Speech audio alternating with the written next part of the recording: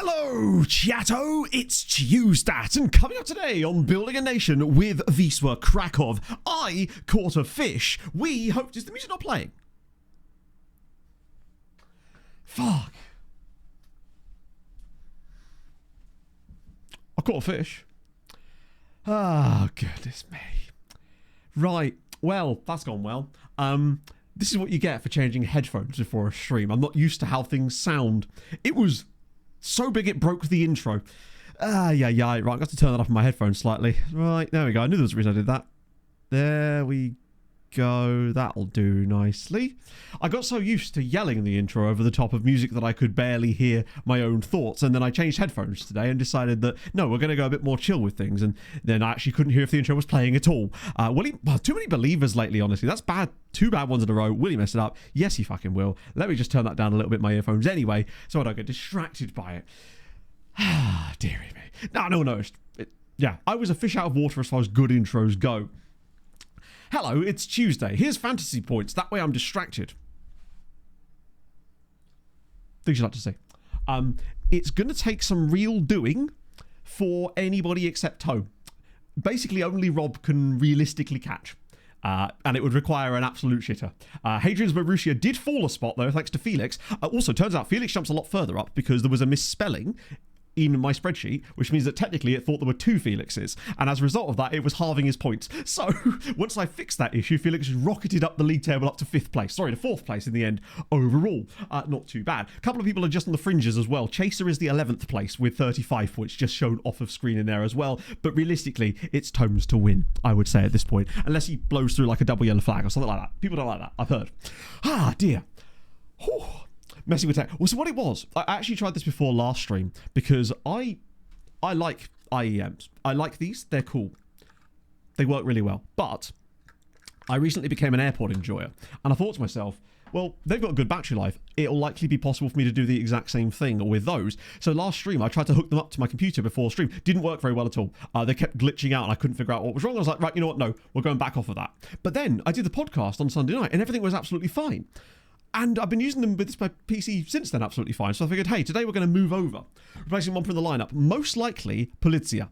Because he has been goated so far this season. He might be one of my favourite signings we've made in this entire save, particularly his freeness, I would say. But Momper is the one that's out for 2 months as far as injury stuff. Like, he may not be as max. He'll probably miss a lot of the games we play today, though, crucially, which is the most important thing overall. Hello, Chris. Really? Did something happen with Germany last night? So, actually, fun fact about that. I was watching the game, and the second I turned it on, Germany scored the equaliser, and I went, I'm so sorry, Paraguay fans, firstly. But then, when it started getting a little bit late, went to extra time, Germany scored, and I went, oh, it's too late for this now. I don't need to watch Germany grind out the rest of this extra time period. So I turned the game off. And because I had the notifications on my phone switched off for the match because I was watching the game, I went to bed thinking that Germany had won. And I woke up thinking that Germany had won. And then I put the highlights of the match on anyway, just to watch the rest of it earlier while I was doing some pre-stream work, thinking that Germany had won. And then it went to penalties. And Paraguay went ahead on pens, and I'm thinking to myself, good God, Germany's turnaround here is going to be quality. And then it just never happened and Paraguay won. So I found out about an hour ago that Paraguay had actually won that penalty shootout instead of Germany, which, fair play. One of the worst penalty shootouts I've seen in a while, to be fair. That was one of the penalty shootouts of all times. Is he in fantasy options? I hope he is. He should be. Don't know why he wouldn't be. If not, I might be able to add him. Yes, Roberto Polizia is the player you're looking for, I believe. Hopefully it's in there. That'd be weird if he wasn't, because he should be in the screenshots. Unless it somehow filtered him out for some reason. Let me just check the controls. I should be able to add a player. 2 blocks from here. Where is he? Oh, you're right, he's not. For some reason, it's not taking his name. How bizarre. Oh, don't worry, I'll add him in now. That's so weird. He's literally listed there and everything. Maybe it's just missed one. I can add him in manually, though. There we go. Roberto Polizia is now listed in there. That was really weird. Yeah, that's so... He's in the screenshots as well. I guess it must have just missed him out. Or it confused him with someone else. It does that sometimes. Peak Fallen, thank you very much for the follow. Oh, yeah, I mean...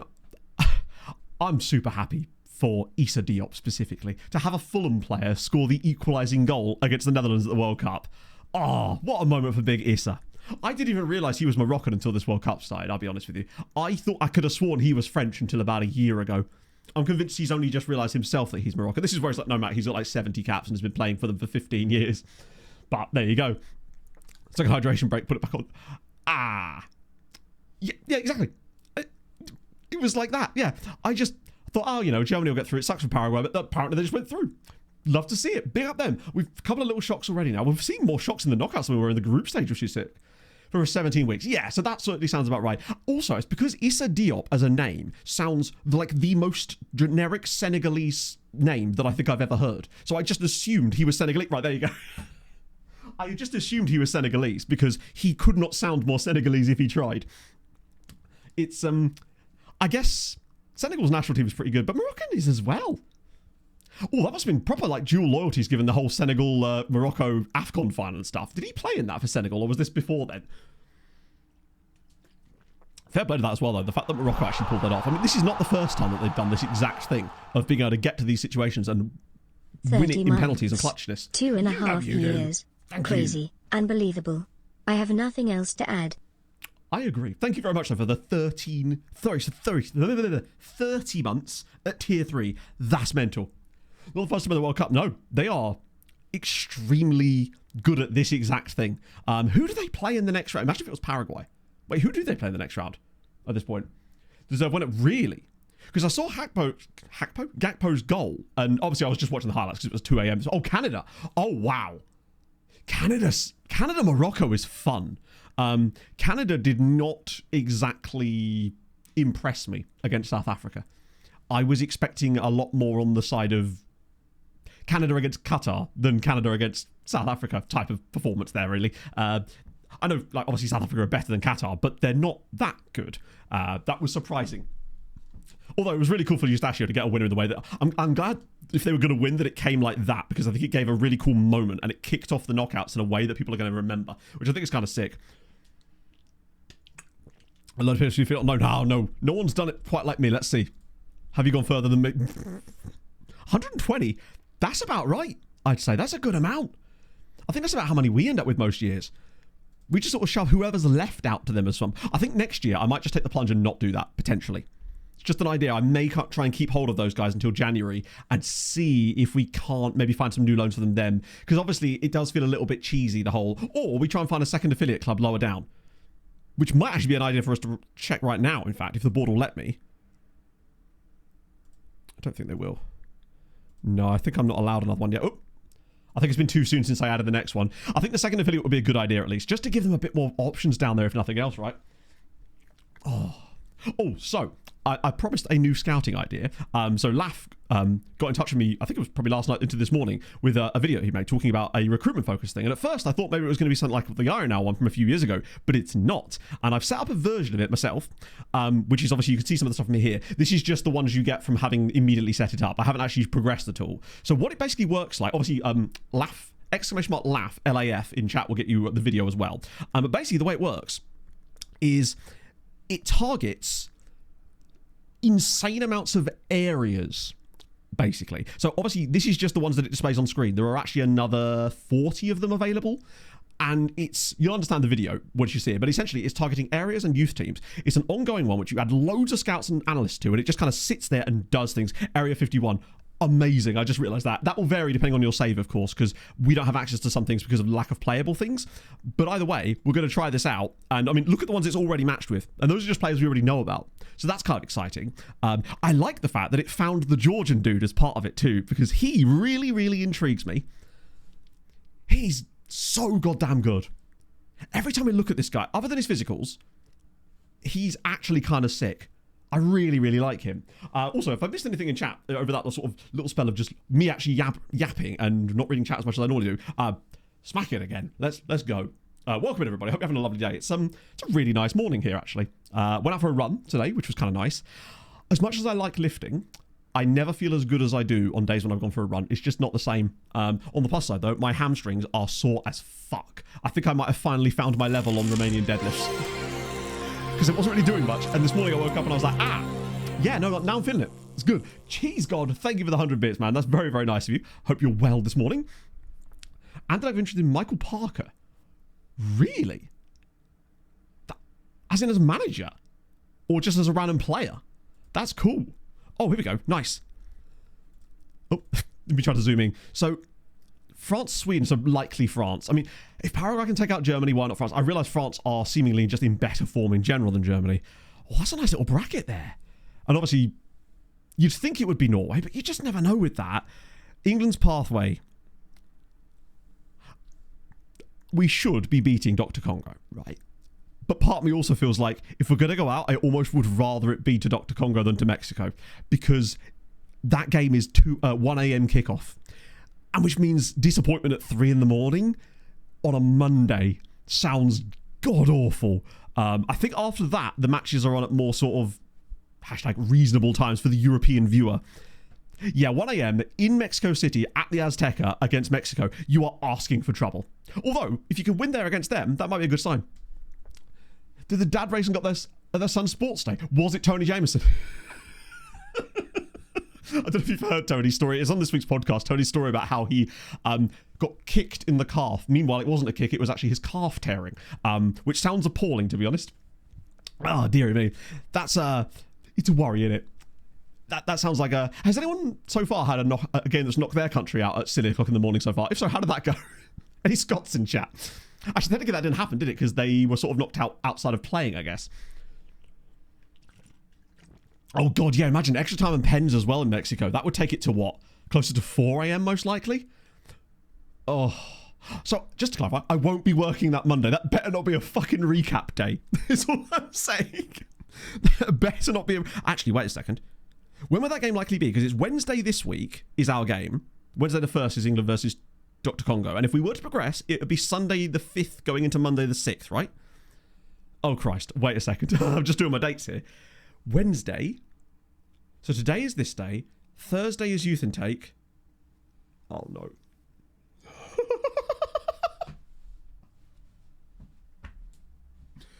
Chat. There's a very strong likelihood that Monday is me making a recap day. Do you know, actually, chat, it's weird. I've actually found something's come up on Sunday. Something's come up. It's actually my anniversary. Wait, it actually is my anniversary.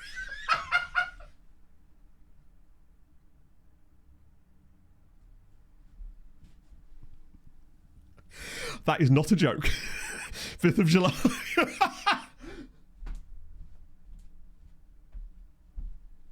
That actually is my anniversary. Well, our anniversary of dating, if you like. Ask Pog when she comes back. When Pog comes back in, ask her without prompting. Incredible. God, and you wouldn't deprive a man of his anniversary, would you? Eurostream on the Sunday.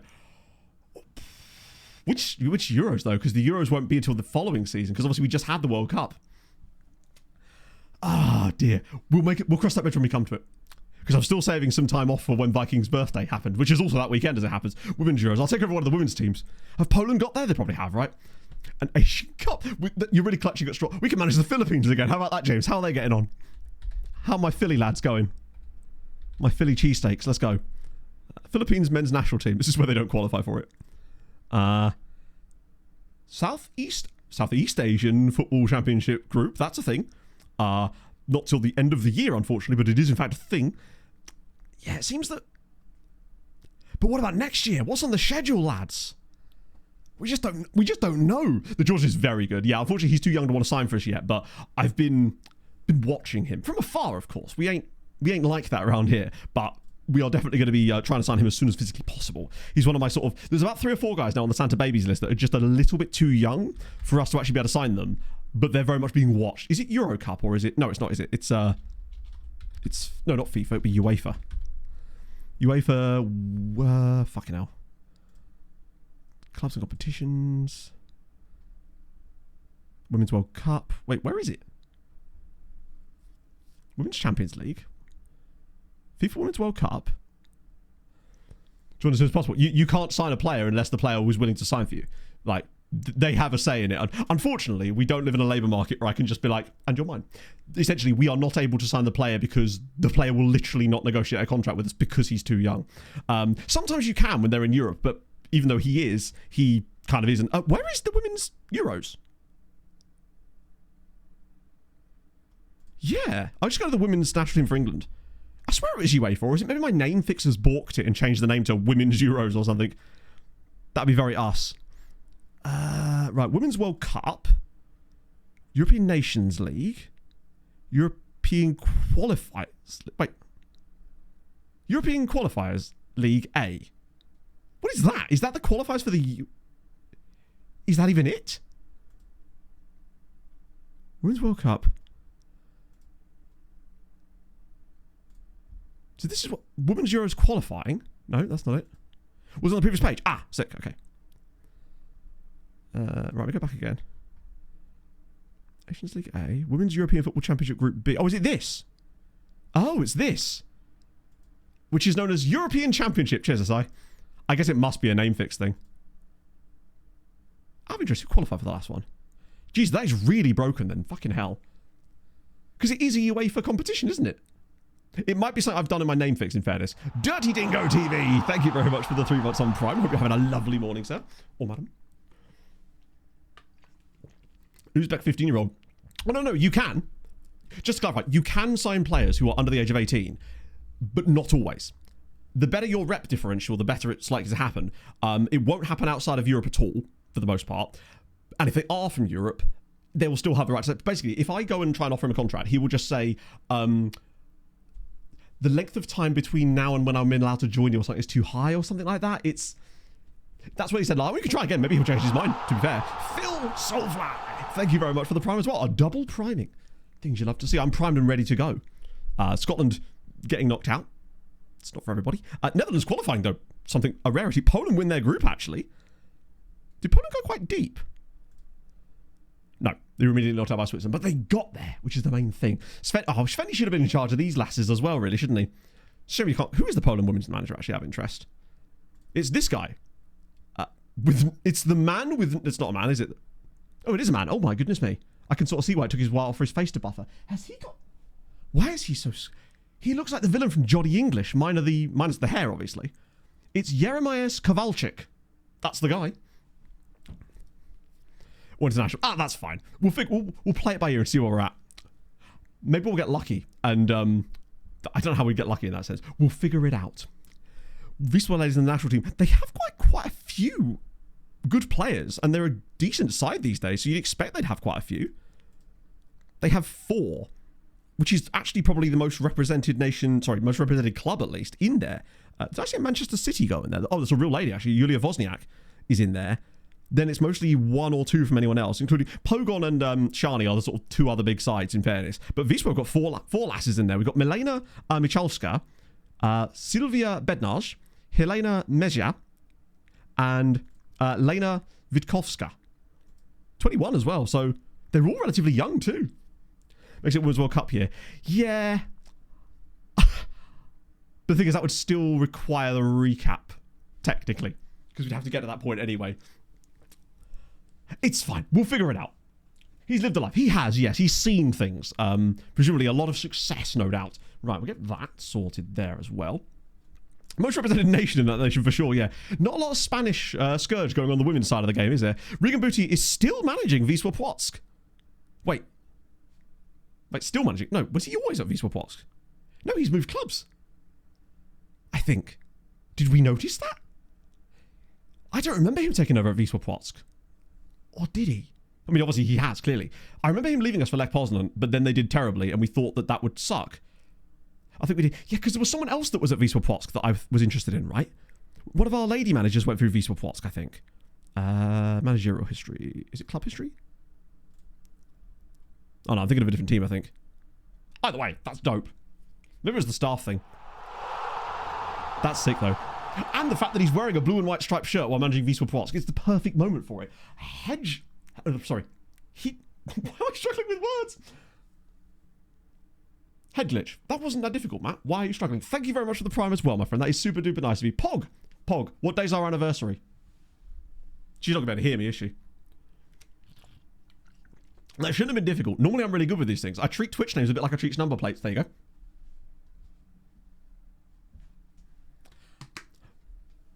Thank you, Paul. Chat, we were testing. Chat were testing me. They didn't believe me that it was that specific date because of something to do with football. So there you go. I mean, would I lie to you, chat? I would, repeatedly, in fact. Relentlessly. He's a bad man. He's a bad man. Yeah, when there is an England game that day. Actually, that'd be a good little cop-out then, because if England don't get to that game, then we won't have to worry about it, will we?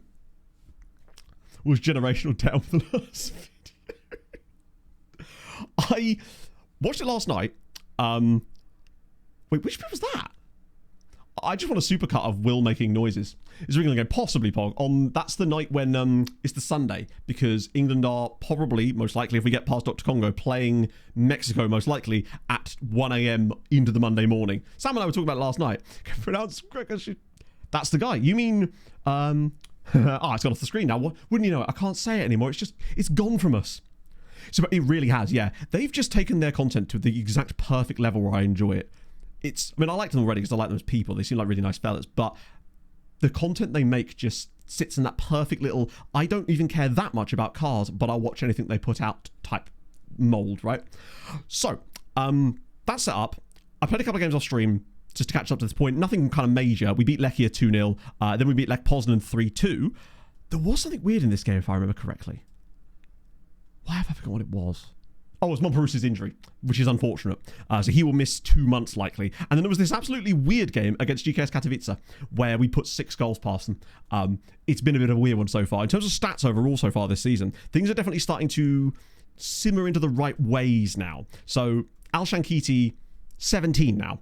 So he's not quite on the numbers he was getting last year, but he's still got 27 goal contributions. Oh, fun fact, he didn't win the Ballon d'Or.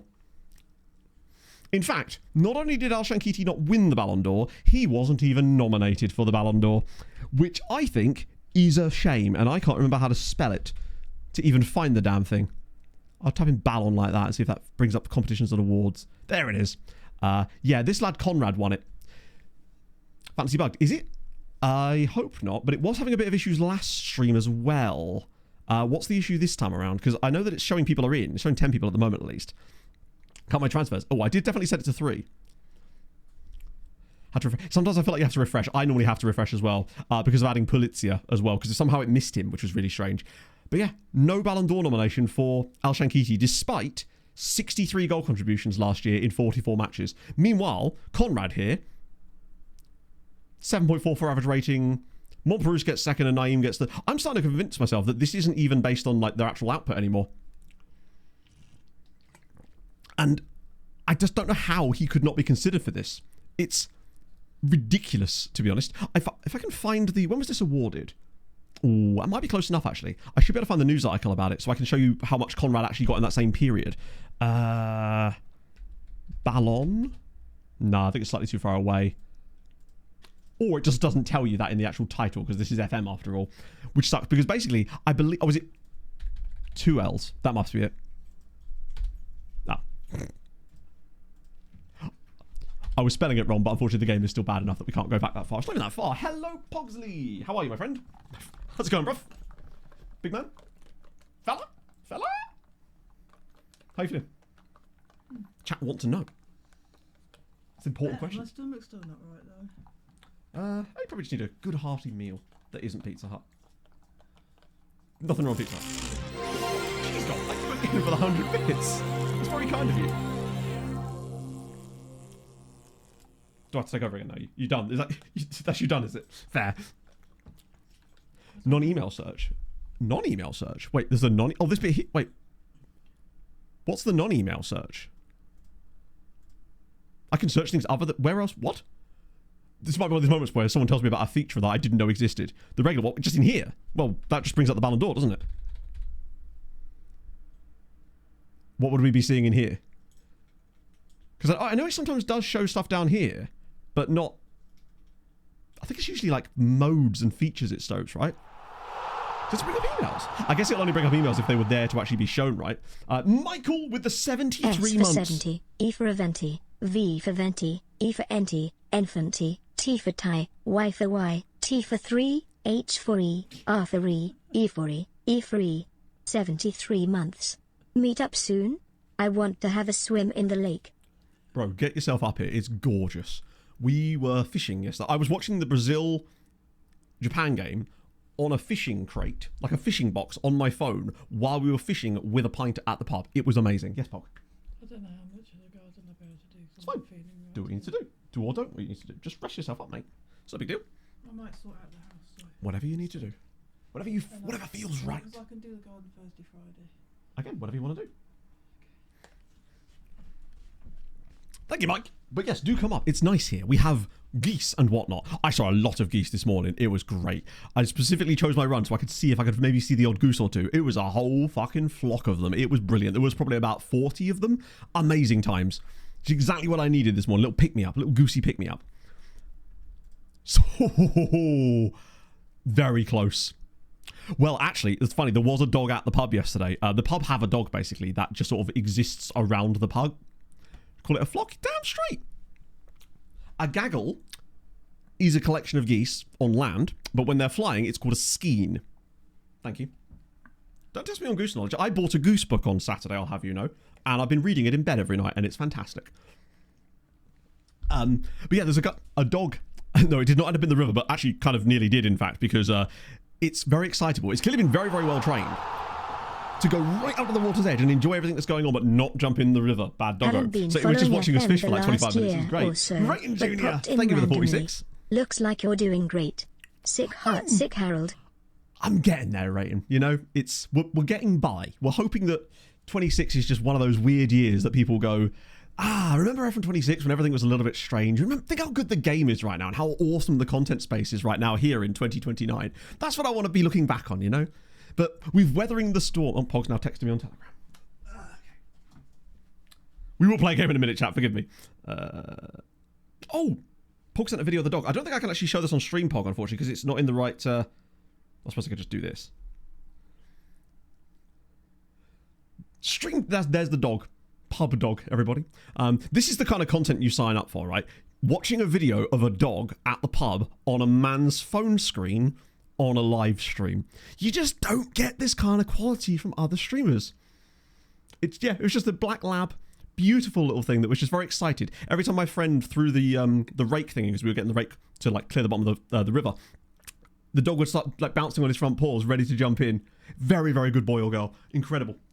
Love to see it. And I didn't throw it in the river. New man, me. New man. Fuck. No geese. Now, you need geese there. It's important to have geese. You don't even believe me. Wait, 1 second.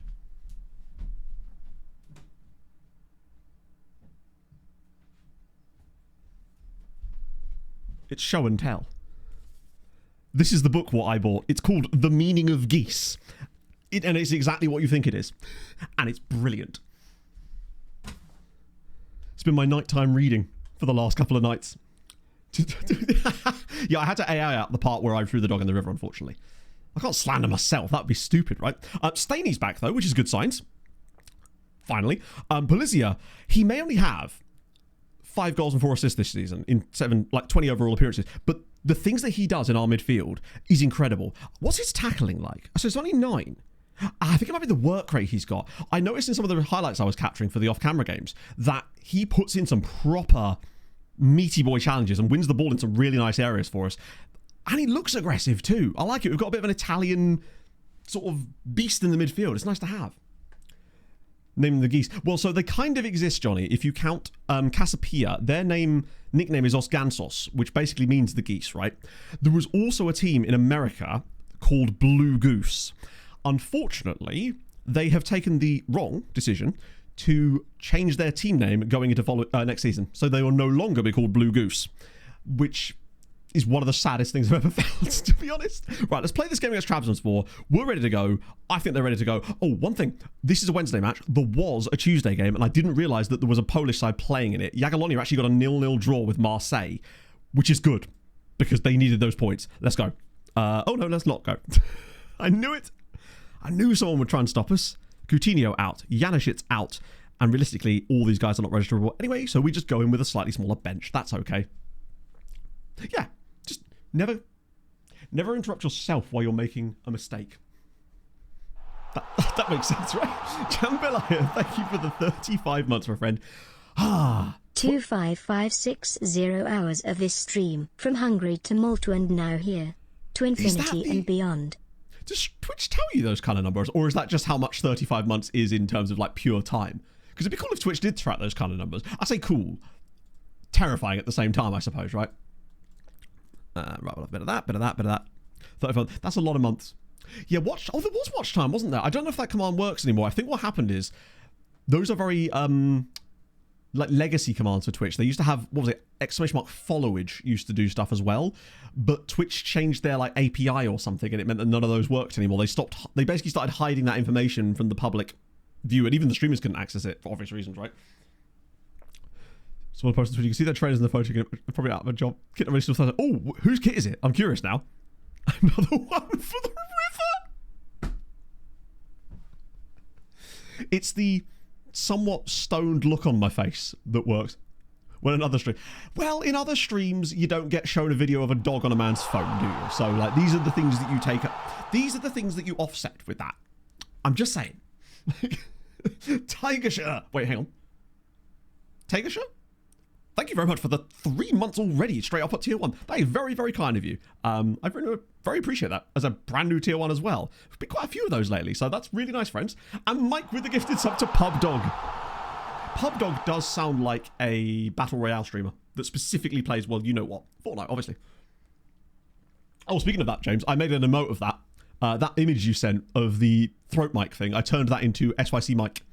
So that is now an emote. I figured when I say something stupid, it's probably the most apt emote we've had, really, for such a thing. And there you go. All we need now is the animated version, really. And then we're ready to go. We must have other Polish sides playing today, right? Or one other Polish side. Oh, there they are, hosting PSG. Never mind. Probably not even worth focusing on that, is there? Wait, there's a Polish-themed Goose team. I'm in. Yeah, I mean, we could argue that's a Swan, potentially, but I would say Goose enough. Fair enough. There were some swans last night by the river too, actually. There was a family of swans. There was about 6 cygnets as well, which is pretty sick.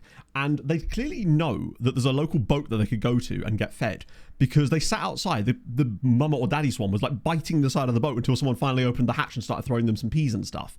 But then they went across the other side of the river to a different boat. They were basically doing a pub crawl, but for frozen peas.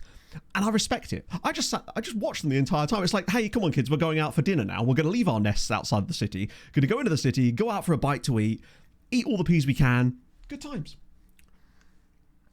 Oh, it was delicious. I love being able to just go fish by the river, have a pint, and watch the football on my phone. It was fabulous.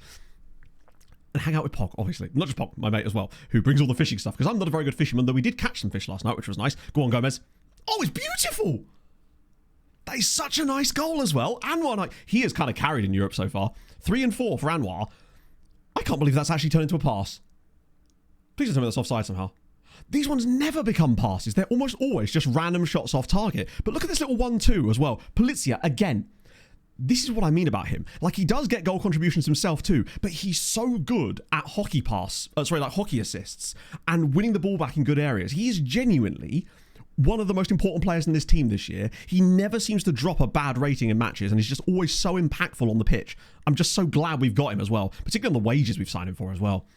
So Polizia technically was a free agent, but his previous club was Fiorentina. But we saw him available and thought, you know what? With the fact that we were likely to lose a player in the midfield this season, having a guy with a bit of extra experience and great attributes as well. Oh, Paolo, 2-0 offside, I think. He's just the guy. I fancy locked. Oh, you're right. Yeah, I didn't do that, did I? I always forget to do that. I think most people forget that I could even do that, in fairness. Hello, Inferno. How's it going, friend? Without my knowledge, Caught Fishing decided to keep 100% streak of never fishing. Fair enough. We caught there's a couple of ruds, loads of perch. There's tons of perch. And there was quite a big perch, actually, at one point. And it begins with an R as well. Oh, roach. Slimy little fuckers. My friend has all the fancy-ass fishing equipment, but this time he was like, no, I'm just going with he calls it a whip. And which is what he bought me last year, and he decided to buy one for himself because it's just so much easier for him to set up. When we're doing just like casual at the pub fishing, don't really need to rock up with all the other stuff. Loads of places to sit. Indeed, yeah. Sometimes you catch a really big one and they're called a shelf, so I'm told. A quick recap. As it happens, we're literally 30 minutes into the first match. So the only recap to give you so far is that we are 2-0 up in this game away from home. Gomez has provided a gorgeous assist for And Nainda put us in front, and then Paulo Enrique has added a second goal.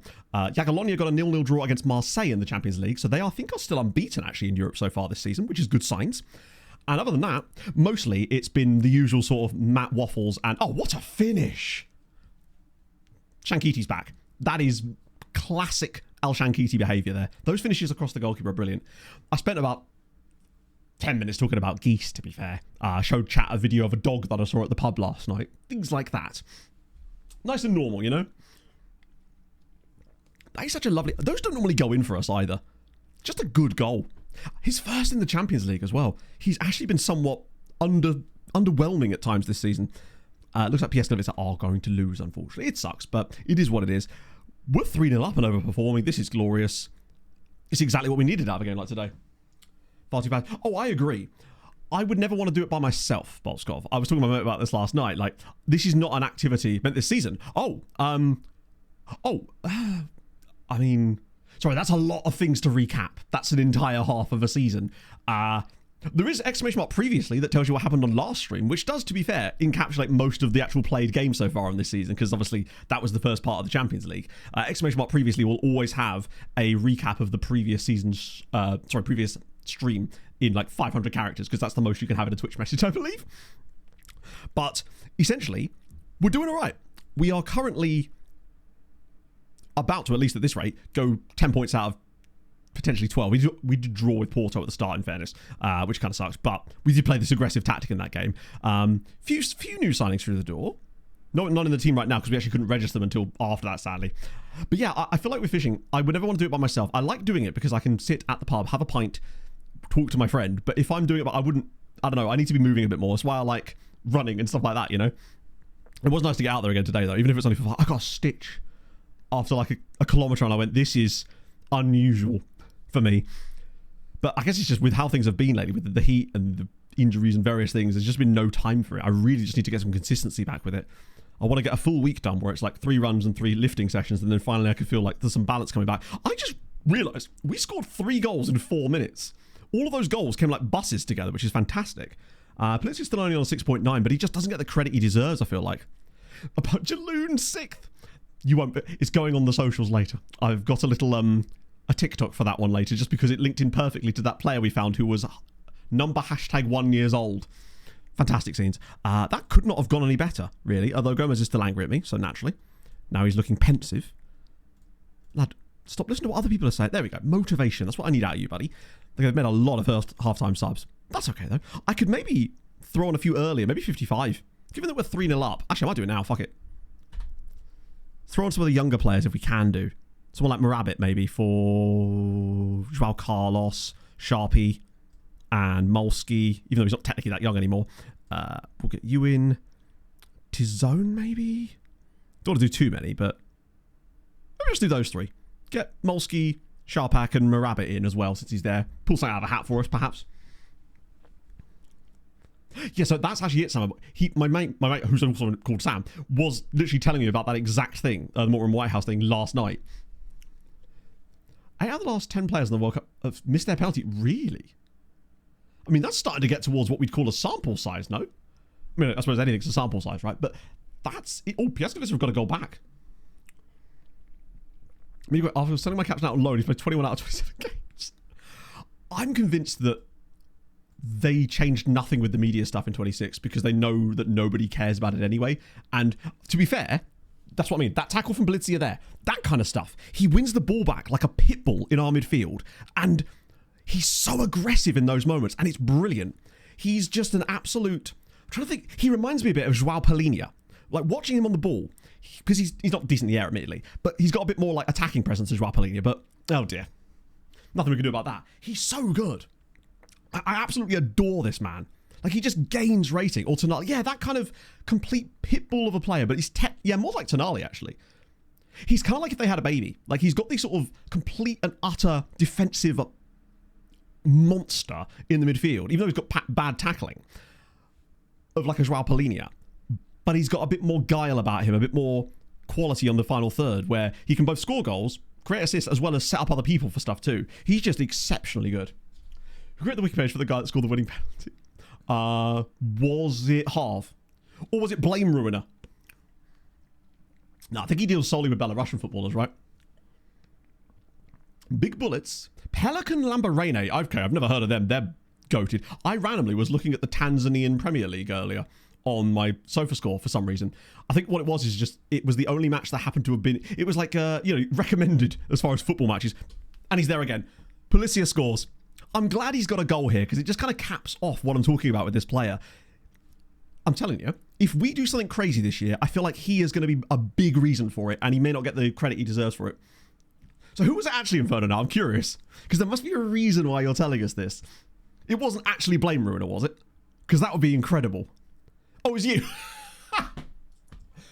Are you Blame Ruiner? Because that would also add a lot of extra mod-on-mod violence when Harv inevitably rocks up and we find out that it was you all along. Wait, was that Harv? I'm trying to think if that was Harv that was having that argument with Blame Ruiner. It might not have been, actually. It might have been Wasser. So has the Anderson thing actually officially gone through yet? Or is that still rumoured? We conceded another goal. This is what I mean about how I want to be careful with us making substitutions earlier in matches. I know I did it here because we were 3 goals up. But you can see what happens when we do start to effectively kind of weaken our on-pitch 11 a little too much. It seems like it does definitely matter. What do I want to do here? Get Geisler on maybe for... Oh, Christ, who do I want? Maybe Kowalski's not really his main role, but sure. Let's get Audi Kukonda on. Why not, eh? Haven't seen him in years. FM Analysis, thank you very much for the 2 years on Prime. Things you love to see. Ruining the Blame. I am ruining it, yeah. Lots about Belarusian football. I mean, you know about the main man. It's only one person you need to know in Belarusian football, really. It's Yuri Krot, the guy. Reached 300k. Good lord. 106 feels low. Is there add-ons that are established with that? Oh, Piaskovic drew.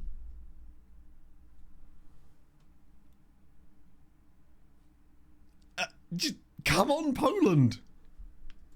Oh, no, we can't click from there, can we? Insane play. They've drawn from 2-0 down against Paris Saint-Germain. Absolute Poland. Incredible.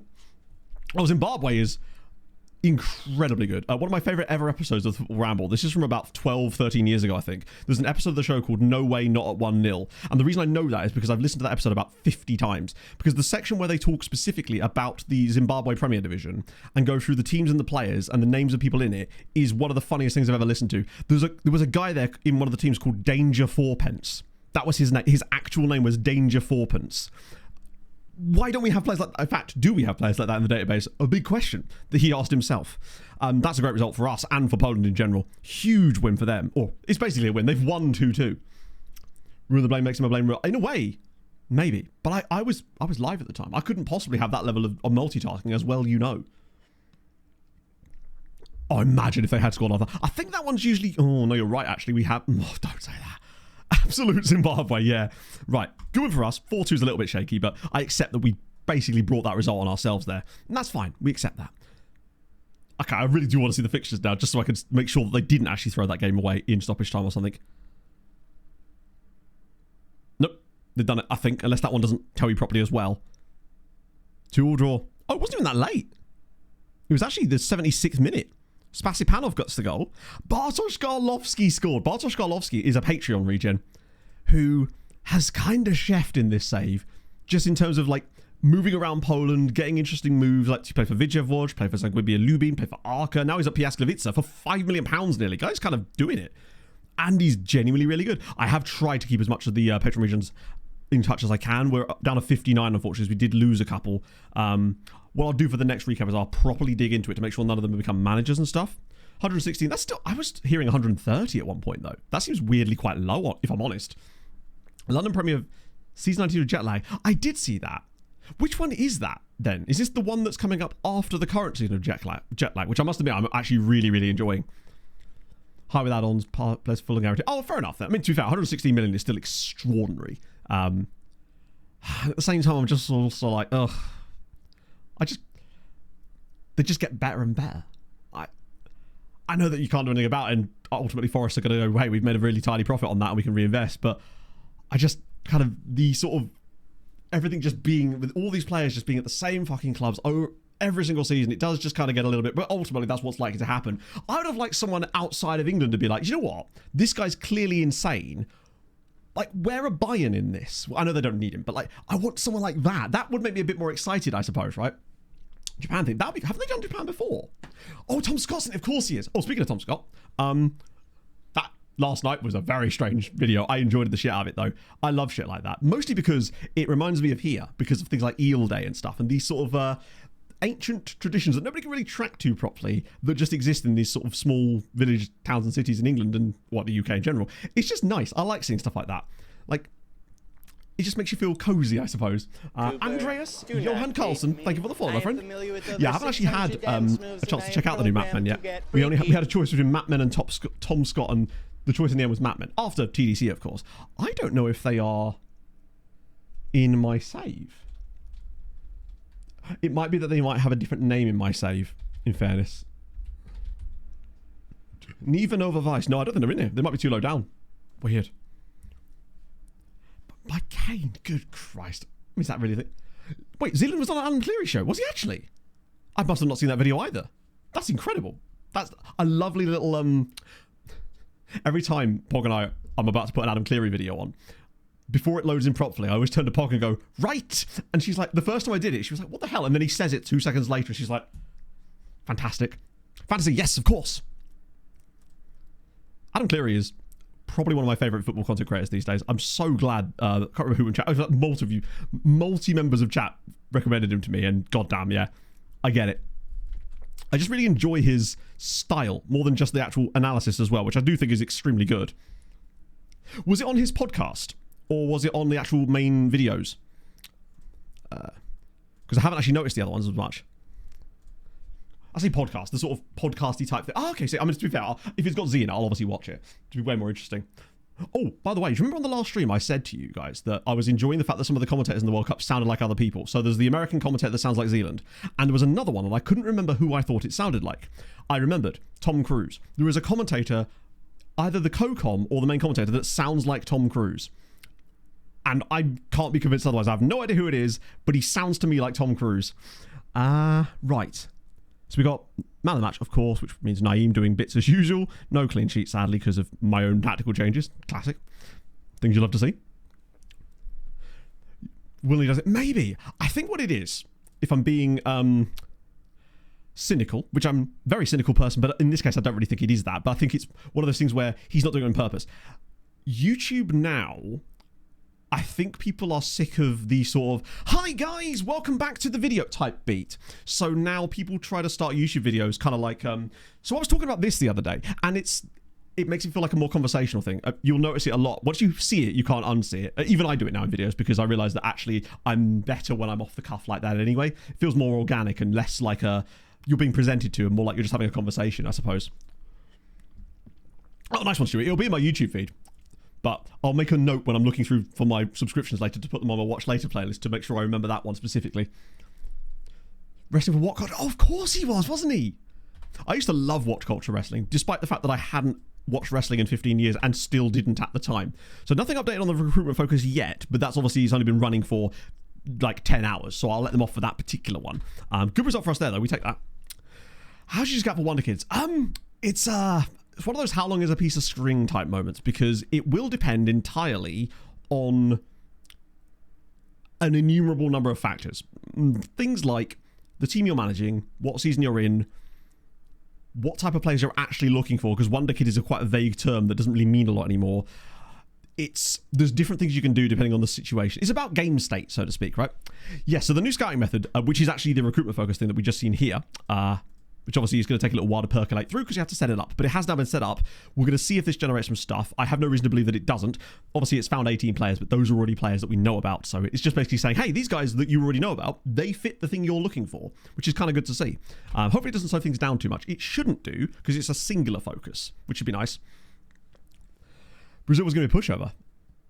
I don't think anyone... Who thought Brazil was going to be a pushover?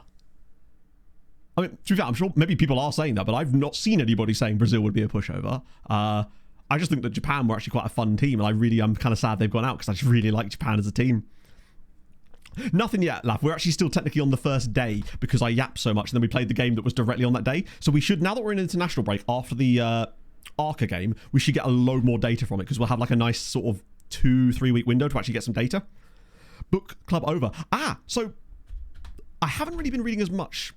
Basically what happened was, when I started medication last year, I found that my reading really fell off a cliff for some reason as I was kind of adjusting to the way my brain felt. But over the course of the last few months, I've been trying to pick it up again. So at the moment, I'm literally reading a book called The Meaning of Geese by Nick Aitchison.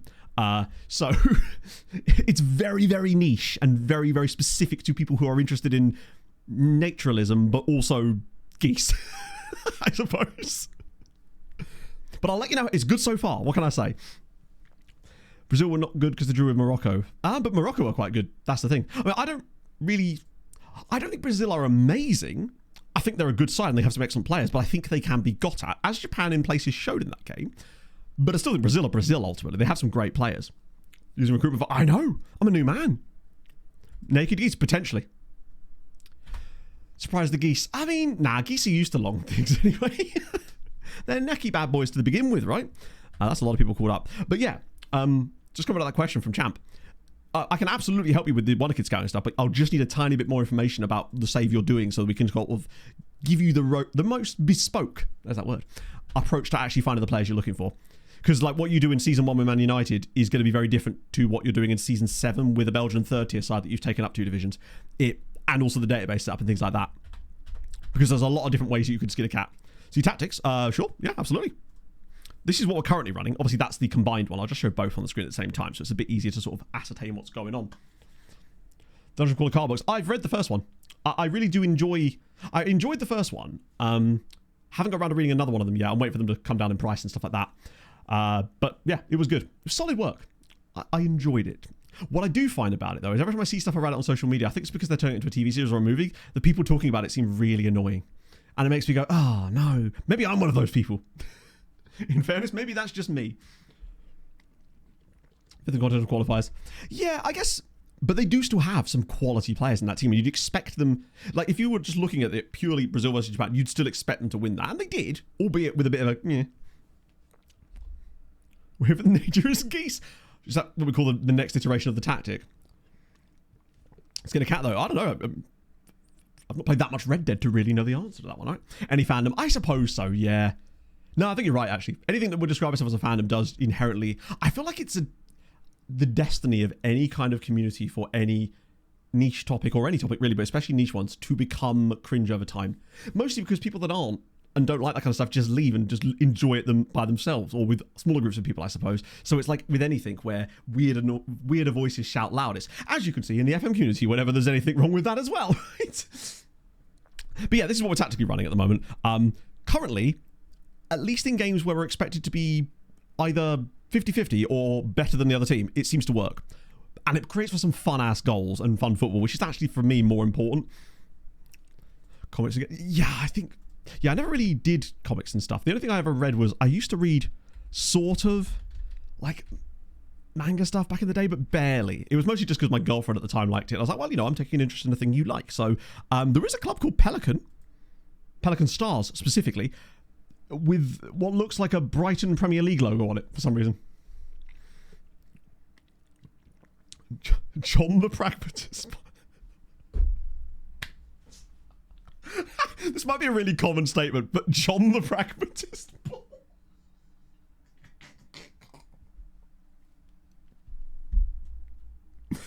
you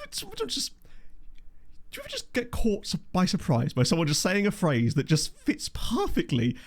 And maybe this is something people saying all the time. I've just never heard the phrase John the Pragmatist ball before, but that is fantastic.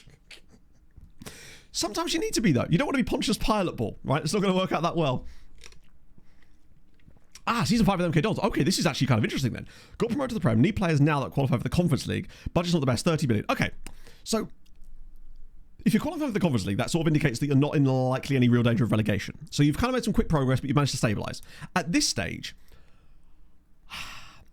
30 million is going to be a tough one to get any progress in the Premier League with, because in terms of like building players in your current squad that will make you better, realistically, at that point, probably what I would be doing is instead accepting that the progress might stall a little bit, but try to focus on some slightly younger players that, in theory, have high PA, but you obviously don't know. Try to get a few of those guys in, give them more football than maybe they deserve, because it will develop them a bit faster, and then try to basically build the players that can take you to the next level rather than trying to buy them in that state already.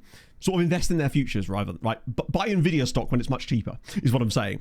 That way, when they do inevitably get better, you've kind of got them on a cut price deal, and maybe you could make a couple of sales in there with some of those players, get a bit more money coming through, and ultimately with the Premier League, you should be able to build quite quickly anyway, just because of the sheer amount of money that is flowing through that league. It's almost impossible not to get success with that in theory. But in terms of methods, it's tough with England because obviously you do have the rules with regards to things like work permits and stuff. But I reckon team report scouting would probably be pretty good in the situation where you're at.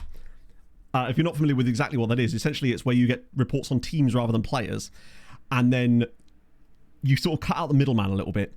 I'll show you. So for example, this here is a team report on Brumby, which I just sent around again. But what it does is it allows us to have a look at the players they may have at the club. So obviously there's no real obvious ones from Brumby in here, I don't think. But there is, however, a guy from Boca Juniors, which came through recently, which is this guy here, Hector Argiolas, who we found using the exact same method, basically. So that will likely help. If chat have got any other suggestions, I would like that.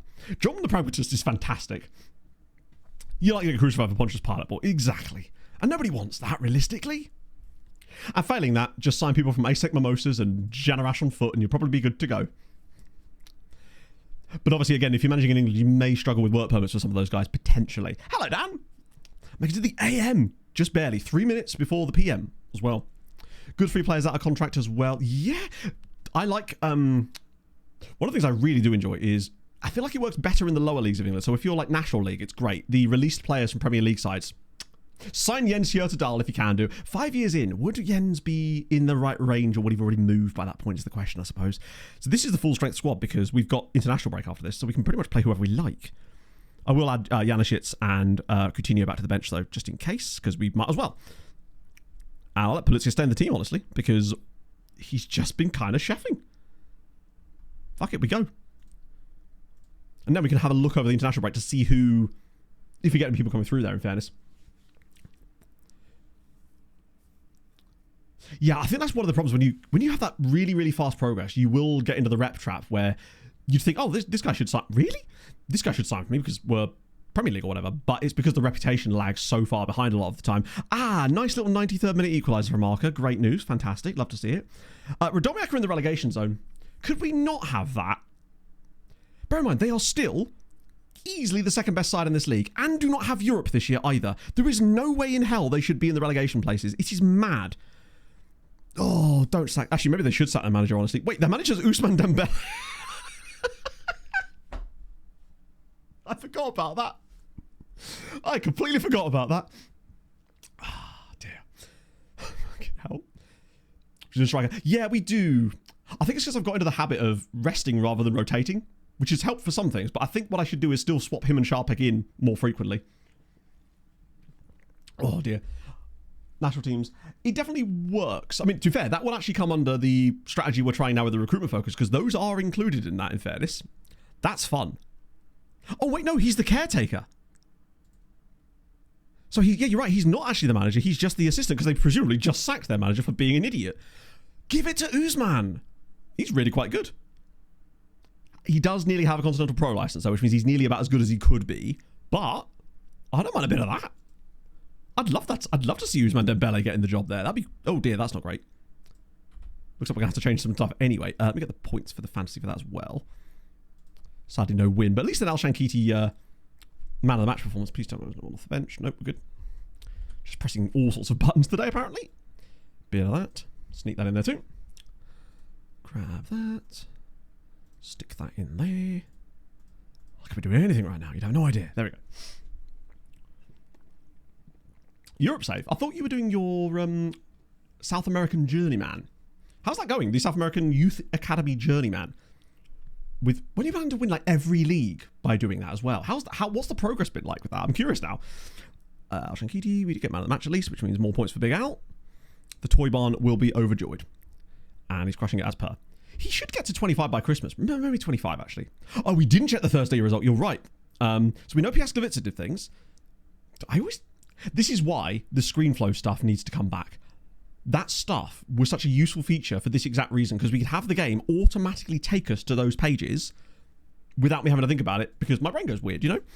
And That would be really good for immersion. Even if they didn't bring back the immersion the way that we know it traditionally, bring back screen flows. We can set up and create our own immersion pathways. So it just occasionally takes us to random pages that we set up that we know is going to produce stuff. That'd be cool. Just meet me halfway, SI. That said, if they come back with 27 and say, hey, bookmarks are now completely customizable, I'll also be like, why wasn't that in there to begin with? But ultimately, I still think that's a really good sign. So it was Fatty Tekka that got sacked by Radomiak. While we're here, who's the favourites for the job? So Usman Dembele is in charge currently, or is that the wrong news article? I think we need the next one, don't we? It's this one. So who are they after? They are after Hansa Rostock's manager, Julius Bertram, Ilat Pulut, who seems to always get linked, who is the Gornik Zabja manager for some reason, and Sandro Wagner, who is the Augsburg manager. He got them relegated, so maybe that's not quite the right idea. Hello, Hanger Honor. Adam Cleary showed... Oh, see, chat were telling me about Zealand's appearance on that, and I'm very excited to watch it later because I didn't know it was happening, which is kind of sick. Right, so we want Europa League first, since we've got 3 teams in there, and they need to sort of get their shit together a little bit, if they could. And they... Oh, I think they are, actually. Well, 2 of them are. I'm not seeing Lechia, which is a little bit worrying. Where are we, lads? Oh, good Christ. Okay, so Lechia are letting the side down. That much we have established. They lost 3-0 to Bayer Leverkusen. That's not an easy game, in fairness. The other games... I realise my face cam's hiding them, but I can't even see them myself, in fairness. Let me just go... God, they make this so difficult, man. I need fixtures and then that. There we go. Arca beat... Wow! That is a result. Arca beat Cadiz. Cadiz are a genuinely decent side in this save. That's a great result. What was the other one? Presumably it was also a win.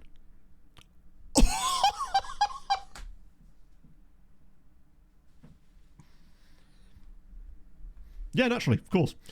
Legia 4, Liverpool 2. Legia just casually beating Liverpool in the Europa League.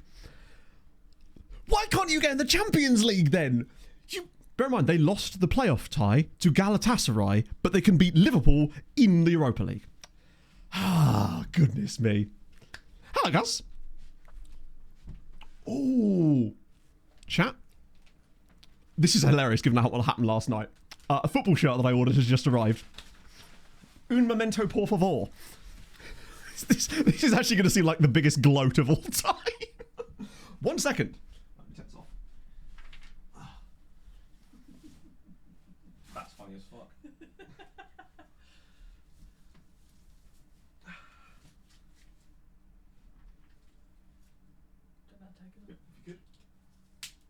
Love it. No, it's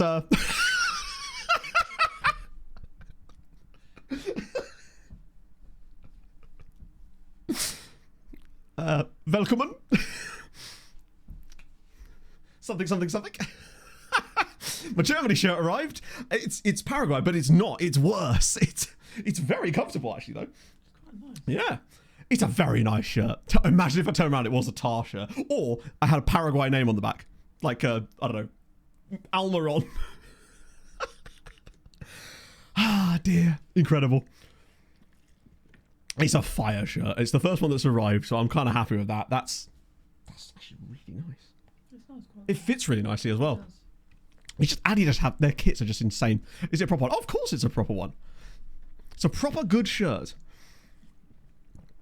Do you reckon? Oh, I've been distracted by the Legia Liverpool result there, but now were they 3-0 up? Oh no, they were 2-0 up. Fair enough. That's still incredible. I bet they got massively lucky though. Yeah, but that's okay. Luck is cyclical, right? They'll get dunked out later on anyway. Also, I like how short this Ulrich dude is. I was watching him in a highlight when I was recording it yesterday. How short is he? 5'4", with 1 to 2 jumping reach. Kind of get a real place. That's the realest of places. Polish Club stream.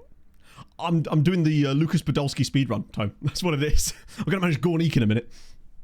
Oh dear. Yeah, he's a good player, but he's very, very small. And when he scored a goal in one of the highlights, I could just see all the tall centre-backs gathering around him and he just disappeared. Fantastic. Made the World Cup. They did make the World Cup. But they would have expected to go further than that, you would expect. A second Regan Booty look-up in the same stream. Incredible times. Whew. English-based players mid. I don't know, actually. It was a lot of missed penalties, just in general, right? Yeah, Rigan Booty is the manager in the save of Wisła Płock. He was previously in charge of Lech Poznan, but has moved on to pastures new. How is he getting on with Wisła Płock out of it? Oh dear. How? Take a note of Rigan Booty being there, but you expected Italy to make it. I'm not disagreeing with you.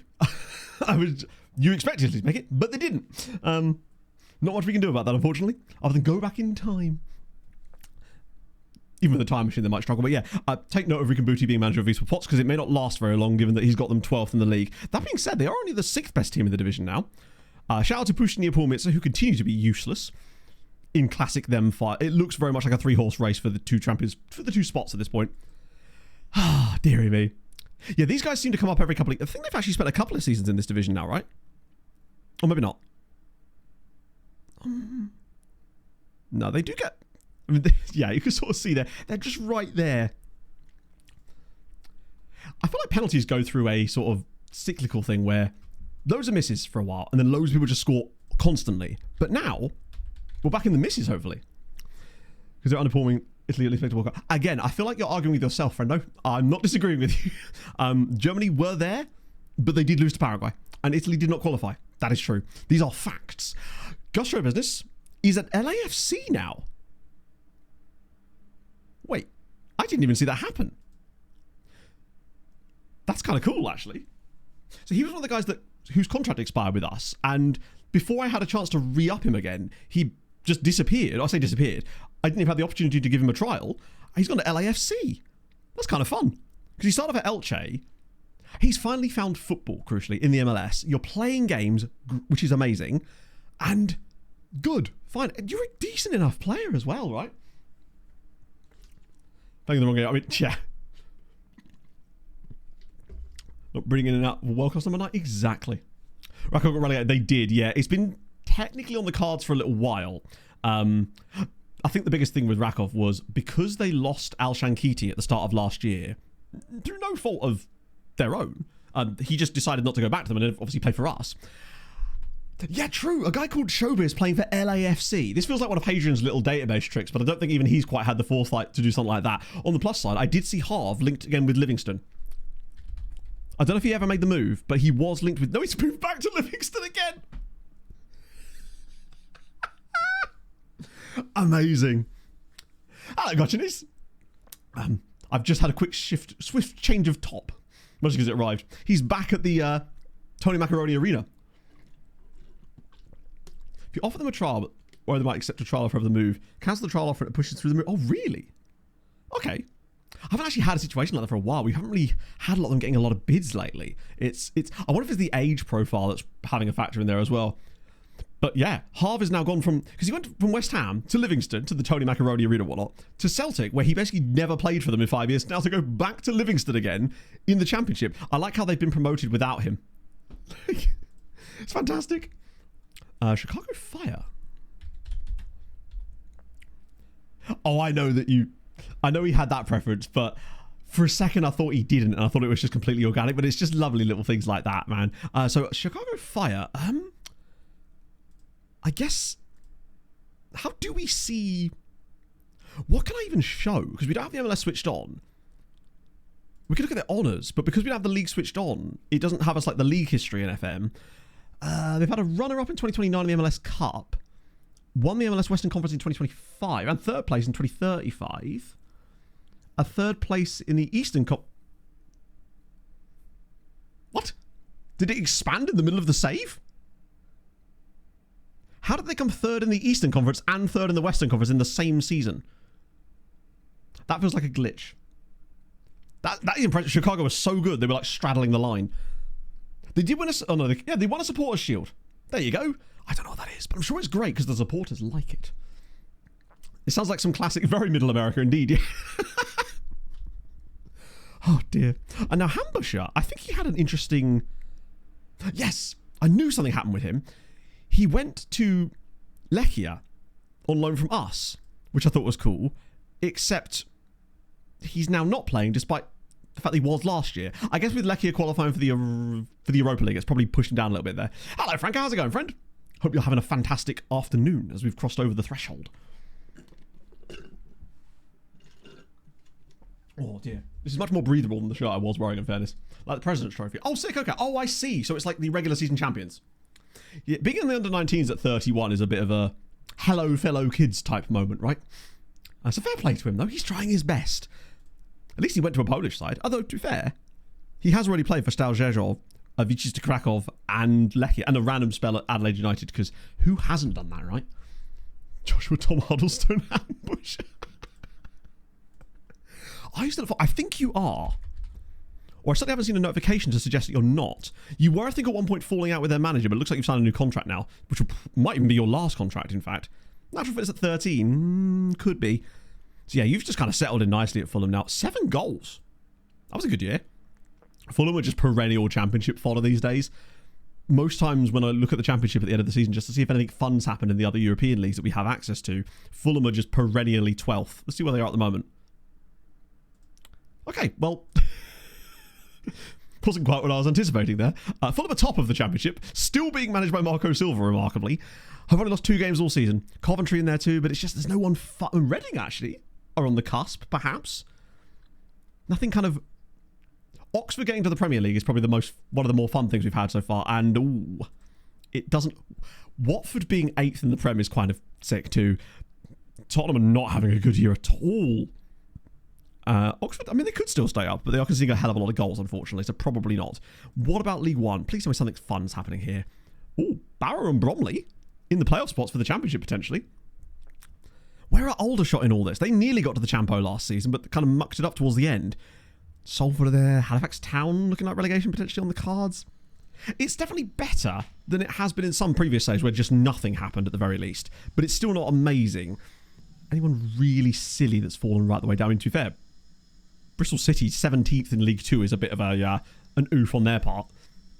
And then National League, Boston United currently top of it. Kings Lynn Town are 5th. That's kind of sick, actually. Northampton struggling as well. Carlisle kind of struggling. Oldham struggling. Barnet might get relegated again. Scunthorpe, they've had a good little run of it lately, but apparently not. And then Mansfield down there with Macclesfield, Curzon Ashton. Telford United in trouble. Don't concede a lot, but they do not score any goals, apparently. Bury down there as well. I think Newport County were in the other one, right? Or was it Blackpool? Where's Newport County gone? Maybe they were in there as well, actually. Chelmsford City, Worthing, Dover. Oh, there's Newport County. And Southend.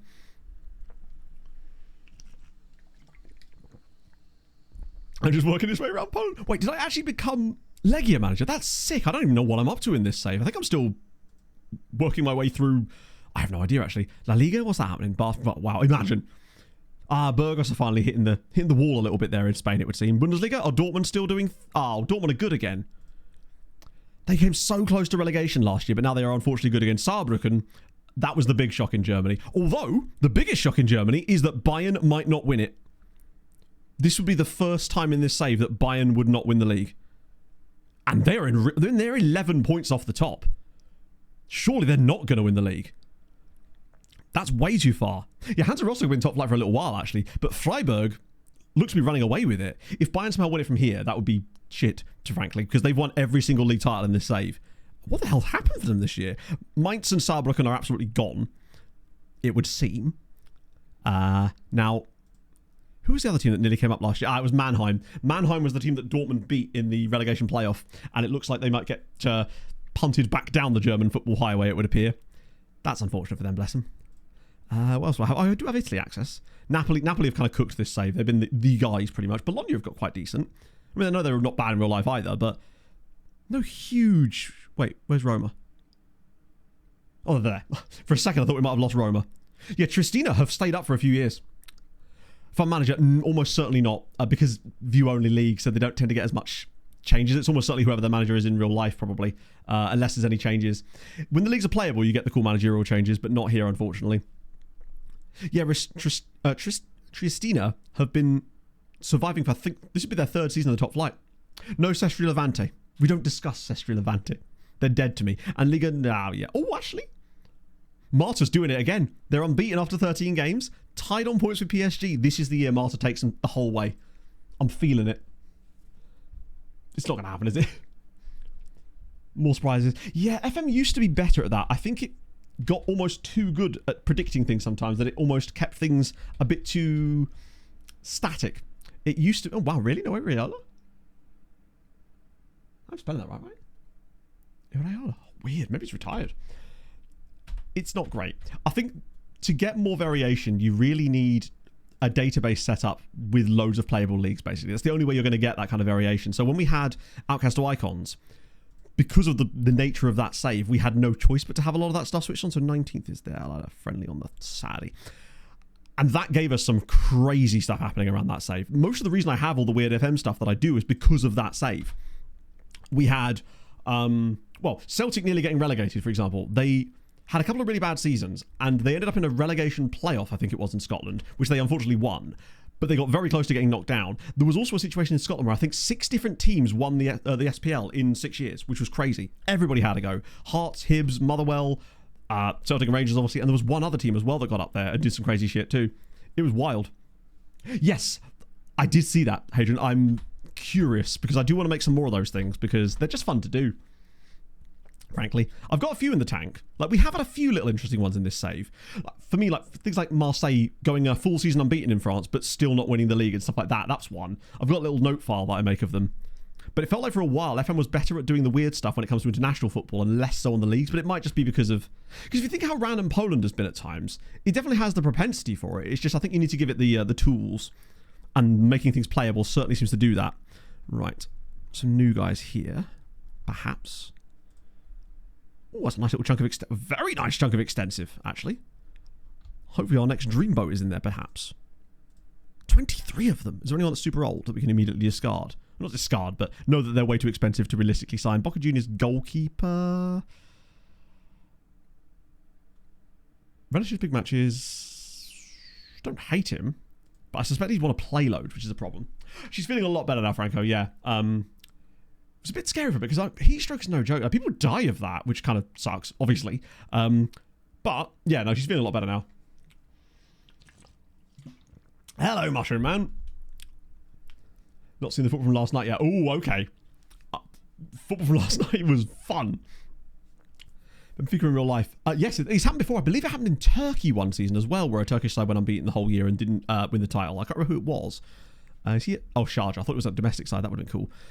Slightly younger dude here, though, that could be a little look at. He's Barcelona. Walid Benjamina. Oh. Ah, wait. Oh, no, he's just Barcelona Academy. He's a La Masia guy. Humanitarian, hey. Tell me where I'm wrong. Get the bot. I think losing my job in this save is not impossible, just because of some of the weird stuff that happens to us in the round of 16, but very unlikely, I would say. There's Gary Lewis, Jamaican international here. God, he's really good. A little bit expensive for us, though, because, goddamn, he's really fun. Yeah, it was just scary not being able to keep water down and stuff like that, right? Vanderlei. Tough, considering we did just spend 50 million on a Brazilian player and he's a winger as well. There's Conova of Boca. It's another goalie. Oh, I'm not super keen on him. I actually prefer the other guy, and he's younger. And obviously our George. Let's try and sign the Georgian friend again. I don't think he's going to say yes this time either, but we can see. Maybe it will chat. Oh, now he has. Nice. It's because he's 17 now. Amazing. That's fantastic. He's literally turned 17 today.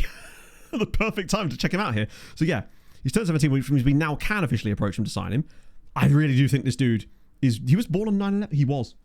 Yes, he was. Obviously, 20 years later, but nevertheless. Don't do goalies. That's true. I need to find some more outfield goalies that aren't outfield goalies. That's what we really need. More and more. He's 17 now as well. He may talk to us. Sorry, Mauro More. Or Mauro? Mauro More. We decide how to say his name? I forget. Oh, now we can. I do like him. Jumping reach isn't amazing, but he is only 17. I like his tackling. I like his marking. He's fairly determined. He's not the tallest, but he's good on both feet. I don't hate the idea of this guy. And he's an A-rated player. Heading's sticky, but heading you can improve. What is his heading? Is it 9? 9's okay, actually. We can work on that. If they don't want anything stupid for him. Oh, 9 million. Okay. I was expecting him to be like 11. Not related to the previous guy, in fact. That was just a coincidence, I say. And Danish dude at Brunby. Fun name. Nikolai Hogard Hendrickson. He's kind of similar, actually. A year older. Volatile temperament. Yeah, no. He needs more improvement. Absolutely he does, but we can give him that, in theory. Oh, a Beninese dude at Asec Mimosas. So he's from Benin, but he gets Ivory Coast youth rating. He might also... Oh, he will. Legend. How much money have I got? 18 million will be fine. Just about, I think. 9 million. Oh, yeah, that's fine. We got loads of money to spend. I wonder if that other Ivorian dude is now available. There was another 16-year-old Ivorian fellow that we were looking at that looked kind of decent. I might have to check back in on him in a minute as well. A KSA guy, he'll be quite expensive. He's only 16. I already spent loads of money on a guy from RZ last stream. Marquez at Real Madrid. Chelsea guy, Asec Mimosas. This is the one. Stefani Diabate. Oh, yes, please, Stefani. He's got caps now. Stefani, I beg of you. No! Fuck. Change the attribute colors. That's part of the game, Pelican. If you go into preferences, and then into detailed, and then into... Is that the audio visual? Oh, there we go. Audio visual. You'll see here, you can edit the colors for multiple things, just like you could in previous FMs. It took a little bit of egging on, but they did finally bring the mode back, so you can now set colors manually to whatever you like, basically, which is really cool. That sucks. He just signed a new contract, didn't he? When did he sign it? October 9th. That's annoying. So we have to wait until basically January. But you can see why I'm interested in Stefano Diabate. He is exceptionally good. He might be one of like the Ivorian players that come through. He's got wonderful physicals, incredible mentals for his age, and his technical ability is actually not that bad either. He's got really good crossing for a sort of more central player. I like him, and he's pacey as hell already, so we don't have to touch that. A little bit of injury prone, not a big fan of that, but he's got 2 caps for Ivory Coast at the age of 17, and he can't have even been 17 that long, right? Yeah, he's the guy for the future. I love this dude, but not yet. Turkish fellow, he'll be quite expensive. That guy's got a bit too... Okay, that's fine though. I like that. That's actually some players. We've made a few potential options there, which would be nice. I think what I'll do is I'll get to the game against Zagwembe Lubin, and then we'll have a little gander at the recruitment focus, unless it comes in and actually notifies us too. Right, Georgia man. Future prospect, that's fine.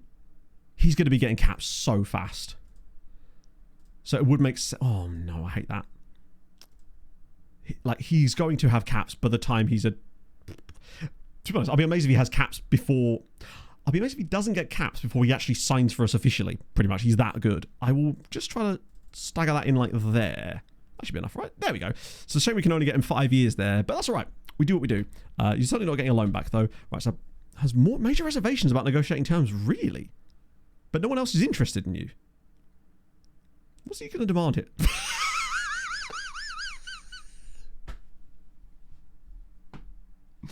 You're a 17-year-old Argentinian centre-back, lad. Who do you think you are? Running around leaving scars, buddy? Bruce just knocked my jar of hearts over. Christina Perry's in absolute tatters. So I'm going to do it anyway, because I get to screw him over on his wage, on his, unless he wants a dumb wage. Oh, wait. Oh, sorry, my apologies. It's still not good enough. I didn't realise that. How silly. Hello, South. Create a new game and play normally. I find it very hard to get bids for players for me. Create a new game with FIFA World Cup settings and I've received so many bids for players. When you say FIFA World Cup settings, what do you mean by that? I'm not sure I know what settings that is. So he doesn't want... yeah. Right, look, it's Germany robbed. Were they? I thought they were robbed by their inability to score a penalty. I suppose in a way, yeah, they were robbed by their lack of quality. The reason I'm worried this is because it arrived mid-stream. I guess he is called Mauro Moore, in fairness. Game database. But I don't think there is a World Cup game database. The World Cup is just essentially like a bolt-on that's part of the game itself. It's not actually a separate database, as far as I know. So it shouldn't have any effect on that stuff. It's a really nice shirt, though, isn't it? Yeah. Oh, the foul on the keeper.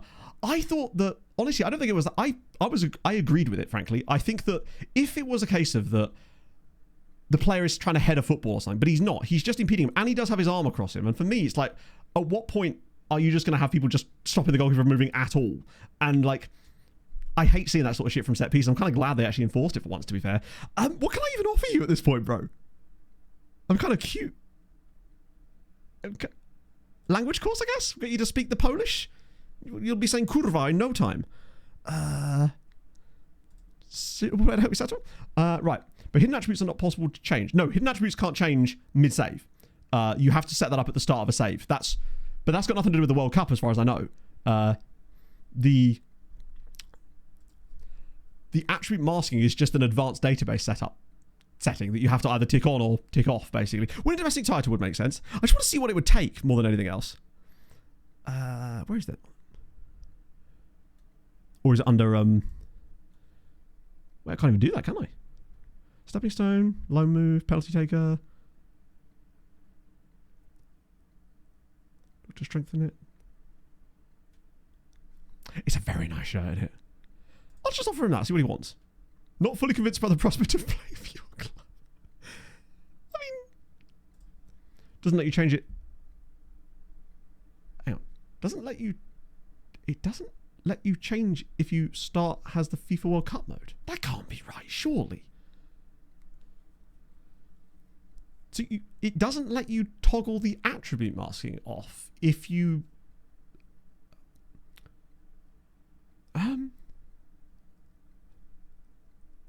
a quick start, but yeah, bear in mind, you don't have to use the FIFA World Cup mode. That's not compulsory. It's just one of the many ways that you can load into the game. Huh. I'd never even thought about that. That's really weird if it doesn't. So have you got it like locked on or locked off? Maybe it like defaults to whatever you had it last set up with. I'm just kind of curious to see what he wants now. 13 grand a week on a 1-year contract. Due to developments since our last discussion. What developments? We have been in the same room together, Santiago. What could have possibly developed?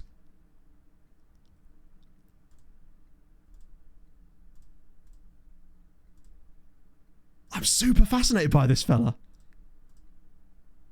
He's satisfied. Is he? Is he satisfied? It's a 2-year... I mean, now he gets 5 years out of it. I'm convinced he wants the shirt off my back there. I guess it's just their way of saying, I really don't want to sign for you, but I will if you give me something dumb. I will have to make sure I remember to change his squad status when he joins us, because he is going to be straight into the loan farm. This is where he joins and he's only like 3 stars.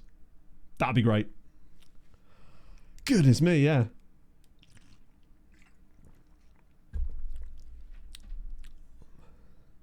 Huh. So I guess the issue is like, are we saying that it's... It's weird that it does that. I didn't know that it did that. I never actually loaded into it directly like that. But is it a good or a bad thing, I suppose? I mean, obviously you want more control, right? But I didn't know that it did that. I loaded into a save yesterday to check some stuff for the Ely City thing. And I was surprised by the new settings that it does kind of throw you off a little bit because it has the 3 different things that appear. So maybe that would have caught people out as well, perhaps. Carmen Sandiego. Oh, it's a song request. Well, fine. Oh, dear. Win Champions League and have no bids me as a coach. To be fair, it depends on what sort of database setup you're running, right? Like how many playable leagues you have. There has to be clubs for you to be bid on as the manager of those clubs. So a club in a non-set to playable league or view only isn't going to bid on you as a manager. You'll only get really... In fact, to be fair, I haven't had a lot of managerial bids in this save at all. In fact, not even from national teams. In fact, have I ever had a national team bid on me, which is weird, because you used to get that at least.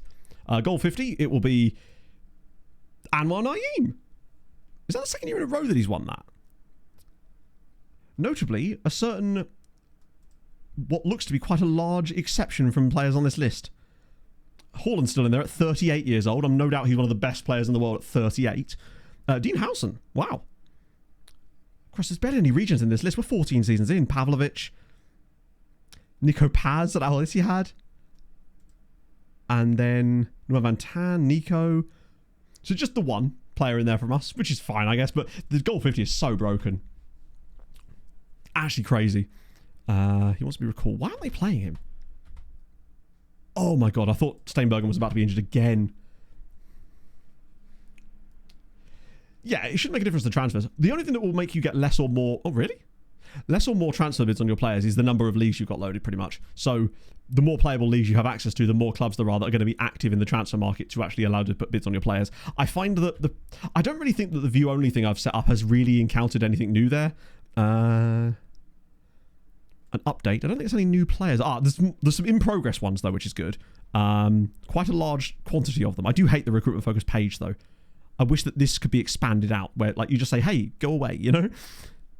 A lot of players are very large sides, but that's okay. They should start coming through some of our scout reports too soon, which would be nice. Yeah, I don't think Light View only does a lot. The only thing it's really done for us is... What it's really done for us is given us the Spanish Scourge, unfortunately. It's done more harm than good, to be fair. Yeah, I think that's because Goal 50 is purely done on reputation and not the quality of the player or their actual achievements, which is why you've got people like a 38-year-old Erling Haaland, who's barely played football in 3 years, is apparently one of the best players in the world. It's like, he's 38! I think he is still at City. I did actually try to sign him again, but he's still... he's got a 2-year contract extension again. He's still kind of playing a few roles here or there, but... I'm just out of... No, I can't even do that. The fact that he might go to a 40 is kind of crazy. The reputation never goes down, exactly, yeah. There's no decay on it, for the most part. Being one of the best. I think it kind of does, because he just kind of isn't, is he? Really? At the moment, not even close. Like, he can score against Uzbekistan. I think, if anything, it's kind of bad for Portugal that he did okay against Uzbekistan, because now it's kind of like, he's back. It's like, yeah, but is he when he's not playing Uzbek, right? I just think it's going to cost the Portuguese team overall. It's going to be part of the reason, and not the only reason, that they don't go the whole... He's going to sign. Our guy is... Mauro More, Mr. I want all the things. I'm going to have to remember to sign a young Argentinian man, because now we've promised him that we'll bring him a little friend. New Belgium start. Wait, who's getting Belgium caps? Who could possibly... Is it Marabit? Fuck's sake. Really? Is he really Belgium cap good? He's decent. I would like to give him more football this season, but I'm surprised that he's getting Belgium caps under Unai Emery. How much money is he earning now? 46 grand a week. Good Christ. Right, I maybe should be playing him a bit more then. Hey. VAR rule that ignores the rule book of the score worldie. Yeah. Oh, that goal was so good. It's one of those ones where the commentator or the co-com guy, oh, that's not great, was trying to find every reason he could to be like, nah, it's clearly a goal, but even he couldn't summon the energy to actually do that, because clearly it was a foul, unfortunately. It's one of those ones where sometimes people are like, this VAR's preventing things like this. I'm like, yeah, that's kind of what it's there for, with things like that, unfortunately. Because I feel like sometimes as well, it's the other way around, where it also helps in situations like that, where they can go back and actually give a goal when they think there's been a foul the other way around. Have a heart, yes. Have a heart. Bend the rules. Have a heart. Have a hurts. Because we just got absolutely clubbed by Legia in there. I guess I did move a load of guys down into the under-19 squad for a little bit, just to see if we could maybe boost them up a little bit. Mostly because they at least play in a competitive league, and the B team don't, outside of the Cup. Which I believe they are actually still in fairness. Let them cheat for the vibes. That's how it works. Actually, with the Cup, because obviously I played the Cup game off stream because it was this one here. I swear our B team got through. Or rather that there was a lot of... No, they did. They did get through. We've got Wuj's B team coming through. We've got... Which is crazy because they're not even a top flight side. Their A team isn't even in the top flight. Both Widjev teams actually are in with their B teams, but not their first teams, it would seem. Both of their first teams are out, but the B teams are through. And our B team is, of course, playing Gornik Zabja. But there was a crazy game, I think. Was it Brookbet in the last round? I just want to check this. Someone silly went out to a B team. Oh, maybe it's the previous round, actually. I mean, Radomiak going out there is disgusting behaviour. Oh, that's a different season. That's last year, Melon. There we go. I think it was Brookbet. There you go. They lost 5-1 to Łukasz Woj's B team. How are you doing that? Meanwhile, the A team going out on penalties to Pushnia Mitsa. I love the Polish Cup so much. Watch out, my turn a blind eye to. And imagine that they just use it on the most egregious thing imaginable, like a proper rugby tackle on the goal line type thing. I'm here for it. And they'd be like, They have to hold out a thing in their pocket that the player can trigger. That'd be sick. That's another injury. 7-0 for the friendly. We take that. God, these injuries always catch me out. Which German manager would you see managing the German national team if Nagelsmann got sacked? Tuchel? How about Tuchel? What do you reckon of Tuchel? Do you think Nagelsmann is likely to get sacked? Or is it going to be seen as just one of those complete failures, but the progress is there? I mean, is the progress there? I guess, really, if you're Germany, you can't really be going out in the round of 32 to Paraguay, can you? You just can't. Oh, non-German. My apologies. Tuchel? Have you thought about Tuchel? He's the England manager now. That makes him English. That's what I've heard, right? Calage's doing Tuchel. What about Marco Silva? He's busy these days. Anthony Barry. I do like listening to Barry talk, to be fair. Mostly because he's called Barry. Klopp. But could he peel himself away from the Trivago commercials to make this happen, is the question. And I'm not sure the odds are good on that one. Jeez, I need to clear up some of my shortlist too, because I think we have got some proper nothing on there at times. A few extensives. Oh, not a lot, though. Makes it easy for me, in fairness.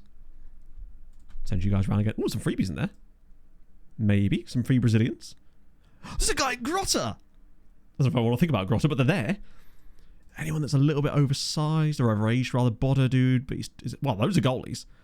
Celtic guy at NEC. Matthew McCall. Bodder guy. We've had some good success with Bodder guys lately. I say lately. Oh, Gooden. Okay. Don't mind a bit of Gooden. Gooden Filkesnes. Forgive the pronunciation.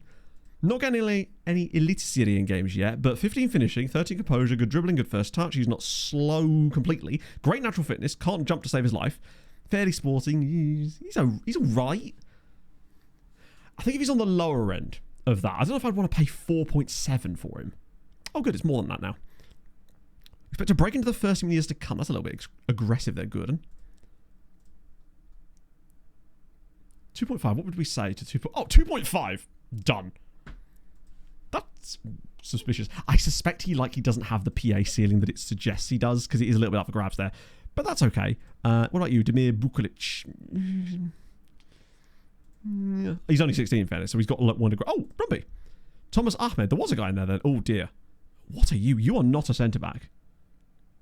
Don't really know what he is. Probably more of a really slow right back. Everyone's favourite. And then Tobias Nissen as well. Yeah, he's not very good. But the other guy's alright. Got to save some money. Irrationally angry and Neuer stand left centre on every single penalty. Was he actually? I wonder if he knew he was doing it. Maybe it's some mind game trick that he's playing. Or he's getting a bit senile, you know? Perfect. What you need. So a non-German manager, you just mean an Austrian. Already speaks the language. Problem solved. I've watched Alvida Saint Pet. Does that count? Oh no, I want to remove that, don't I? He does feel like... the problem with signing them when they are 17 like this is it does make our contractual situation a little bit more sketchy, because we have to offer them essentially 5-year deals rather than 8-year deals. And it means more busy work later down the line, which I'm not entirely a fan of. They need an auto contract extension script.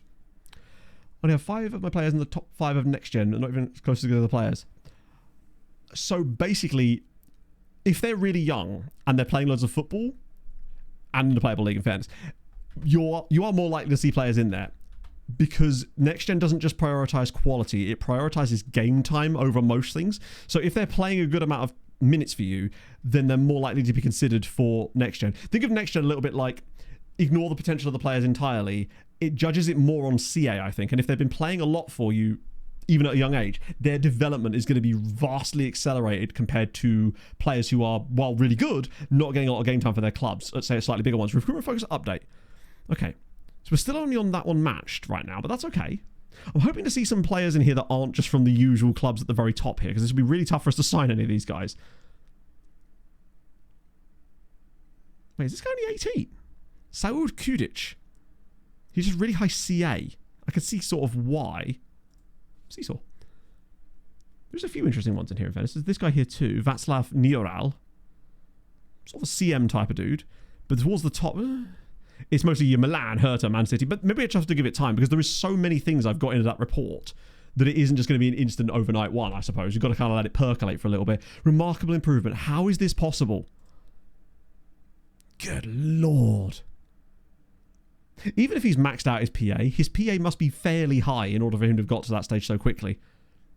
He's just everything. He's got 15 in 16 in the league. Only 1 in the Champions League, actually, is the slight concern for me. A little bit worried about that. We're no closer to knowing who leaving America is apart from Paraguay, who obviously can't. It gives greeting card, doesn't it? At that point. It's the best that's realistic. It's people who they've seen play, which means in a way that me getting irrationally annoyed that it's not full of, oh no, he's broken his back. that it's not full of guys from the Czech second tier that we can scout really cheap, and instead it's full of guys at PSG and Real Madrid. It's like, well, yes, Matt, likely those guys are going to be aggregating themselves there, aren't they? Because that's just how it goes. Reject a friendly proposal. When did I propose a friendly against FC Copenhagen? Oh, no, I didn't do that. It's probably my assistant. Pepe, what are you doing? I also feel like Pepe is always trying to request friendlies, specifically with FC Copenhagen, and I don't know why. Like, what's he got either against them? Maybe he has a vendetta that specifically can only be settled in Copenhagen. It's going to go, I don't know, throw a Molotov cocktail through a shop window or something. Feels like a Pepe type thing. Right. Joao Carlos is still injured. Everybody's knackered from international duty, unfortunately, which is not ideal. But now might be the perfect time to rotate, actually. Ahead of... We've got Spurs midweek, so let's do full rotation. Without the goalie, obviously. Do I put James in? I might put James in. It's his moment. Why is Steinbergen playing? Are we really that light on centre-backs? I'll put Augusto in. Molski as the... Oh, dear. Who the hell is Traore? Good God, we really are light in centre midfielders. Geisler, Molski, Traore, Tizone, Aranda, Coutinho. It'll obviously be Sharpak and Coutinho. I feel sorry for Aranda, but this is what he gets for not taking a loan.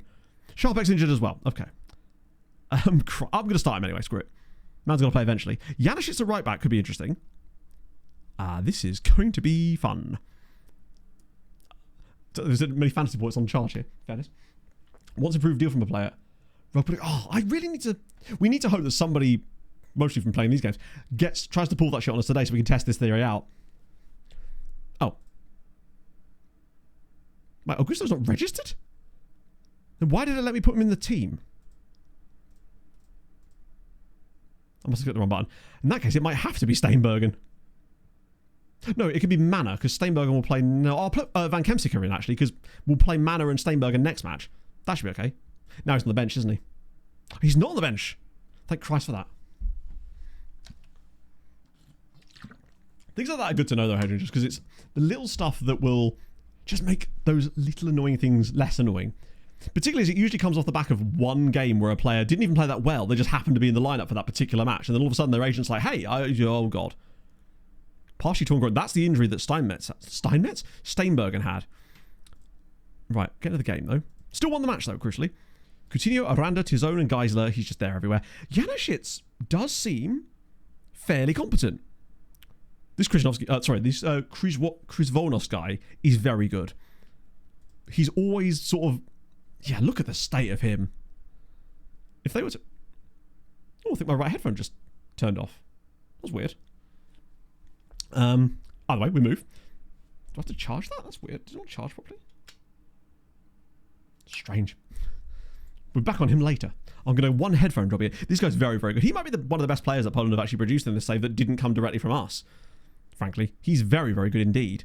I like that he can play all over the pitch too. It's just kind of fun for him. But he's 22 now, and obviously they are a top flight side now. If they'd stayed down there for a few years, maybe we could have got in on the act of it a little bit, but not when he's actually a top flight player, and a decent one too. Even if Zagłębie and Lubin are unlikely to ever be playing any games in Europe, realistically.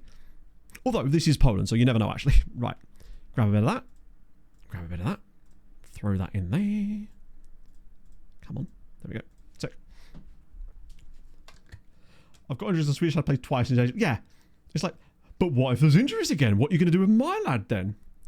And I think this is how... I definitely feel like that would screw over new players a little bit too, because it will sort of force them in a position where they feel like they have to give these contracts out to players when they really shouldn't be. Or not even new contracts, but just changing squad roles on them. I don't think anyone really got any points from that at all as it happens. Oh dear. Yeah, he didn't... I take it that guy had no... The fact that that guy did not have any international caps is kind of mad. When you consider some of the guys that do. Even Molski... Oh no, Molski didn't get him, did he? Common San Diego. I mean, it's not impossible as a name. Particularly now with the women's databases. Carmen Santana. This is probably where it ends. No, we progress. I didn't look up Danger as a name, did I? I was meant to do that. It's Carmen San Diego. Best I can do is Santiago Cardona or Santiago Cardenas. The two food groups. Let me just type in Danger. Ah, we've got Idanger. I guess it's Idanger, and then two guys called Daniel, which is boring. I was hoping we'd get a Danger. seen it. I mean, teenage is a name for crying out loud. But not in this database, apparently. I want a player called Surprise or something like that. The other guy, his surname was Fourpence, wasn't it? God, I'm being robbed here of Zimbabwean gems. Sack the agent. That seems less possible in 26. I don't see the option even appear most of the time to get them to sack their agent. Why you search teenagers? Well, that's most of where our recruitment comes from, isn't it, realistically? If you don't sign them once they turn 19, they can't be homegrown. What promise? Which promise? Forgive me, I missed it. What's my name backwards? I mean, couldn't tell you. I don't know my own name. It's a new one every day. It's like 50 First Dates, except in the end I don't end up sleeping with Adam Sandler, you know? What the fuck am I saying? Yeah, plus if you sack their agents, you only get to do that once, because what usually happens is, as well, or in 24 it did, was they'd come back later. Oh, what about Promise? My apologies. Promise you do see quite a lot of, mostly in the Canadian national team. Promise David, Promise Samu, Promise Musa, Promise Tachukwu, Promise Collins, that's good. I like a bit of Promise Collins. You know, it's not allowed these days, Chris, unfortunately. You have to pay extra for that. Promise Dufoy, Promise Michael, I will. Promise Damala, Stanley, oh, we got surnames as well. Wait, we could get Promise then. If it's both first name and surname in the Nigerian name pool, Promise is on the board. Oh, no it's not, but it could be. I like Promise Babangida. That's a good one. I respect it. Sometimes you've just got to go digging through some of like the youth national teams to find those names that you just don't think about. Like Badmus Precious, who actually plays for Sheffield United, to be fair. It's a fair play to Badmus Precious. You should see Goodmus Precious. It's his brother. He's the evil twin of the two. Promise Collins is a good name, actually. Promise Collins actually sounds like a romance author whose books I would read. If you found Promise Orgy is tremendous. Hazmat. That would be amazing. We've got Lawan Timothy. Bright. Obviously, we know that Bright is the first. No, we had Brighton, didn't we? We had Brighton Hove. Victor Gabriel. Amos Bassi. That's actually relatively tame for Nigeria. I'm disappointed, lads. Oh, Mark Anthony. Watch out. Cleopatra's coming at you. Not crazy good in there. Zimbabwe's better, isn't it? Just for the great names. Check out Kalu. Chinedu John. Andrew Duru. Oh, another Duru. Gift is a solid one too. Samson Asawe as well. There's another Precious there. Precious Abdullahi. James Ina. Judah Obasi. Okay. Marvelous. Well, like Marvelous Nakamba. Yes. Zimbabwe's the place to go for those, really, isn't it? In terms of the best names, I find. Let me just sort by age so we get the regens, in case there's any crazy cool ones up in here. Annie Ugu is just a good name. There's Ifeanyi Dudu, my guy. And obviously our lads here, Sikiru and Uche. There's a second Sikiru who's the same age as that Sikiru. What's up, Pog? I'm being summoned, chat. Oh, you can't see. Can't see what? What did you do? I've done that, got rid of the brambles. Nice.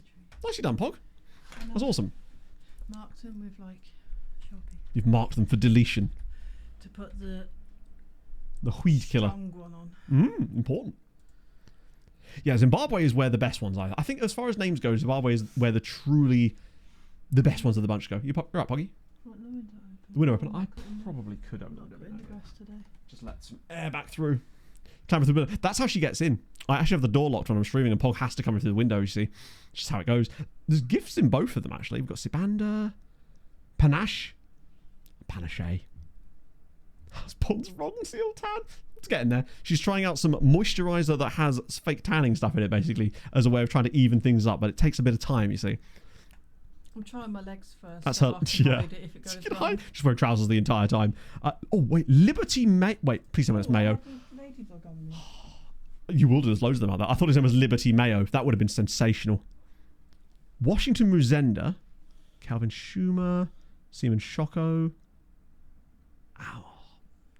Yeah. Blessing Cube is good. There's okay, that's a name. Neo Johnson. He was the coolest man. Yes, Bob. It's a ladybug. But it's not as cool as Neo Johnson. It's a ladybug. It is a ladybug, but it's not as cool as Neo Johnson. He was the coolest man growing up at every single school he went to. Innocent and Cube. Jesus, and Cube is just everybody's surname, isn't it? It's like, must be the Smith. Then we've got, in the full national team, there's a Lincoln in here as well. That means you could have Lincoln. There's options there. I'm feeling it. Don't know, math. Wellington Peony. Lincoln Shocko. Washington Ben. Wait. Oh, it was Washington Banzer, wasn't it, our guy? He was fun. We did do Promise, didn't we? So we did Promise. Marvellous. Matrix Dick. Wait, why am I typing that in? I was typing in Matrix Dick. We do have Marvellous. In fact, we've got two different spellings of Marvellous. One is the female spelling. There's an assistant manager here just called Marvel. Okay. That's a comical assistant manager they've got there. Marvel is a first name. We've got Marvelous Zubairu and also Marvelous Usmain, but then also Marvelous Unamunu, which is in the lady name pool. Marvel Charles Cook. That's a great name. Huge fan of that. And then go straight to Maria's after that. But, okay, different options from Marvelous. Wasn't expecting that. Matrix Dick. This usually does appear, right? We've got 2... Or is it 3? Anselmo. Also Equato Guinean. Loads of Equato Guineans, in fact. Vieira, Wilson. God, there's loads. Yeah, it's all Equato Guinean name pool. There's a guy at Vitchev. Oh, yeah, there is. There's a real dude, actually. Obama Appiah. Who's Belgian Ghanaian. There's plenty of them. He's quite a good player, actually. For the second tier level, I suppose. Yeah, why was Yamin Yamal on that list? What's he up to? He's making a run for president. He's finished being the president of good footballers, and now this. Oh, Christ, I've just realised we're playing Tottenham next, and that means we're going to have 3 centre-backs in action in that game anyway, because it's, well, Spurs. Oh, good Christ. 2 more injuries. Lovely. Tight thigh, twisted ankle. Shit, that's a little bit annoying. I mean, it's a striker injury, so I guess we can afford a bit of a gap there. Ibama. Oh, is it? That makes sense. It's a bit like when Phil Foden kept coming up when I typed waste man in that time, but it's because his middle name was Walter or something, right? Radomiak drop points again. How far are they off of where they're supposed to be? Good Christ. Radomiak are the 4th best team statistically in the league, and they are 16th place. They've underperformed their goals scored by 10.5 already and have 11 points less than they should do. Cracovia are somehow doing the same thing as last season, where they're really good somehow, with no explanation. They eventually fall away, hopefully, but it's a little bit concerning that they're still doing okay, sadly. Funny cock name. We actually did the funny cock name and dick search last stream, and while there was a couple, it wasn't as profitable as it normally is for us. As I always say, the best ones are the ones that you don't think are funny by themselves, but when you get the 2 combinations of the names, that's when it comes up trumps. Like Dick Monster we had, for example. Or, not Jizz Honkamp, because that's a real guy, but there was another guy we had called Jizz something or other, I believe, in a previous save. It was a regen. But it appears we are completely sans Jizz in this database entirely at the moment. It's like the game's, it fears the options. When they sneak up on you, yeah, you'll just see one pass by that you've never... Fat on Cake, Rick Rolls, Taliban, those types of names are just the next level good ones. Ah, this is one of the Spanish Scourge Loan Farm players. Jizz Holster, that was the guy, yes. We had a guy called Jizz Holster on the previous save. Which, you see what I mean? Yes. Heating was good, and Do Yanam were also excellent ones too. It's just knowing what to look for that's the problem. Like, everyone's seen the leaky bum and ones like that, but they're not as good. They're too common. Still like a Sweetbert, though, in fairness. Those ones I'll always enjoy, just because there's far too many of them. Steinmetz. I feel like Steinmetz is probably such a common enough name that we should find a couple of dudes. Wasn't expecting them to be German and French, though, actually. Not a single Belgian. We've got New Zealanders, Germans, French Guianians, or I don't know what the demonym is there, actually. But no Belgians. Wayne Kerr, I guess. I mean, I've never seen it directly, but then I suppose one of those ones that you don't always notice so much. No, sadly not. We're in the rankings. We are 5th in the rankings overall. This is our first year of being sort of officially 5th, if that makes sense, where we're actually suffering the consequences of being 5th, meaning that we didn't guarantee ourselves 4 places in the group stage spots, which very much showed because Legia decided that they didn't want to participate in it this year and would in fact be in the Europa League, which I'm not complaining about if they do okay there, because they've got more of a chance of progression there.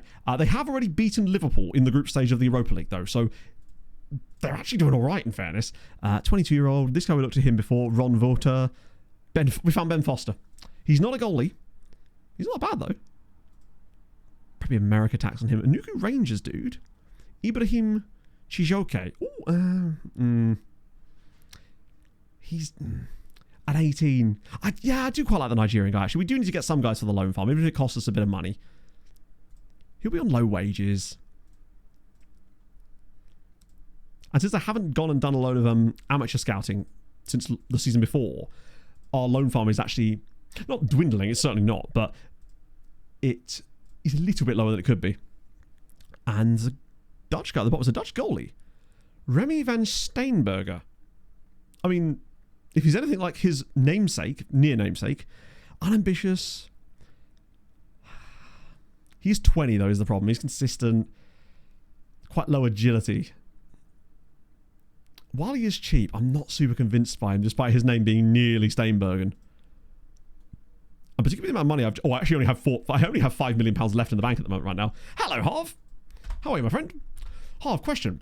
Was it you that was arguing with Blame Ruiner all the way back in the day during the Outcast to Icons Belarusian episode? Because we couldn't remember who it was that was having the back and forth with our... Oh, God, here we go.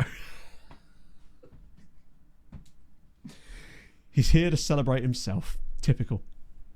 And he cocks, I don't know if we looked up that exact spelling last time, in fairness. So there probably will be a few of them about. Well, I mean, loads, in fact, let's be honest. Emil, Gregors, Thomas, Rasmus, Kyle, Julian, Peter. It's tougher with cock because it's a German name that you don't always get the good first name combinations to go with it, but the Dutch ones are just always that little bit better, I find. Yeah, that's actually really... I was hoping to find at least one good one in there, but no, apparently not.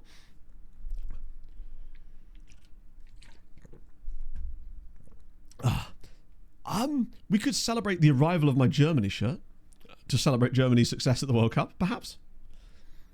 Don't know, I'm sticking the boot for absolutely no reason. England will probably find themselves going out to Dr. Congo tomorrow, but let me enjoy the day and a half while I still can, alright? Give this to me. He's not going to get a lot of caps, is he? Probably not even for Poland these days, thankfully. Plus, if he was younger, I didn't even need to do that, did I?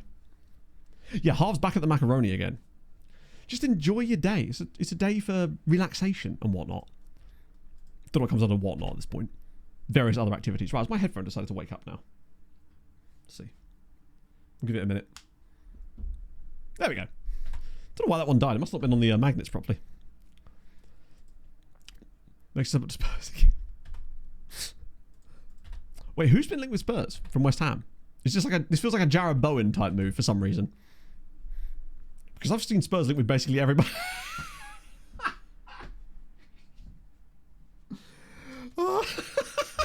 600 seconds. You've had your one. The fact that you've timed it out. I don't even know how to remove that. Goodness me. 1 year since I made the biggest mistake of my life.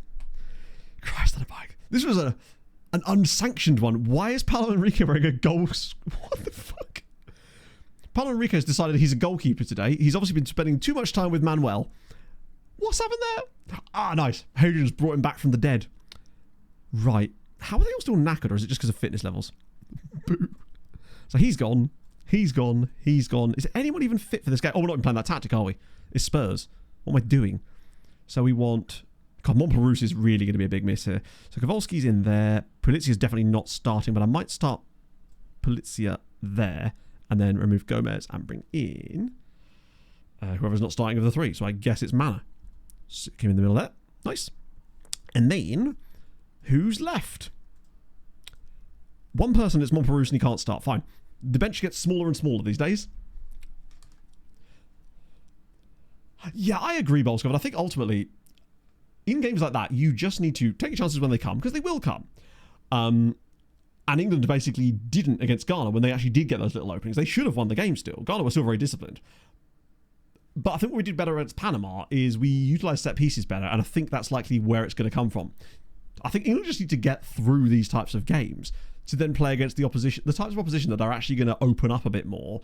And I feel like kind of basically everybody from the next round onwards, if we're playing Mexico, Mexico are not going to just shut up shop and do a low block at home at the Azteca.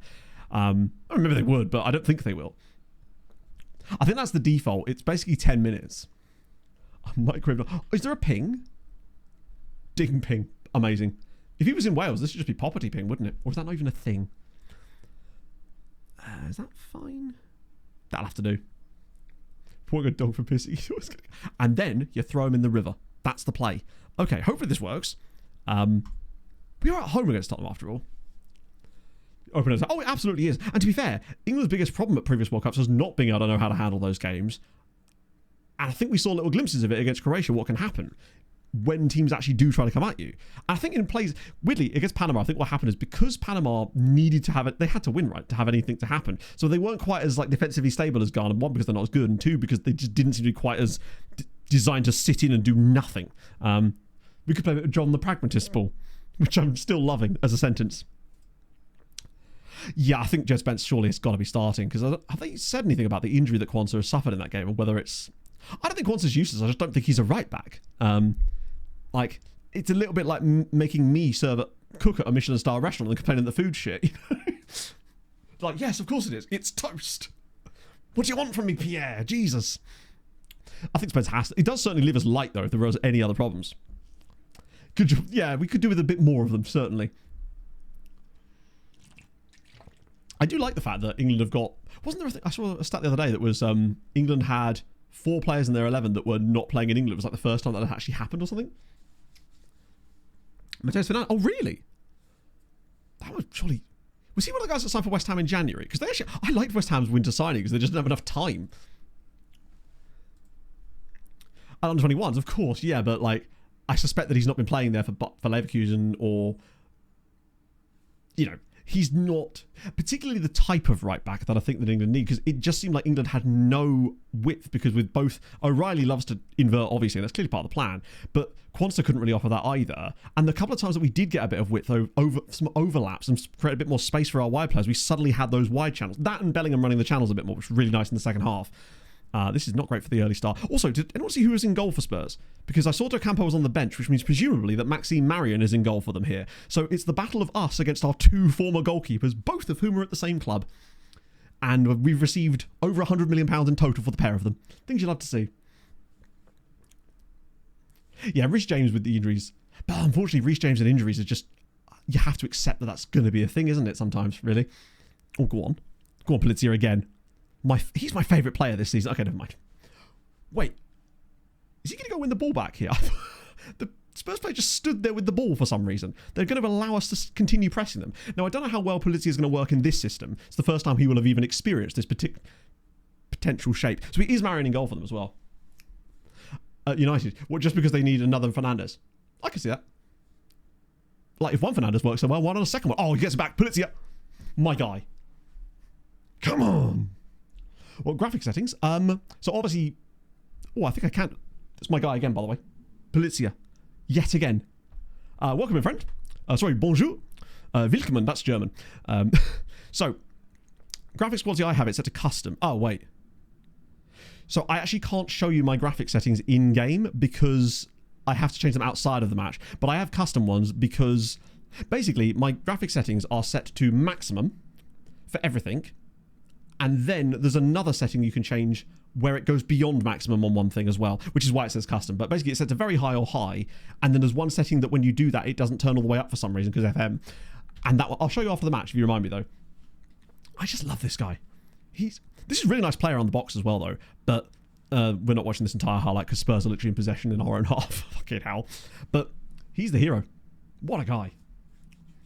No worries at all, man. But basically, it's everything to the max. And it's either crowd scaling or something like that I've got turned up one notch above it. I figured that the match engine, or the graphics engine, would likely be able to handle it on this PC at least. It's nice being able to play the game actually on the full graphics stuff. Like before, it was the lowest settings imaginable and the crowd turned all the way down. Not that the crowd is the best part of the match engine for sure. Oh, good block. I have reshade on as well, but that isn't so much a graphics setting. That's actually a bit easier to explain to people now because when I had to reinstall FM and delete everything, when I put reshade back in, I couldn't remember the settings that Benner gave me, so I just used Boomflex's ones from his YouTube video, and I think they look really nice as well, actually. And that's a setting you can copy much easier. Oh dear. It's a way of life, yeah. It just exists in the background. I don't know if I can even show it on stream. I can't remember which button I have associated with it. Is it home button? It is. Yeah, so it's levels, curves, vibrance, clarity, deband, and adaptive sharpen, but it's much smaller contributions from each one rather than I think it was the fake HDR one I had on before that I did have to turn on a couple of things with this one because it did get a bit dark in places. Polizia again. What a ball. Oh, imagine he scores it. This guy. He's...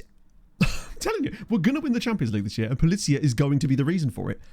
I am adoring him already. Also, what we got for other Polish sides. The thing we didn't do, or briefly did, but didn't continue doing, was check the Thursday fixture for Górnik Zabrze. Because we looked at the Europa League and never actually checked to see what the results in the Conference League were like. Now, in theory, they should win, because Górnik Zabrze have possibly the easiest run of games I've ever seen in the Conference League. And if they don't win all 6 of them, there will be hell to pay, because they are genuinely that easy. The only tough one they had, they've already won, which was the game against Osijek. Sponsors on shirts? I believe so. They should do. I mean, after all, it's just their shirts, isn't it? One thing recently I discovered, didn't know about, was how good FM Slovakia was for kits and stuff. I'd always looked at random kit packs. It's new this year, is it? Maybe. Where the sleeve patches and stuff change. To be fair, Spurs do have some quite good players. And the game does just kind of mimic that a lot of the time. Right, let me just have a little look at Spurs' team. So they've got Graham Bergvall in the back line there. And they've got Badu, of course, the guy from Vichista. I swear they did, yeah. FM Slovakia is amazing. If you're ever after that kind of stuff, especially with kits, FM Slovakia is the place to go. I'd never really investigated that much, but I was talking to Tony on Sunday night about kits for a new save idea he's working on. And I thought maybe they'd have them on there because they're reputable for that. They have kits for England that go down to the 10th tier, like my local non-league side. I was blown away by it, and they're good quality as well. It's so good. I feel like as far as FM fan sites go, they do not get enough credit for what they do. I'm 100% putting them in the rotation as far as sites I go to for stuff like that now. So we're already marking Archie Gray. It's not really working that well, but we take it. But yeah, as far as I know, they've had shirt sponsors. I think they definitely did change to do with the sleeves for this year's FM because of the licensing stuff they have for certain competitions, I think. But ultimately, it's just 3D kits, isn't it? That's why we've got sponsors all over ours. Speaking of which, I need to probably go around myself a holy in a bit because it's the last day that the holy codes are working, as far as I know, actually, because my contract ends tomorrow, I think. Unless something changes with that, potentially. Right, so I've made a couple of changes. We're a goal up still. This is fine, honestly. Olafemi John's been a bit sus, but we've got Alvarez if we need to bring him on anyway. The back line. Steinberger's done okay. It's weird that John appears there when literally those are all centre-backs. 3D keeper... Oh, I haven't looked at 3D keeper kits. That's sick. I feel like you could do a lot more with keeper kits just because keeper kits are inherently, generally much more eclectic, so to speak, right? Is it another Bassy boy? Of course it is. God, I'm excited for what 27 brings. With how well the community has handled the community stuff and the mods this year, I think what's going to come with the next cycle, given that we'll have all the stuff already built kind of thing, it'd be curious to see just how many cool mods come along with 27 and stuff and how quickly they arrive. Oh, it's an over-the-top one there from our boy. I think that El Shankiti may end up getting taken off in this game. I don't think he works amazingly well when we have to play in this specific system because he has to do a lot more on his own. And maybe it is just because he's... Actually, no, maybe I'll take that back on him. How you put the players in the system in the initial shape you selected and create the tactic. Found this... Wait, what do you mean? I'm curious now. Oh, Naim again. He's been the hero in Europe. He grabs another goal for us in Europe. That's really bad play, actually. I think, yeah, if they bring some of the stuff natively to the game and just provide... Not the tools, because people have the tools, but provide the gateway so people to use those tools on, which they kind of already have done. But one of the things with SI is it's always been a kind of wink, wink, nudge, nudge, these things aren't allowed, but also we've made it incredibly easy for you to do exactly that. Politsia's in again. Oh, my guy. He's just vicious. I love him. There definitely feels like some of that stuff has to be in the game natively, for sure.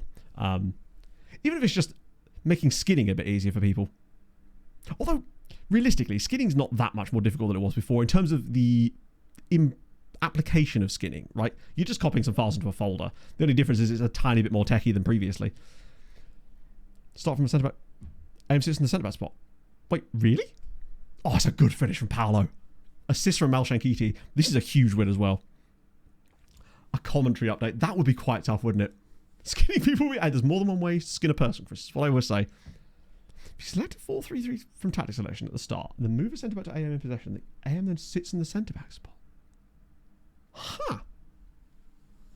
So are you saying there's even weirder things we could do tactically for when we want to really make sure we lose a game? Because it'd be good to have that. It feels like part of the reason I built the other version of this tactic, the really aggressive one, was so that we had a silly one to play with. And then we discovered that it actually just kind of works. I need a more aggressive, an even stupider option. Whatever Octo... Oh, he's in again. Oh, that's a great save from Marion that would never have done that while wearing a Wisła shirt, typically. That said, he has still conceded 2 goals today. They've not had a shot on target yet. Oh, it's nothing in get. Oh, it's just order it. Oh, I see what you mean. Relating to how... Right, that makes sense. It's weird and illogical. I guess the one that always throws me is when... Because obviously wing-backs are technically defensive midfielders as far as the game thinks of it. But sometimes it does put them in the strangest positions. Spurs are just allowing us so much space for Al Shankiti now. It's actually crazy. I'm thinking subs now, though, because Olufemi John is struggling a bit in terms of quality. Battler's not doing great either. Naim's kind of tired too, but we've got coffee. And... It's a great substitute for tiredness, really, is a bit of coffee. I'm liking what Al Shankiti's offering, actually, now that the Spurs have changed something. So I might leave him on, get him a bit more joy. Paulo Henrique's been good, but one man who I just adore these days is Hans Geisler. It's my guy. Mess up the skins. That's a good point, actually. Yeah, true. If Skinny was native, then at least we wouldn't have that issue, I suppose. Did game updates ever break skins in the past? It didn't really, did it? Not in the same way that these ones do, because it does completely break it. Overhead kick on target. A terrible one, but nevertheless, we've seen an overhead kick. It has actually happened for once, which would be nice. Yeah, Bepanex... I love what Bepanex does and the options you've got with it, but again, as you say, it is completely It's unsustainable. Anytime I've tried to run Bepanex, it just slows things down so much that it is sort of not really worth the hassle to actually run it. I think if I needed something that Bepanex could offer, say it was something like a squad export type of thing, then I would literally install Bepanex, get that thing in, do what I needed from it, and then just immediately remove it. Oh, really? Hang on, they've got a player whose name is El Id. I thought that was his entire name. That's really annoying. That's literally Spurs' first shot on target of the game, isn't it? Oh, technically their second. Lads, do not throw this away. This would actually suck like crazy. Because we've been so much better than them in this match and deserve the win. Geis has not done well off the bench. Alvarez has done that well either. This is so classically... Oh no, come on. Not like this. This would be such an old Wisła moment for us. The sort of thing I thought we'd left in the past, to be honest. Nothing silly now. Just keep it sensible. Get that ball forward. Let Coffee do some magic. Get Al Shankiti in, although maybe a later sub for Al Shankiti now would make sense. Oh, that's a great pass again. He's just making that run over and over again now. That's beautiful. 2 assists for Al Shankiti. I'm really glad I left him on the pitch. And this is why he gets so many goal contributions, because he just runs the channels so goddamn well. Gomez never did this anywhere near as well as he does. He's always available for these passes, and he's got such great vision. He takes these runs on. I think this is probably his 13th or 14th assist before Christmas this year. He may not get more assists than last year, even if he gets less goals. 3-1 up now. That should kill the game. Touch wood. Oh, good. An instant highlight straight off the kickoff. My fucking favourite. Oh, Mo Salah's your hoy. That's cool. Wait, have we got the ball straight? Wait, imagine. We score another goal straight off Spurs' kickoff. Coffee. Pull it back for Al Shankiti. Let's have it. He's got it. Coffee again. It's 5. Not. Wait, why is that only his... How could he possibly be offside there? Is this going to be like the goal that he had disallowed in the Champions League last season? Where... Check your last link. Oh, shit. One sec. This is going to be disallowed, isn't it? It's goal disallowed. What the fuck?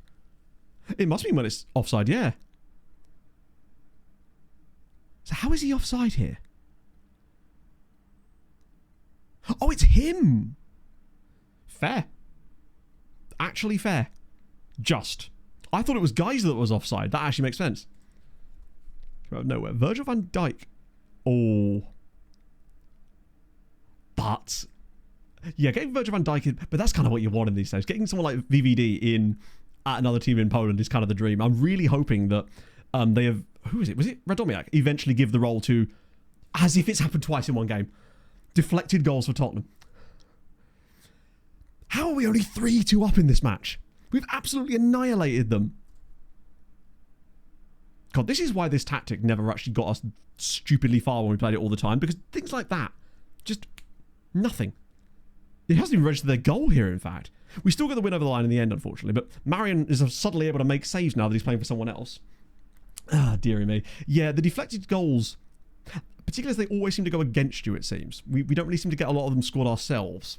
We did get one earlier this season, actually. I think against Dinamo Zagreb. Paulo Enrique got one, but still. Some great stories of that. Oh, really? Wisła Kraków supporters called a truce and marched the streets to pay tribute to him. Wow. Hey, if anything can make those guys have a truce, then that's impressive in a way. Spurs have a ring-a-ling. They do have a ring-a-ling. Hang on, we can't show it on this screen, annoyingly, because it doesn't let you click into the player profile. Oh, no, wait, it does, actually. You just got to go into this menu first, I think. I'm actually doing fantasy on this screen before I forget. Wisła Kraków? Wow, even more so, then. The Wisła fans are even doing that, then. Fair play.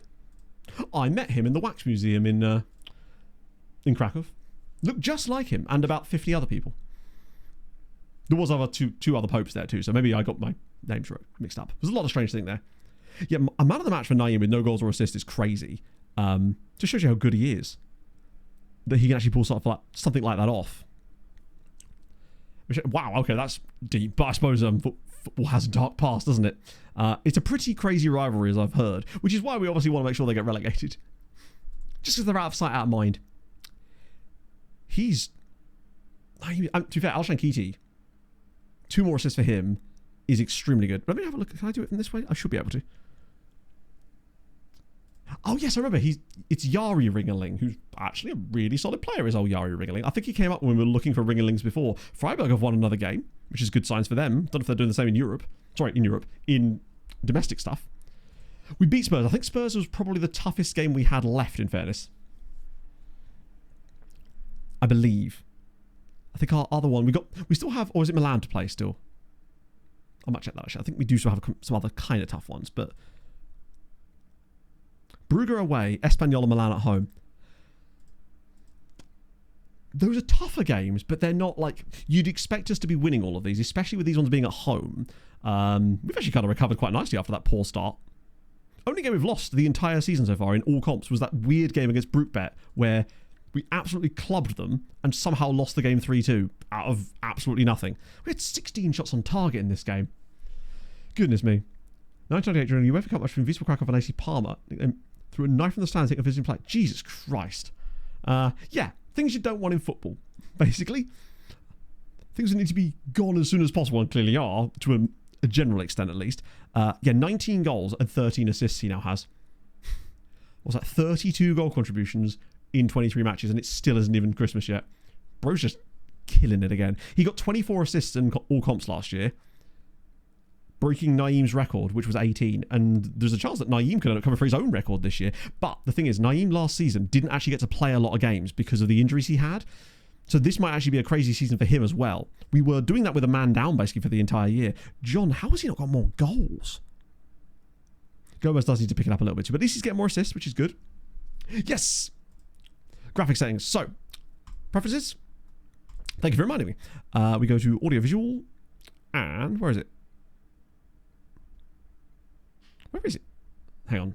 Where are the graphic settings? Is it down here? Processing third party, all preferences, accessibility, match. Is it match day? Would make sense if it was match day. Here we go. Graphics quality. So, basically, it's changed. So I have it set to custom, but I have it basically set so everything's on high. Except for, there was one that I did have it changed, but obviously when I reset oh no, they've changed it.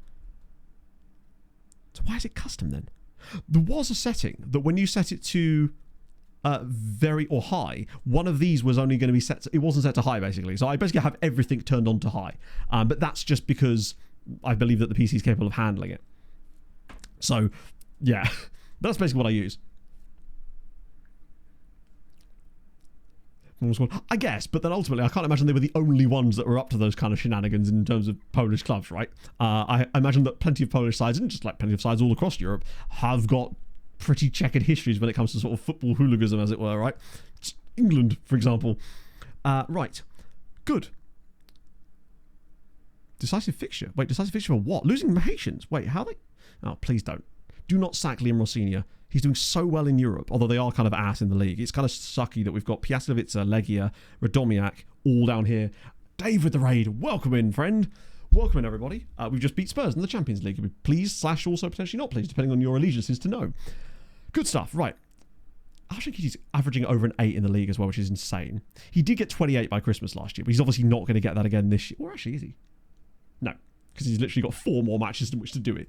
Unlikely to get that done. We're good, actually. We've managed to win both our Champions League games today. Sensible progress with that. Dodging through some injuries and whatnot. Other Polish sides are doing okay, although, in fact, we might as well just wait till Thursday now to check in on them again. Oh, no, we've got Wednesday matches. Spurs have been in the Champions League. Spurs have won a Champions League in this save. In fact, they beat us in a Champions League final, which I'm still kind of mad about to this day. Wow, okay. In fairness, we don't have a lot of players in there, so it doesn't look great for us there, particularly with Carroll now being in the first team squad. So who are they playing? Jagiellonia are away at Crvena Zvezda. They have to be winning that. Pieslivice are at home to Galatasaray. They kind of have to be winning that as well. Where are these guys in the actual league table anyway? So Jagiellonia need a win massively because they've only got 4 points, and these are must-win games for them both. What is a bug? Spurs I find always do quite well in my saves, generally speaking. Although we did have a thing we used to call quantum Spursiness, which was that they were fine until we focused on them. The second that we started looking at their fixtures a bit more deeply, then they would start losing to basically all and sundry at that point. So if you want to lose, just start giving them more limelight. They've lost at home. They've lost at home to Galatasaray. P.S. lads, this is not it. We can't have you both ballsing it up this season. 5 points from 5 games each is not good enough when you look at their fixtures. Who have they got left? Roma away, Newcastle at home, Bayern at home. Congratulations, lads, you've cooked yourselves. They lost at home to Icor. What are you doing? And then Jagiellonia this year. Copenhagen at home, Man City away, Freiburg at home. I mean, Copenhagen at home is must win. Even winning that is going to be a stretch for them to get through, though. That is really not good. Please tell me the Europa League is going better. This is not going to be a great season for points for us if this sort of shit keeps happening. What's worse is whenever I go into the matches to capture the highlights, I'm pretty much universally met with the fact that they were very unlucky in almost every single one of these matches where they lose these games. It's just crazy. See you later, Dave. Thank you very much for the raid, friend, and welcome in, everybody. This is not updated yet, has it? Well, she's an Italiaspor guy in there, but still nothing crazy. I'll let that continue to percolate. That's the Vanderlei guy we already looked at. Oh, America. Oh, he's already signing for us. It's finding me players that I have already signed, in fairness, including that guy. But it should just take a little while for it to start finding a few more. But I did give it 5 scouts because I'm not actually sure how many scouts you're allowed to maximum assign to something like that, in fairness. So we've got a couple of games now. Is the Champions League the last one? Yes, it is. Okay. Because we have a youth intake preview as well, which after 3 years of unmitigated bobbins, it would be kind of nice to get a bit more of a usable intake this time around. If it's all the same to you game. Probably should check this too, actually. Even if it has been a bit of a fallow spell as far as the types of clubs we're looking at. But there's a guy at MP here, actually, could be quite good. Maybe. Holy Christ, I've already forgotten / didn't know what games are actually on tonight as far as World Cupness. Because England don't play till tomorrow. So what is on the docket for this evening? I spent all my time this morning catching up on the games from last night. So much so that I actually didn't realise that Paraguay had won until I watched the highlights. But who the hell is left? Are France and Sweden? Is it France? Oh, Sweden and France, yeah. Mexico are at 2 a.m, so that's not going to be watched by me. 6 p.m. Côte d'Ivoire at Ooh, that feels like one of those games that Norway should win. But Côte d'Ivoire are not one that you can take lightly. And as for France, Sweden, I mean, if Sweden pull off anything there, it'll be an absolute goddamn miracle, frankly. Because France look ridiculous. Don't be greedy, but I want more, Tome. We should be getting more, right? Something? We're due them. Advantage of rest, they do. Yeah, I couldn't believe that people are actually having a go at them about that. Like, that's what a squad is for. They're entitled to do that. They should be punished for resting their players. It's crazy. Montpellier not concerned. Oh, don't know who kicked off about it. Yes, we did, unfortunately. Jens FRT'd me in the summer.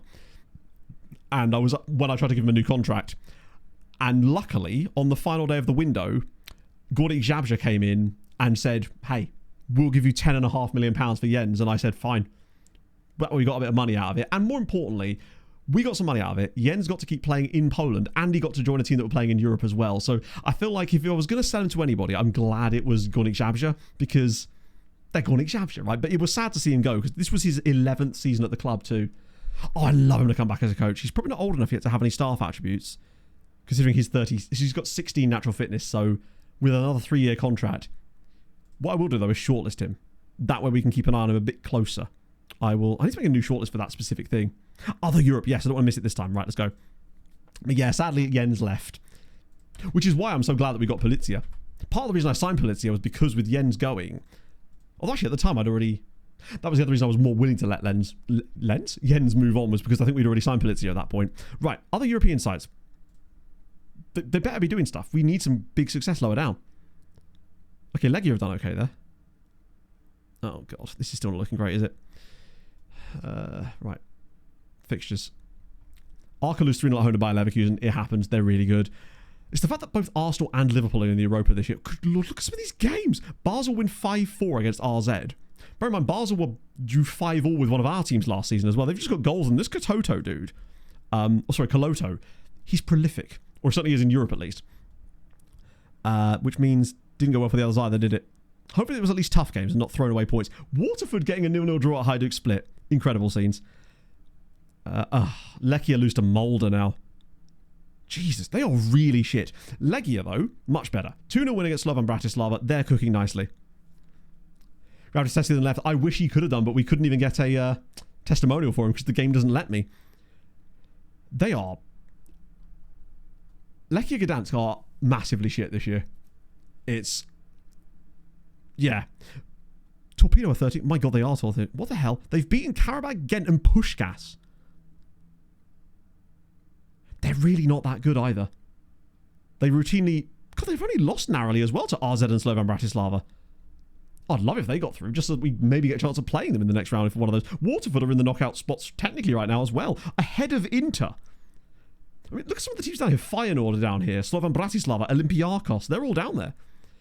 Yeah, that's true. I mean, who have Lechia got left to play? I mean, they've basically cooked themselves at this stage. They've got Hajduk Split at home, Saint Etienne away, and Benfica at home. Never mind.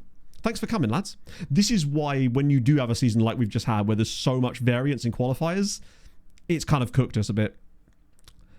They really have not done well. What about... The others should be okay at getting through. Like Arca have got 7 points after 5 games. They'll likely get enough points to scrape through the rest of this. Okay. Arsenal at home. Not great. Slovan Bratislava away, and then they actually play the Belarusian lads, so you better get the win there, friends. Where's the game being played? VfL Stadion am Elstevig. Elsteveg? I'm guessing that's either in Germany or Austria, probably.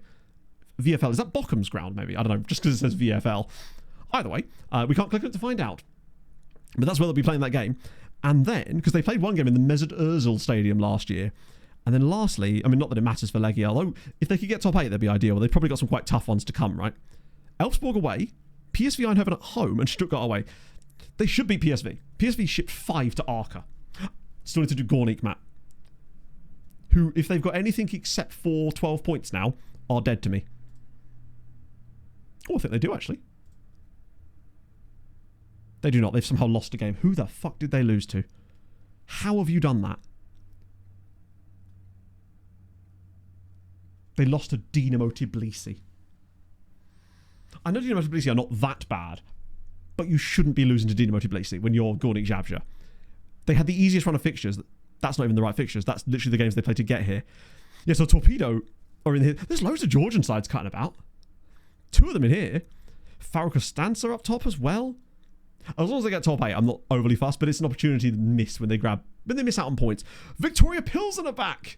And not quite as bad as they were last time around, but not far off of it either. Not quite the 40 goals conceded, but they're neck and neck with Flora Tallinn. That should tell you a lot. Yeah. Braga, that would be great. If Braga got knocked out, that'd be incredible, because that leaves us really with Man United, Hertha,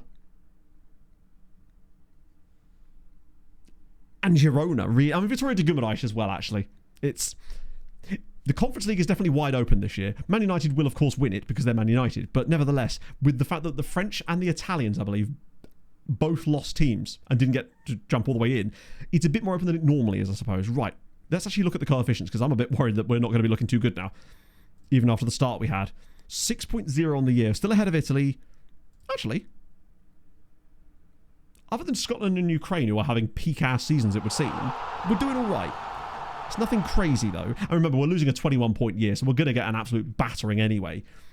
It's what happens after that. It's the next few seasons when it really should start to build back up, because then it's 14, 15, 17. We start putting down some 20-point years repeatedly in there. That's when it starts to cook. But the Champions League is going to cost us a shitload of points if we don't get those other sides through. Last year was brilliant for that. Yes, Sammy, thank you so much for the 26 months. How are you, my friend?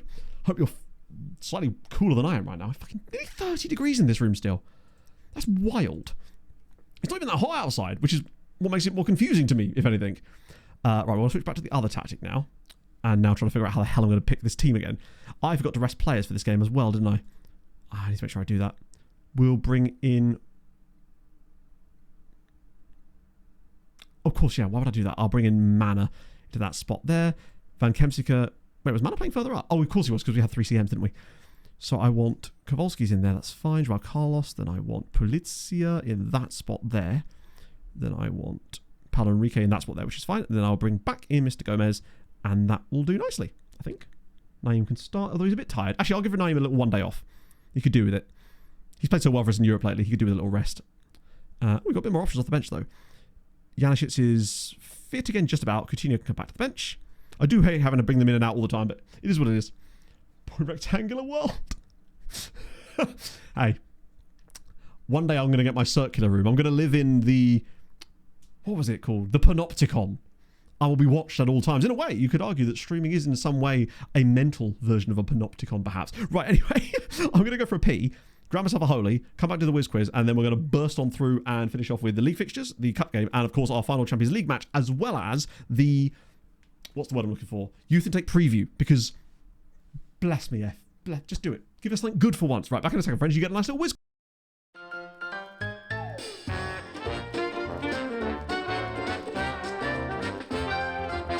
What the f*** was that?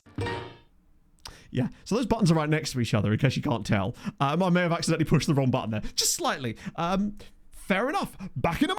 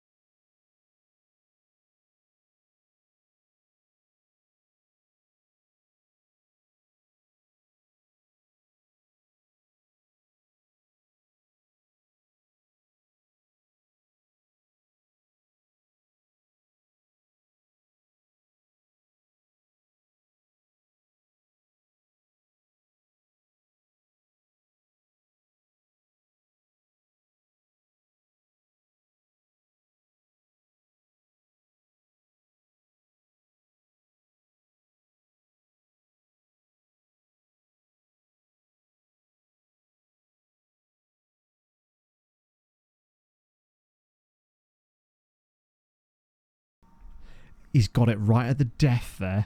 Incredible scenes. Ooh, a all tie this time. Gooseman, imagine if it was Gooseman. All time, though, I mean, it doesn't make for great reading. We're going to reset this after the World Cup as well. That way, when we move back to the other ones, it's a little bit easier for you there as well. Let me just check that. 2 hours 45. Right, cool. And yeah, there we go. So, let me hide that. I want to get my face back on the screen for a moment. I'm joined by Pog. Hello. What brings you to my abode, Pog? To my gentle land of fellows and lasses. While I make myself a holy. Oh, What one you having? Cola Koala, of course. It's the last day of the Holy Contract today. Last day that the discount codes work. I know. Oh, I'm being scooped. This is what you need. Thank you. Thank you very much. I appreciate that. Do you want to shake it? No. Any particular reason? Nah, didn't think so. You can look like that. Sorry? You can look like that. I do. Big scoop or little scoop? Always big scoop. You get Understanding.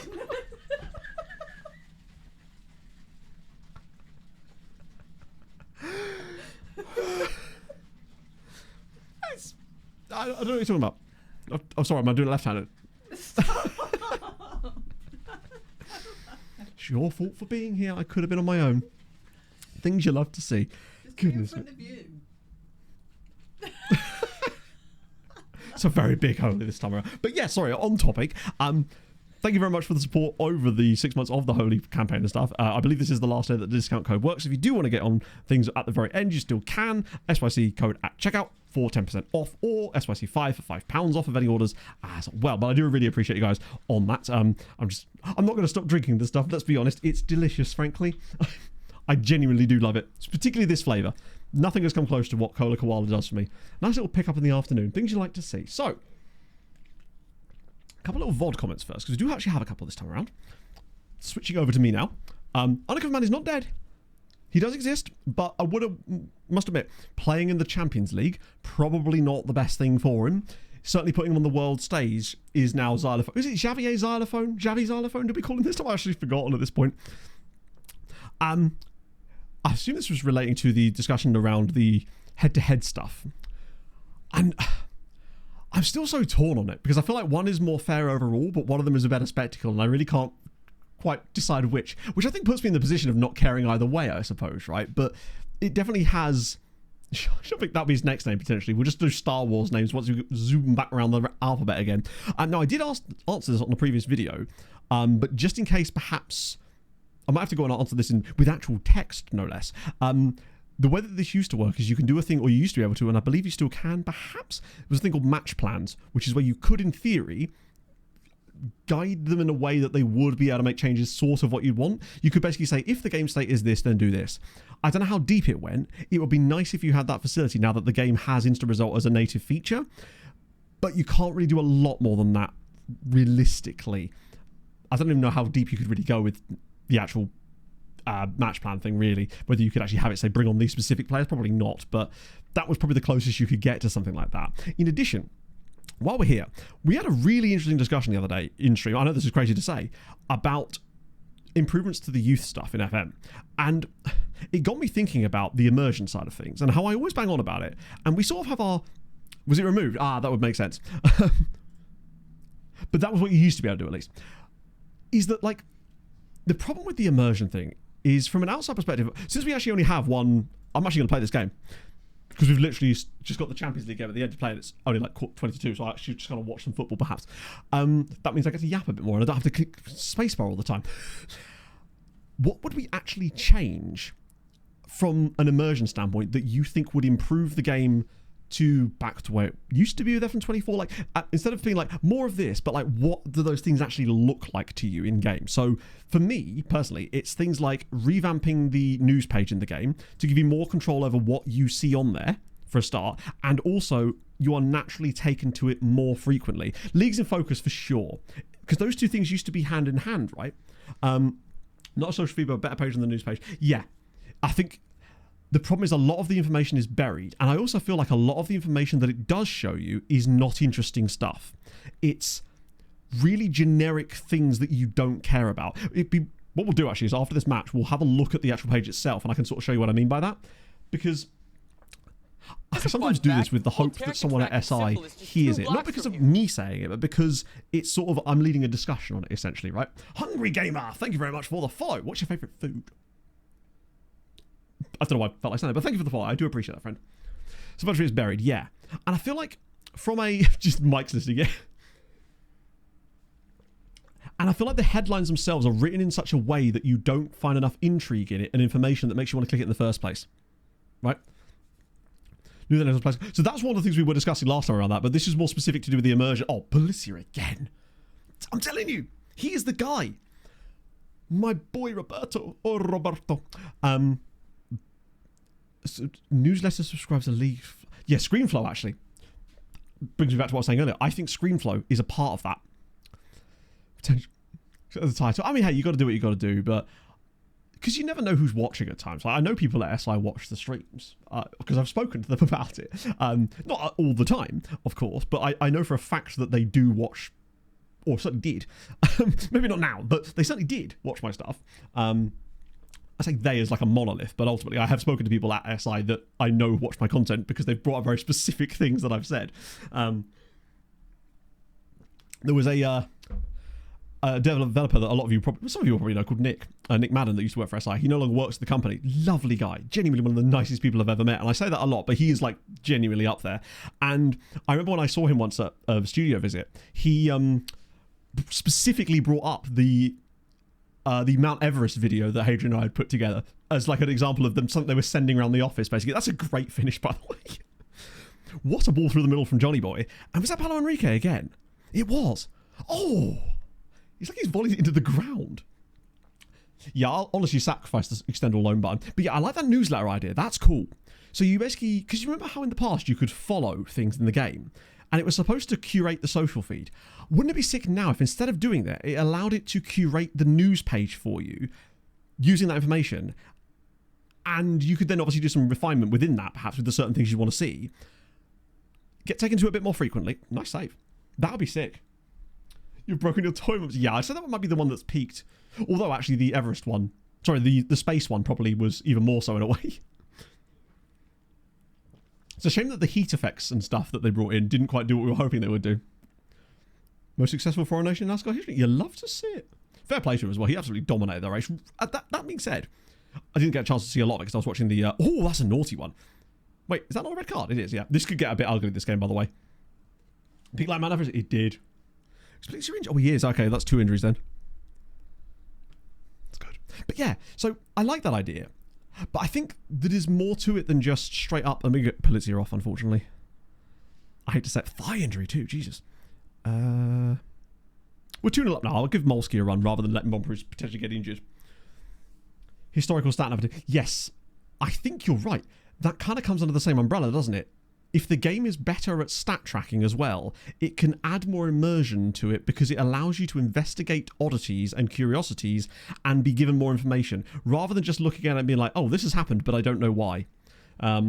It would be good as well, even if it did come at a slight processing time hit, if the leagues that were not switched on in the background were still producing a little bit more information, just a tiny bit more information that you were able to access as a player without having to have them switched on completely.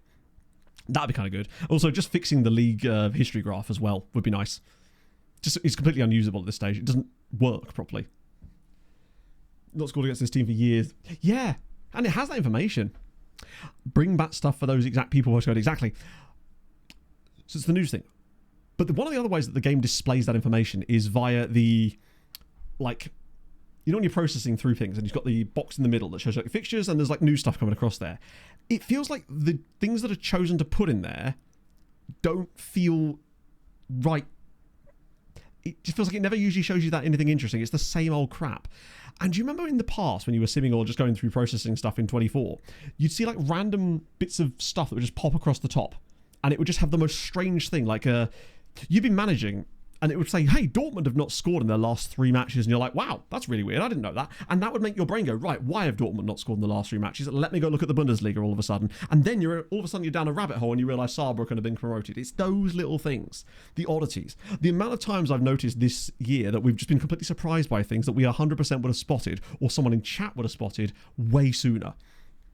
Pantomime, yeah, exactly. Which league history graph? It's the... Well, they also need to bring back the one that lets you show positions over time. Past positions it was?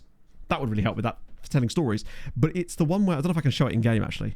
No, I can't. You remind me in a minute. Once we get out of the match, I'll show you. It's the one where on the team's profile where it tells you which divisions they've been in over time, but it routinely just displays them all as if they've been relegated the whole time, even their positions don't change. It's just very badly made, unfortunately. Throw some nature's geese in there too, yeah. Give me the nude geese. Leave the rabbit holes out of this. It's the wrong thing. I mean, just did the VOD comments there. Did that as well. Nice. I think that would definitely help too. Using every opportunity it can to throw things at you that are useful, I suppose, right? That's the crucial thing. Waterford Wizard, thank you very much for the 4 months at tier 3. That is very, very nice of you. Course of the season. That too, both of those. 16 weeks of geese goodness. Oh, the best geese goodness. I appreciate that, friend. How are you? I know you've been here the whole time, but still, how are you? I hope you're well. I feel like the game has access to more data that it doesn't expose it to you. So other stage buttons, yeah. That's as well. The fact that the game half the time you'll click on a competition and it takes you to a random screen. For example, if I was to click, a lot of this stuff is things that I have to do outside the game, but if I was to click on, say, the Conference League, it would take me to a stages screen that for some reason would show, what am I doing? Keep going, person 3. Oh, Christ. Might just go past that. It would take me to a stages screen for the playoff round. And I'm like, why have you taken me to the stages screen for the playoff round when we're literally 5 match days into the current part? It's just so bizarre. A lot of the choices around that, I don't think a lot of those things will ever make sense to me. Paragon commentator? No, I haven't. That sounds like... I imagine it was joy personified. Am I right?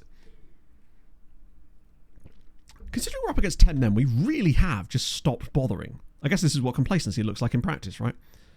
I get Geisler in there. Coffee's been quite... Oh, we've got Janish's. That's exactly why I've signed the guy. Probably should have brought him on earlier, actually. And I might actually get Neto on. Is Sharpek fit? Oh, he is actually. Sharpek, I think, is more important for pure development. And he's my guy. Nah, I mean, my suspicion is that there were two warring factions, if you like, where it seems like there was people that were in charge of solely interface design, but with no thought to how it actually works in practice, right? It seems like a lot of people were brought in on a purely, oh, this will look really good aesthetic thing, but they'd never played FM before or had any idea what the FM player base actually wanted or would want, right? And then a lot of other people underneath that were expected to then code the game to make that work. And it doesn't seem like there was a lot of cohesion between those two sets of people, basically.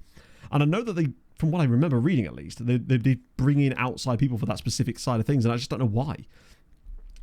Because it's a very...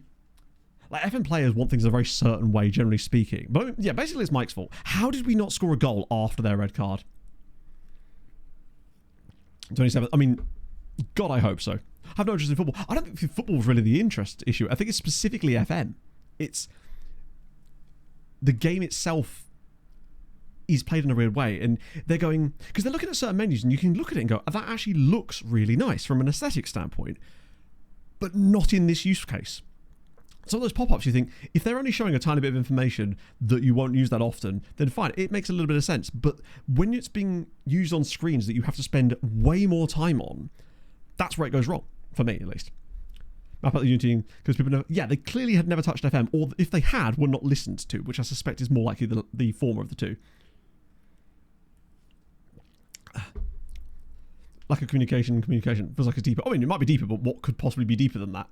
Because the only thing beyond lack of communication between those two different things would be a deliberate attempt to make a bad game. And obviously that is unlikely, because after all, why would they want to do that? So it would have to really just be that. You can't really attribute malice here. It has to just be that, unfortunately, sometimes things go wrong. It's Hanlon's razor, isn't it? Don't attribute to malice what could be explained with incompetence.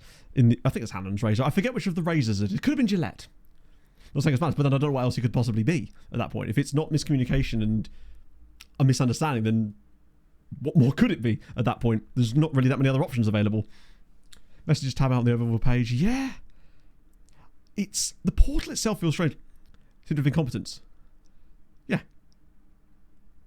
But, wait, what? Isn't that what we just... Anyway, I thought that's what we were just saying, but sure. Those things come from that, right? If you've got those people that aren't communicating, there is an element of incompetence above that for sure. Absolutely.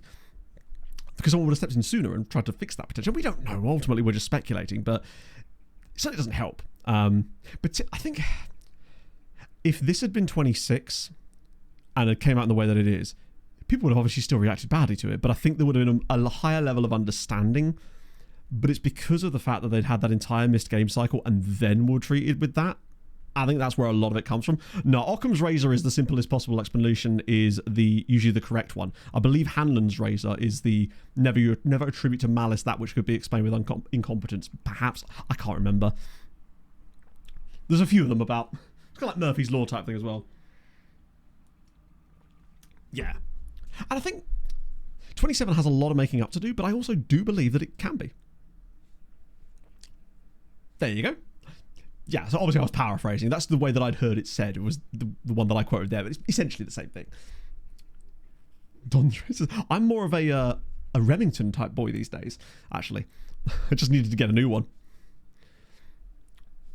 Oh, is that the actual company, Knights of You? Graphics programming, bug fixing, basically responsible for the UI. Well, there you go. So I wonder if they're still involved. They have explanations. That's a great point, actually, Waterford Wizard. No, actually, it's not really related specifically to the immersion, but I feel like people would maybe be getting more immersed if it was more available. I think it does seem like tooltips are less common than they were. So no, I see what you mean, actually, because OPPDA is just a series of letters unless you actually know what it means. And I think of all the things in the game, and that's certainly in the stats sort of strata, that for sure is the one that we get asked about the most. Like, it's quite a common question is, what is OPPDA? Yeah, FM Encyclopedia thing as well seems... I actually like that as an idea. It just seems like it's not fully implemented properly, I guess. Yeah, actually got a 7.4 in that one. 24 to present. Ooh. But to be fair, they can still be involved and have learned a lot over the year to the point where their expertise could actually still be very, very useful, provided they're harnessed in the right way, I guess. Poured razor. Yeah, you never share a razor, it's true. You want to be careful with that. Oh, what have I done there? The hell have I done there? I don't think I actually Control-C'd it, did I? That's not the right one, is it? Oh, no, it is. Never mind. I done goofed. Right, try that again. There we go. Got it right that time. ADPP French. Yes. It's how many bonjours you can get off before you win the ball back. It's all Schlonsk's fault. Maybe if they have... I mean, we hope that they've learned stuff. I wasn't trying to turn this into a sort of dig at SI Fest, but it sort of naturally comes to that anyway, in some respects. And we've also reached a stage now where I'm not expecting much to change in 26 anymore. In fact, I'd rather it didn't. I'd rather it just be like, hey, 27's here and it's actually kind of banging. And I think it probably will be, to be honest. Lose a ball. In theory, the way it works is that the lower the number, the better, because it shows that your opposition is having less passes before giving the ball back to you. So apparently they're on average making 7 passes before we win the ball back, which is pretty impressive. However, one thing I've noticed is that FM does have a habit of just getting that stat completely wrong. We've had several games where I'm looking at it thinking to myself, there's no way that number is correct. Lack of communication. I guess, but it's like, I feel like this is something you always hear, but I'm unsure as to what communication people are exactly looking for. Hadrian, this is one. So what we do here, presumably, is what do we do here?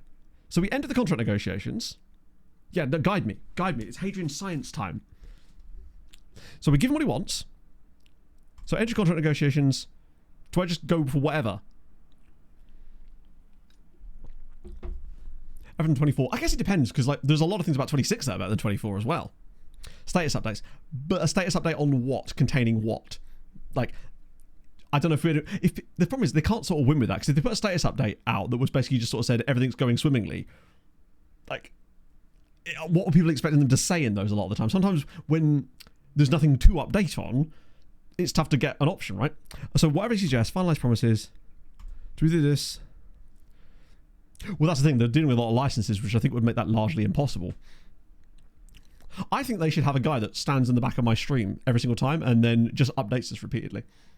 I don't know. Because I do agree that communication is important, but I think a lot of people say that without actually knowing what that communication would look like to them. And it's sort of just good to say sometimes. Right, so we just go finalize deal, exit talks, and I hit one spacebar click, you say. Just Mike anyway. True, in a way we have that already. It's just Mike, yeah, good point. Positive vibe by the time of possession. I'm not sure exactly how it works, but sometimes the numbers are just completely wrong. Right, so progress once. So like that, yeah? Imagine if he just signs it. Oh, they just sat the manager. So now we go back into here, into Palo Enrique, into contract, and then withdraw contract offer, yeah? Hardwork don't have anything to show for now.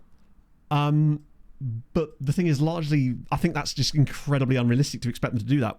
Because, one, they won't be able to do that because Sega's stock, etc. They're not going to release stuff that says that could potentially negatively impact things like that, particularly with pre-sales as well. I just think that's unrealistic to expect them to say, here's a load of stuff that didn't do well. I just don't think that's realistic, unfortunately. To say, like, here's some stuff we're working on, but then... But what have they even been showing at this point? A lot of it is just stuff under the hood. What are they even to show? Jellyvards, thank you very much for the Prime. I appreciate that, my friend. I hope you're well today. I don't know, which game works like that, ultimately? Or maybe a smaller studio that don't have, like, a giant monolithic publisher above them perhaps could do that kind of thing. And I suspect that largely this, like I said, comes because a lot of this is linked to Sega. It's... Indie devs 100% can do that when they're a small team or a solo person, because ultimately it's just them making a decision. They're not working through publishers or whatever, but SI are not a small studio. They like to pretend that they're a small studio, but I think they've got probably over 300 employees, maybe even more than that at this point. It's certainly a good amount. So did that work? It did. Okay, sick. So that should have gone away, right? There's so many different things they can't do because of the Sega connection specifically. It looks like it. Nice. Okay, that's good to know. Possibly this was what allowed the shards to hit people. But again, they are under the restrictions that they have because of Sega. They simply can't do stuff like that. And I think to expect them to do that... Now, what they could do is perhaps communicate better as the reasons they can't do that. That I agree with. I think perhaps the fact that a lot of people don't know this is the reason why they don't do that might be part of the issue, in fact. Because a lot of people see certain games behave a certain way and kind of just look at X game or Y game and go, why is this not like that, right? In Warwick at one time, I don't know. Not to my knowledge, but again, this may be from before my time of sort of existing in this sphere. As far as communications with SI have been, they've always been based down in Stratford. They've had several different offices I've been to in the past, but they're in, the last time I was down, which was a while ago, admittedly, it's down at like this... these sort of Docklands area where all that was kind of re-renovated due to the Olympics and stuff. Hello, the Beast. Today we're kind of cooking. The rest of Poland less so. We're trying out a new scouting method, but it sort of takes a bit of time to kind of bed in fairness. There's a guy called Magic. Just that I can't share right now, but this is my point. If they put out a post that just said we can't share this right now, what is the difference between them doing that and then they're just not posting about it in the first place? I actually think that would annoy people more if they put out a thing that said, oh yeah, we've got some stuff, but we can't tell you about it anyway. It seems like one of those, like, sometimes not speaking can do better things for you, certainly from a stock value point, than actually speaking. Now, admittedly, the not speaking thing is not something I have any experience with, as you can probably tell.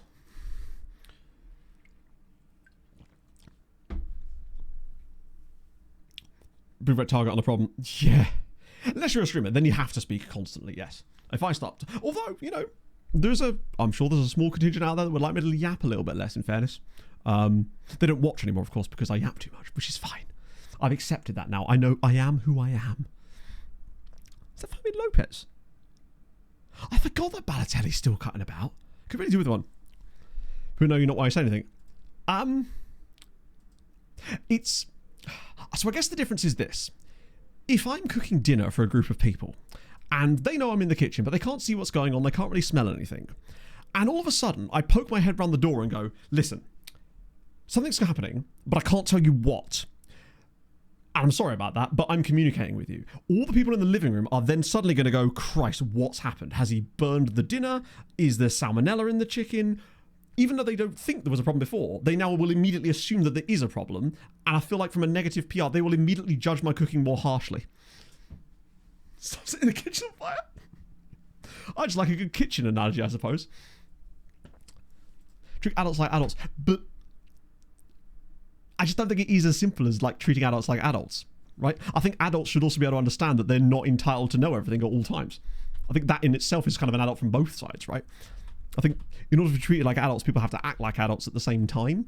It's sort of a two-way street in that sense. But I definitely agree that the communication stuff has certainly, I think it actually has improved slightly to be fair from where it used to be. There'd be times where you'd hear nothing from them for 6 months at times. It was genuinely that bad. Like we saw how some of those adults were acting when the game came out. It was, I think, what was it, the 3rd worst reviewed game on Steam at one point? Which obviously was completely untrue. Let's see if you did that to me. No, I get it, James. I'd be the same. Like, if I was on the other end of that, I'd be appalling. Yeah, salmonellas in the chicken, but it's going to be okay. I've just got bad news on the phone. This would be what we can share right now, but I think we've already kind of established that they couldn't. Because if they did, they would have. And what would they have shared? I think, again, this comes down to sort of the vague outlines of what people want to hear, but they don't actually give concrete examples of things they would like to hear that would be things they could actually share. Right. They say, hey, it's something people could share, but then, like what? Like, what would they have shared? It's ultimately just the bigger companies are and the more partnerships they have, the more moving parts they have, and the more different approvals you have to have. Think about how the World Cup mode was, even with that. It seems like a lot of that was left to the last, not left to the last minute, but some of the licenses agreements and stuff like that. No one does know what's been done. Exactly. So I think it's really unrealistic for us to expect that. It's a bit one of those sort of like hindsight's 2020 type moments where we're judging it based on the information we know now and not what we knew then. So we don't know what they could or couldn't have shared. So therefore it's sort of unrealistic for us to expect them to have told us, I guess. Because we don't know what they could or couldn't have shared.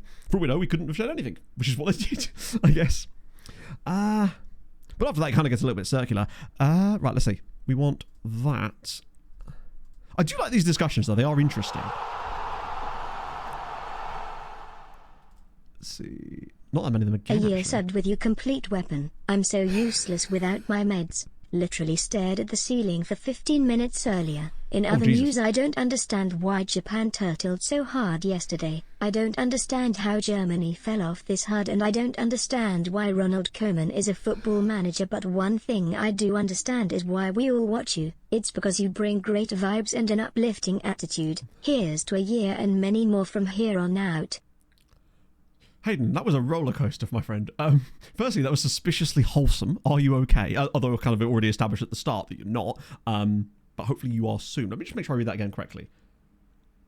15 minutes earlier. Jesus Christ. When do you get them back again? Is this just a case of shortages and stuff, or have you done what I've done at times where you just forget to go get them? Because I've definitely done that before.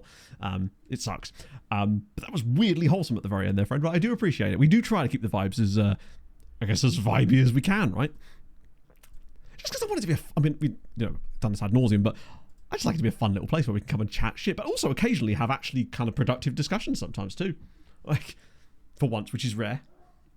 And the Asian thing worked too, which is good to add. But okay, yeah, I mean, when the tooth was really bad a couple of weeks ago, I did a couple of days without, and it was actually okay because I wasn't doing a lot. But if I have to do a day where I have to if I have to do a day where I have to function at a level that I've now established I can, but have to do it without the additional help, then it does become so much more difficult. I've only had one day where I actually had to do that, and my God, it was like pulling teeth. Yeah, just impossible. Oh, this is some of the Celtic guys we scouted. Caleb's okay. There was another guy, I swear, in there that looked kind of alright. Maybe I've been misled. There's this guy here at Boca as well. Exactly, yeah. In conclusion, though, I do think there's some ways that they could certainly improve the immersion, and I think that actually would solve a lot of the problems. That was one of the things that people zoned in on quite quickly as far as being a big source of a lot of the gripes. And I think, I hear things, but I don't talk to people directly, so you do just hear things that people have told you that people have told them type of thing. And that seems to be one of the things that I've heard sort of percolate out, is stuff to do with immersion being a huge focus of the things they're trying to change. But again, like, it's mostly just some things I hear from random people. I just realised we may need to extend some more of the Patreon lines, because I'm pretty certain there's 2 batches of them going around that gets a little bit confusing for me at times. Taylor, thank you very much for the 5 months on Prime as well. That's extremely kind of you, sir. Hope you're well. Have you got any crazy new stuff for me today? Actually, your new scouting method, which you probably already know about, let's be honest. I like how I've just made Taylor the poster child for just knowing loads of stuff. No pressure. Takes 5 days to do anything. Yeah, tell me about it. That was me last year. And weirdly now, I think... Oh, hello. Right, this actually probably should be a new contract. Shit. Yeah, it's going to be a new deal for him. It's a new method. Basically, it's just a recruitment focus thing, but it was something that Laff suggested. And I like it because it's just a giant amalgamation into one recruitment focus, kind of like debt consolidation, but with regens. I'll show you in just 1 second, because we might have a bit more information on it soon. This is a new contract. He's going to want fucking moon money, isn't he? And he deserves it, to be fair. Oh, okay. Do you know what? Fair enough. Good manner.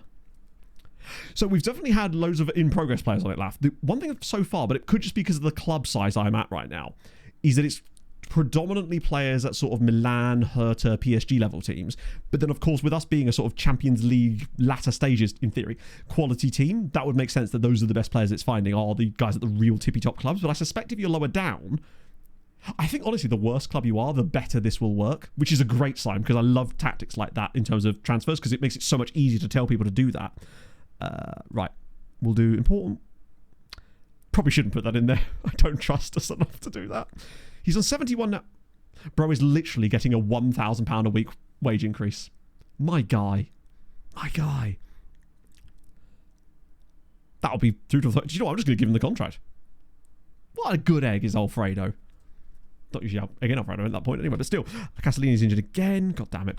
But yeah, the thing I struggled with the most was I kind of went from being able to do very little to suddenly what felt like unlimited power. And it meant that I tried to do loads of things and then got upset with myself when I couldn't do it because the hours didn't exist in a day. So I'd just be constantly starting stuff and being unable to finish them.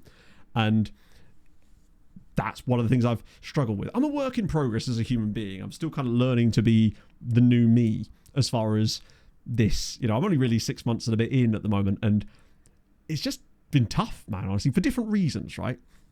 It's like, cool, I can function now, but now my brain wants to do all the things instead of none of the things. Trying to find somewhere in between that is quite difficult. I haven't. You're right. Yes, I haven't finished gestating. What the fuck? I think the heat also doesn't help. I can barely regulate my temperature as it is. I mean, my heart rate. Oh, it's dropped below 100. Look at us. Usually on stream days it doesn't. Not when I'm actually standing up and doing that. So Stasiak's kind of good. He managed to get some sneaky Poland caps in there right before the Spanish Scourge invasion and stuff, which has kind of helped him out as well. But I'm just really grateful that you guys have been so patient with me while I sort of do change my brain around a little bit slowly, right? It's sort of having to unlearn habits that I've spent 35 years developing has been quite difficult. And establishing the way to look at my brain, or rather to perceive things, has been quite difficult. It sort of changes your entire history of life in a way. You look back at things and go, shit, was that because of that? And there's a lot of guilt involved in it too, I find. You kind of think to yourself, wow, if only I'd sorted this when I was 15 years old or 20 years old rather than 35 years old. But we're getting there slowly, I think. One thing I'm trying to do better now is... I just did a POG the other day and I can't remember what it was. No, it's gone. Doesn't make me less forgetful, unfortunately. Slightly less, perhaps. Mostly just because I now have a list that I carry with me everywhere. I was going to look at the recruitment focuses. That's what I was going to do, actually. Yeah, absolutely. It's just because you sit there and feel like, you know, what could I have done if, etc.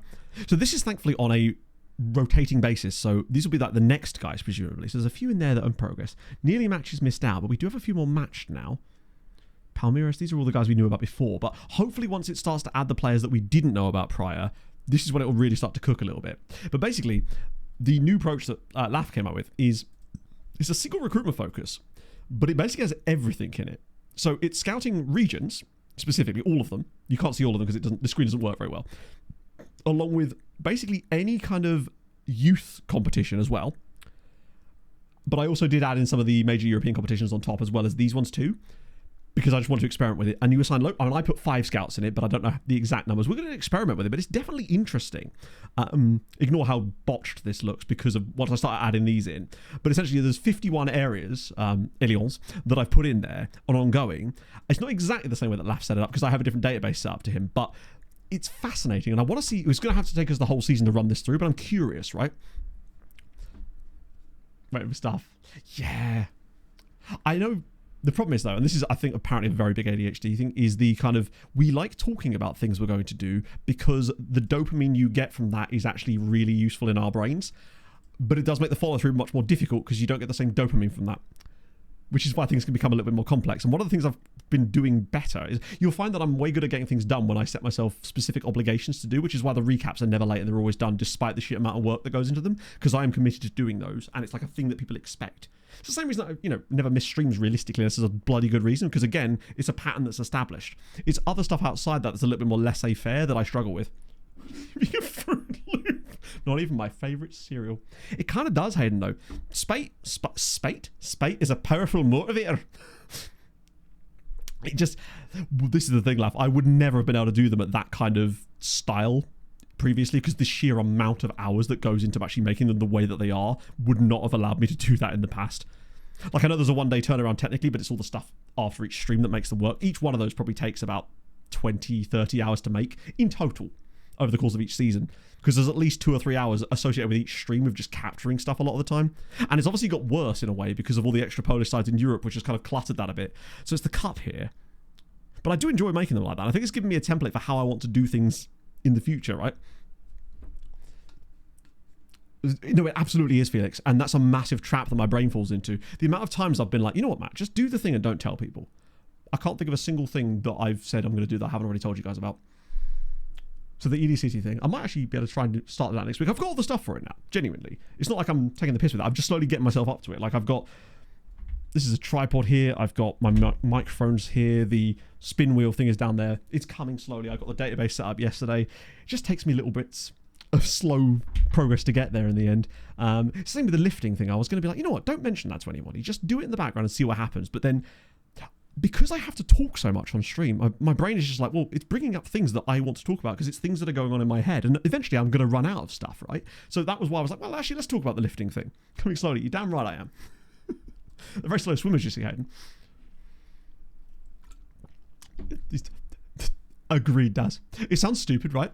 And this is actually kind of sound incredibly like, let's say cringe and uncool, is that we have this on-running joke about the whole part-time streamer thing, right? But part of my brain believes that too. And sometimes I'll talk to Pog about this and she can back me up on that. I feel like I treat myself like that unironically in my head sometimes when I'll have like a day off. And it's stupid as fuck, but it's like I can't convince myself that I shouldn't be doing more. It's like it's never enough, if that makes sense, to make my own inner brain happy. I say happy, satisfied, so to speak. And I think partly that comes down to this is like a fucking therapy session here. Forgive me. I'm maybe oversharing a little bit, so do tell me to shut up if I am. It's still only 2 o'clock. Fuck it, we're going to play a cup game too. Let's go. Let's do it. Where the new channel is. That was on purpose, actually, in fairness. That was deliberate. My plan was to not tell you guys what that was until such time as I'd actually got a traction with it. It's been 6 weeks since I last did anything on that channel. I remember because I was talking to Iskera about this, and we were thinking about working on a video together, and literally, I've made no progress on it ever since because I've been working on other things. It's like, where do the hours go? But it's just so much shit. I keep taking on stuff a lot of the time. I spent about 3 hours yesterday trying to fix the transfer room in thing because there was a little issue with it, in fairness. No, that's exactly what it is, Hayden. It's because I'm well aware of how lucky I am to be in the position to do this job, right? But in the sort of acceptance of that, I sort of also then treat it like it isn't. And that's problematic in my brain.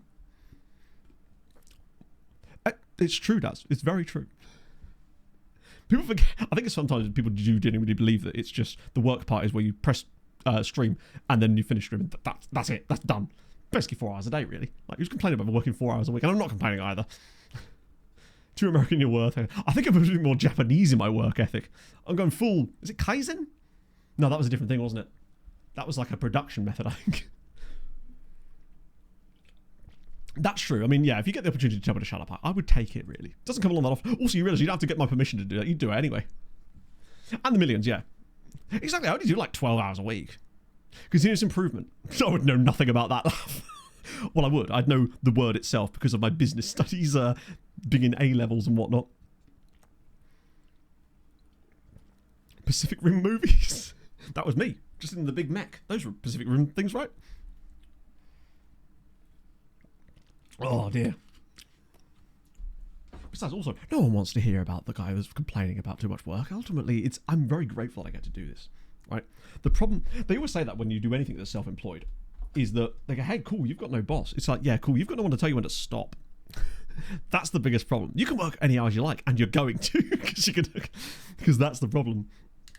With content creation. So I did like SEO stuff. I also delivered wine for a bit. I was just a flitterer for the most part. Can you imagine that? Me, a flitterer.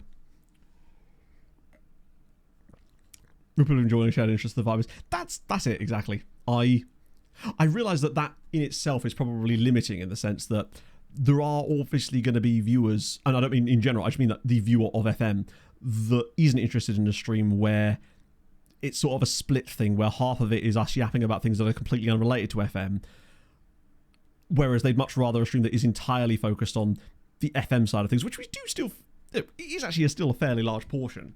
It's just sometimes it's just not something we can specifically talk about because the game doesn't always provide enough in those situations. What are we doing in this match, by the way?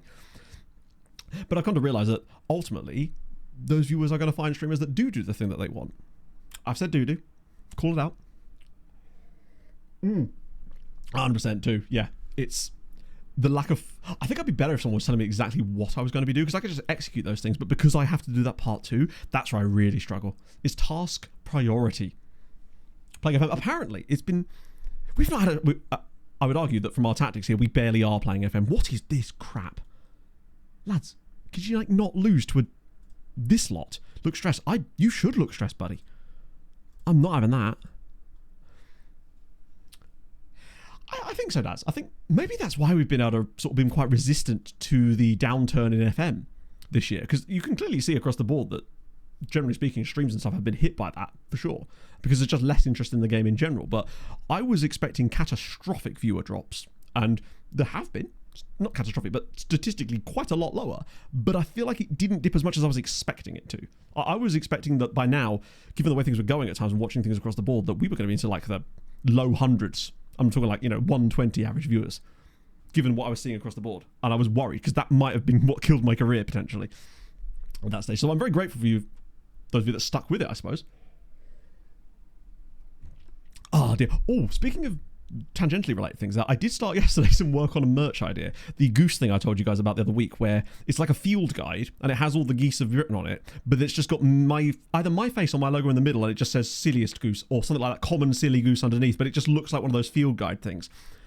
I've got some mock-ups that I've done, but what I really need to do now is find the right artist that can bring that to life so I can get it done properly. Because at the moment, mock-ups are mock-ups, right? But I do want to sort something like that because I think that would be nice to finally sort something. And Harv could finally stop mugging me off about merch. Who knows? He'll go on to the charity stream, admittedly, but in time.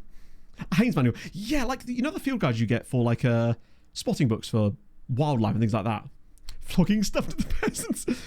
Yeah. Well, the other reason I want it to be like that is because that way it could be grayscale and monochrome, which means that it would cut down on printing costs, which means in theory I could then make them even less expensive.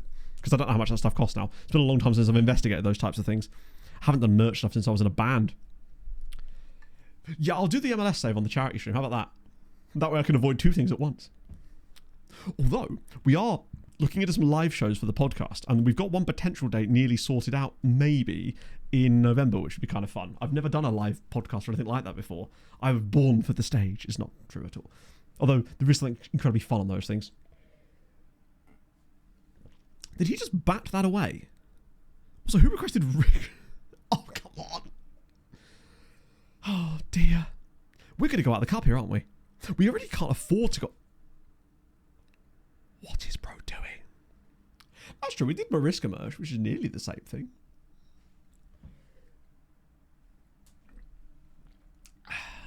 I've always thought of the streams a bit like a podcast in the sense that I want to make sure that people that are second monitoring are having a reasonably good experience too, because I'm yapping so much that they can, generally speaking, kind of tell what's going on the screen at any given time. If it's worth seeing specifically, say it's something involved in the match, I will occasionally slip into commentary mode, which is something I don't do as much as I used to. I used to be more of an active commentator in actual matches. Must be jesters, don't have the familiar. I think you're possibly right, Hayden, genuinely. We have, and I've got better at this, I think, over the last year, and I think that's one of the things that medication has done, is maybe better at those interpretations. I do still get my wires crossed sometimes, but it's just tough to infer tone from text a lot of the time. But I 100% agree that I almost feel like you have to earn the right a little bit to rip on me more, if that makes sense. It's kind of like how you'd let your mates take the piss out of you relentlessly, but you wouldn't accept the same exact things from a stranger because you don't know their intent, right? If you met a stranger at the pub and they made a massive dig at your weight, right, or whatever, you'd think they were a cock. But if your friend did it as a really obviously joking way that you've already established, you would interpret it on a different way, right? I suppose. Design details. There you go.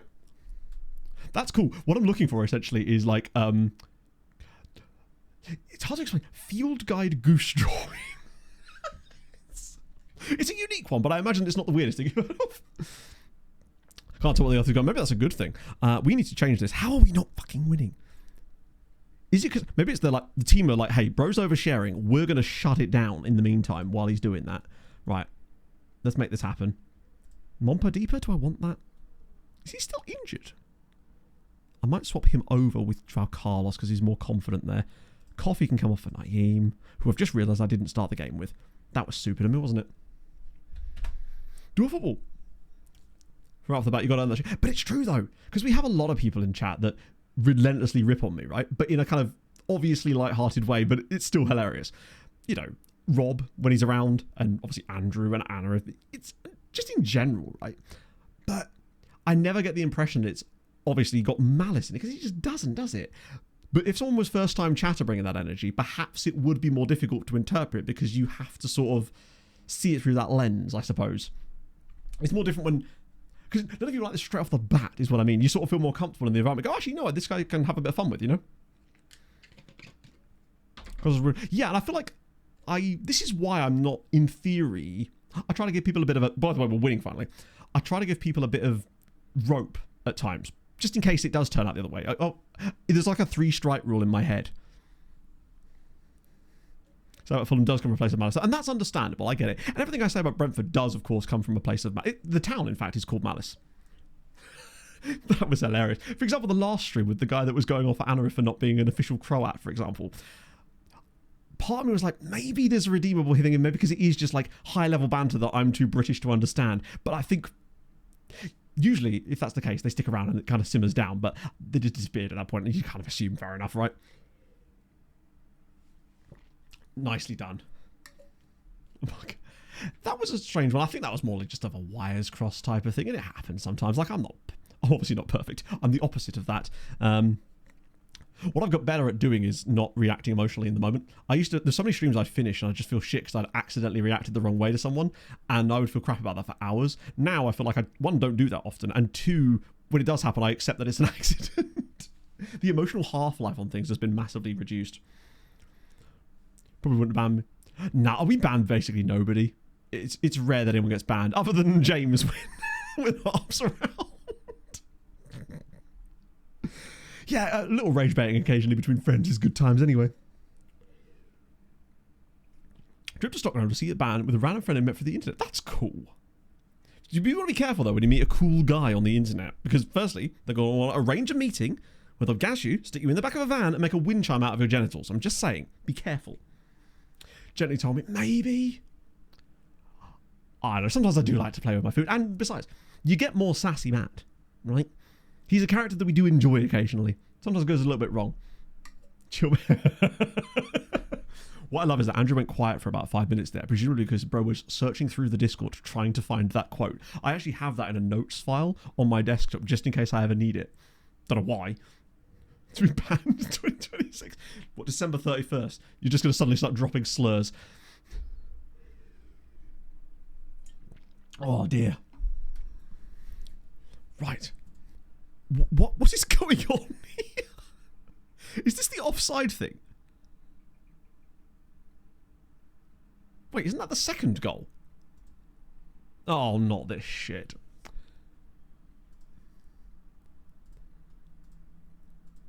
There we go. It just showed us the highlight of the second goal after we scored the third one. Is it still saying we're not live? No, we are live now. I think it's because they were so close together. Most Society Nations can. Oh.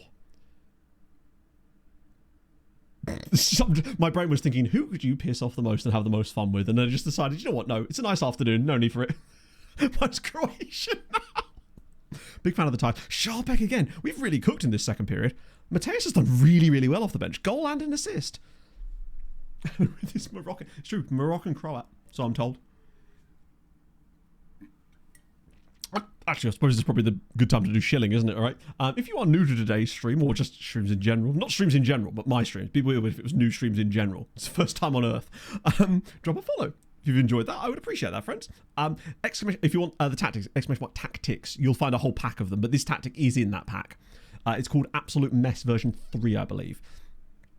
I just keep adding new stuff to it over time as we start to, in theory, cook. I'm amazed that we've got away with this, frankly. They were so good in the first half here, but I guess... Wait, they got a guy whose name is just State. Is he the 51st one? What is his name? Bogdan State. It's a tiny centre-back. Fair. State of him. I shouldn't have said that, because now we've given up the clean sheet. Shit. My name. We're the 51st. Well, maybe it's the 52nd. Yeah, I don't know how that would even happen if someone did somehow rock up and it was just this was their first choice of stream. But I guess occasionally that can happen when I accidentally find myself sat at the top of the FM category, right? It does happen sometimes. The Mumble is only just back. I think this is actually his first appearance for us today. So he'll maybe get 2 more for the rest of stream. Disallowed. Things you'd love to see. Those substitutes actually did quite a good job for us there. Sharpet was brilliant off the bench. Fair play to the young man. Definitely need to start trusting him more in those types of games. He does seem to not shy away and wilt in moments, which we need him to do good in. Right, bit of that. Get those points into fantasy. I don't think there's a fast way of doing that, but I don't think there is. Oh, Jesus Christ. Oh, I've got to do the big shop today as well. The problem when you go fishing yesterday is that you're then putting off adult tasks for later, such as going to do the big shop. Any more upsets? I mean, I think so.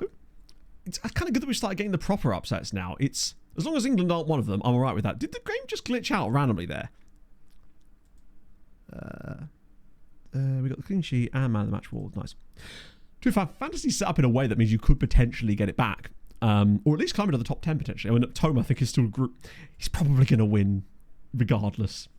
Do we have any weird upsets in the league? Not in the league, in the cup itself here.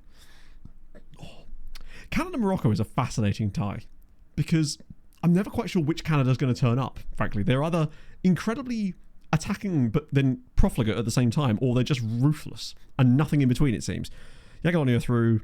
Vichester through. The B team went out. Somehow conceded. How did the B team score twice? That's embarrassing, lads. Come on, you're better than that. Right. Anyone else through? Lechia through. Wisła Kraków through. Wisła Płock. Oh, there is a fun team actually to potentially have in the next round. You need less of a big shop. True, there wasn't a lot of big fish, unfortunately. Why is there a random league phase game here? We take it. Injury worry for who?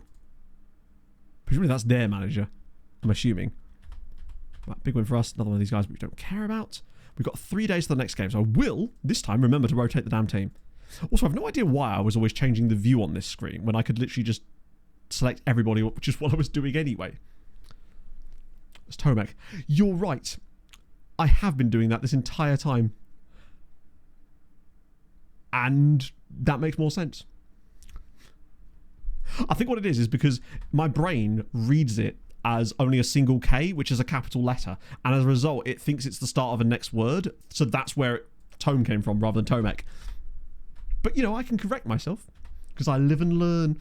Oh, shit. I hope we haven't lost any more here. We have, haven't we? Oh, we haven't. In a way, this would probably be better. Because this means that we can amalgamate all of the Patreon trialies into a single, more manageable monthly trialie. Trialie, and you come. Nice. Surprise. Yeah. Mandarin Mandar. I think it probably happens for the same reason. I read things very strangely. And also, it comes down to what's easiest to say. And the more syllables, the more likely I am to mess things up, which is why I tend to shorten. The more difficult ones are when people's names are like just an assortment of letters, or when Big Boy's in chat, for example. That one I do enjoy saying. It's like, who was... There was someone in chat whose name was just... Every time I said it, I couldn't not say it in a way that sounded strange, but it was just literally their Twitch name. Was it Muslim Daddy? We had a guy... That was his literal Twitch name. I think I used to call him Daddy-O after a while, which wasn't even that much better. I'm So you're right, it was Andrew as well, yeah. All sorts of letters. True, you get a bit meta on me now, but I do agree. A really big shoe. I do enjoy saying that, to be fair. Hard-on collider? That's a very different thing. Who's training well? The usuals. Actually, I say the usuals. Where's the players I actually want to be training well? Tobias is still in the list, which is good. Molsky's a little bit lower. Where's Kowalski?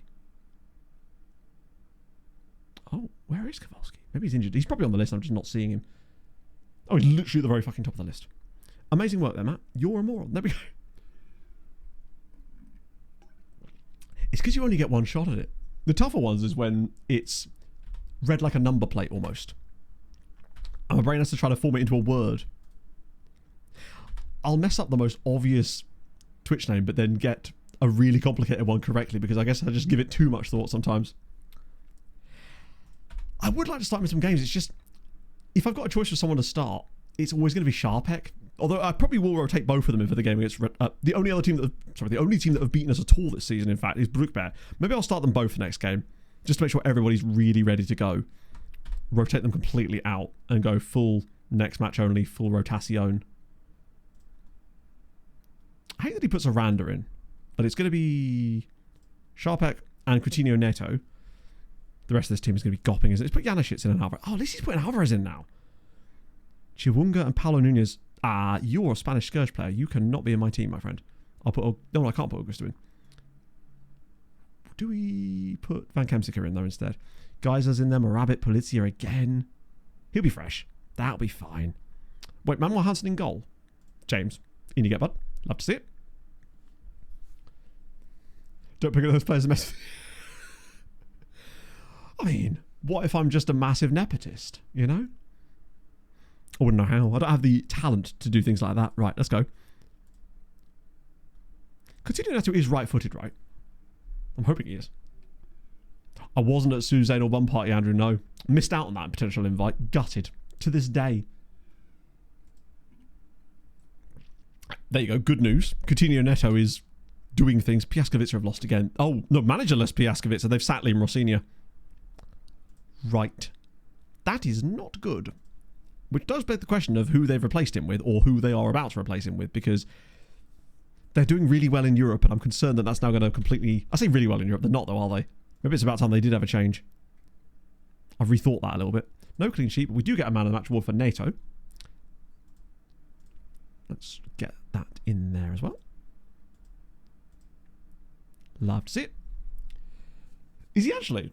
The Chelsea statement. Is that the thing to do with Maresca? Because I didn't read it, because obviously there was like more than one paragraph, and at that point I'm thinking, nah, I'll just wait for someone in chat to break it down for me. It's a great asset to have you guys around, you know? I'm going to need you to break that down for me there, friend. Put it into a bite-sized chunk, what I can understand. Right, so that's happened. How is the league looking these days? Are Radomiak still... Oh my god, they're bottom. Lads, what are you doing? How are they bottom of the league? They're literally the fourth best team in the division. And comfortably as well, when you look at the... A good amount better than anybody else in terms of predictions as well. It's crazy how bad they've been this season as well. How far are they off of Europe? Oh, they're not getting Europe again, are they? X is crazy, not my fault. It's weird that you'd have to release a full statement there as well, which is bizarre. But I guess you do what you got to do. They just can't score goals. 15 goals scored this season is mental. They just cannot afford to get relegated. I do not want this being the teams in Europe next year. Cracovia in the Champions League is horrifying. They're dreadful. I don't know how they managed to keep doing this. So who's the new Piaskovica manager at the moment? He's presumably the caretaker, because he's the head of youth development, Daniel Muzic. So did we see who was likely to take over, at least? Oh, apparently...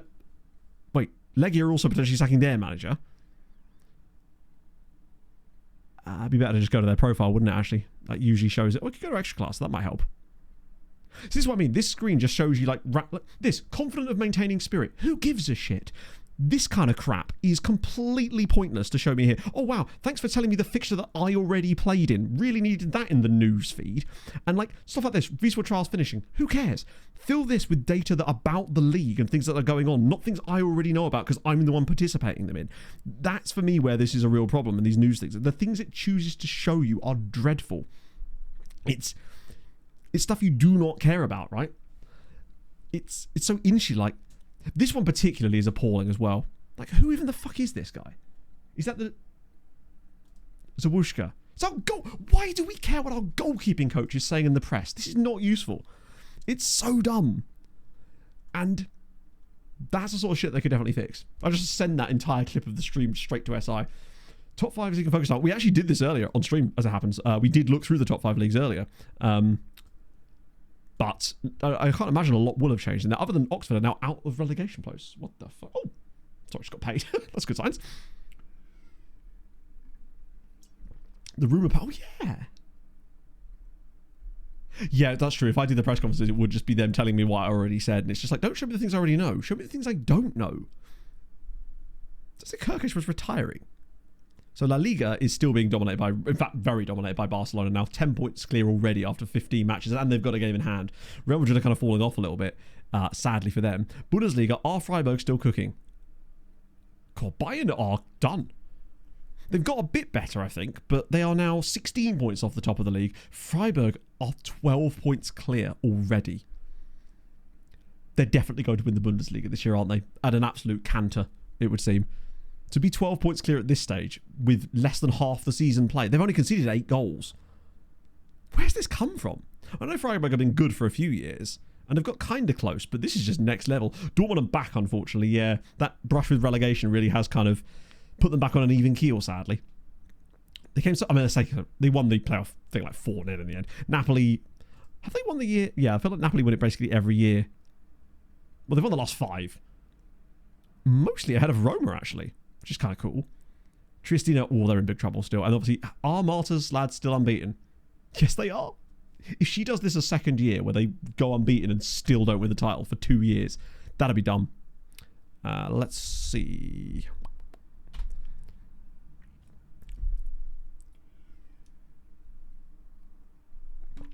Okay. Oh, I need to rest the players if I can. Does it count on a Saturday? Would they even need a rest on a Saturday? It's the day of rest, the Sabbath. Although I think that is the Sunday, isn't it? But still. So Club Brugge away.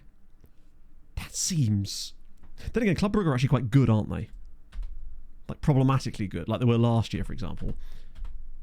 New 5-year deal for Mana. That's absolutely fine. Mid-block. At first, I thought this was kind of cool, and I assume this came in with the update for the World Cup stuff, but I've just been using it a lot less lately because I don't really know what impact those things are actually having. Issue with Kukanda. Let me guess, you want to go out on loan? Because I agree, you should go out on loan. Permanent move away from the club, because he's 28. If I can offer him a loan.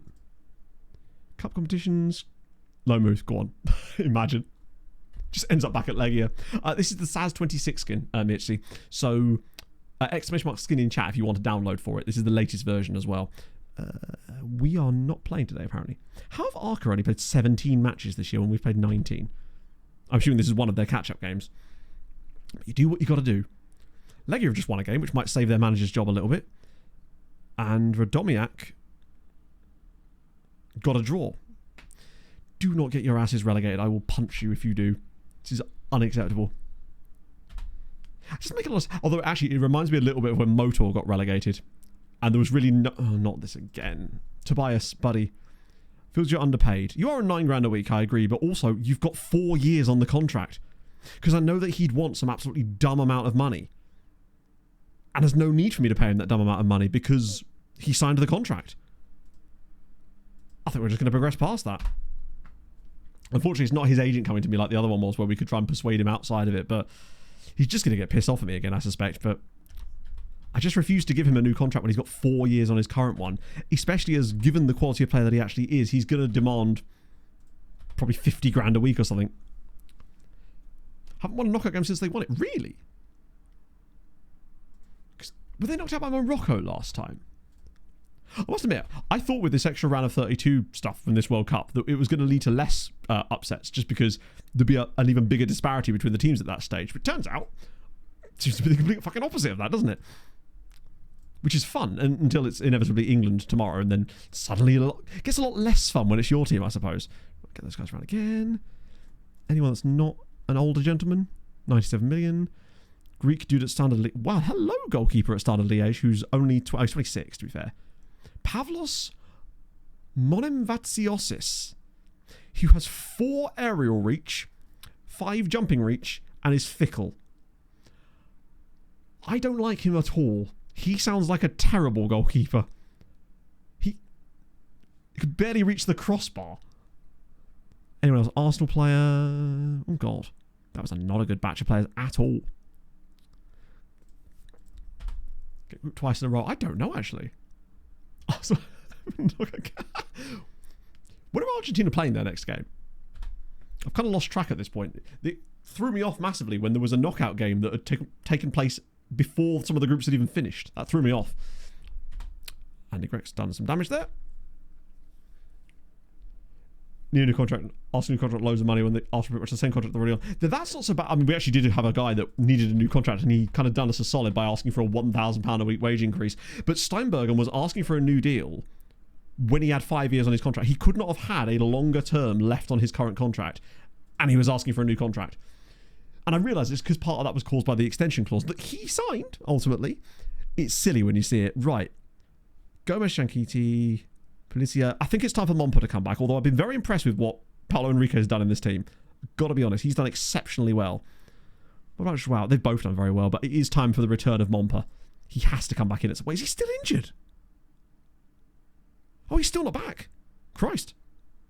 That case, I don't think we're seeing any of Mompa today, it would seem. Everybody else, though, I'm fine with. It looks like Molski's going to get... Did Molski not have a number? Fine. Weird. Steinberg has not had the best day, actually. Versus Cape Verde. Oh, that's such a potential banana skin. He did, but he has an agent. He trusted me, and I guided him wrong, in fairness. 20% win rate. Depends on what they'd won. Like, if that win rate was a World Cup... 35 goal contributions because he's the king. I think he actually had more this time last year. He had 28 goals by Christmas last season. The thing that sets him apart, he's actually not even been that good in the Champions League this time around, is his ability to pick out passes for other players. He gets so many assists because he just runs the channels and brings these beautiful passes back inside. Like, he's overperformed his XG. He's got 15 assists. The record for number of assists before last year anyway was 18, set by Naeem, who was 100% going to get that this year. But El Shankiti got 24 last year. It was 39 goals and 24 assists. He's probably going to struggle to reach that this time around. What's he got? 30... Yeah, 34. He got 63 in total. Then again, if we go further in Europe, maybe he cooks a little bit. Gomez has fallen off hard, actually, in the last few games too. Yeah, he is him. And someone else who's also him is Roberto. It feels like, gets an opposition area, tries long range, he's just everything. He is my favourite player in our current lineup at these days. He's just been so goddamn good. 131. That's very high for our Polish league, especially with this sort of squishing down of our values lately as well. So yeah, he's probably our most valuable player at this point. I don't know about Montparus. He might be pretty close, right? Yeah, Mompa's kind of close, but Mompa's numbers this year are a bit balked because of how much time he's missed lately. I didn't know he had St. Wait. I didn't realise he had St. Martin's second nationality. Don't know how I've only just realised that. Where was he born? Oh, he was born in France.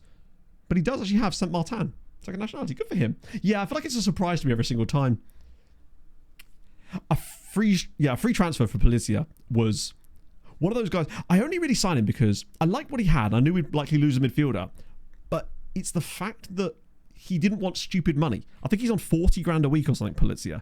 46, which is well within the boundaries I have set up for our sort of, oh God, not again, starter/bench players for those kind of positions. I was more than happy to give him the money in those roles.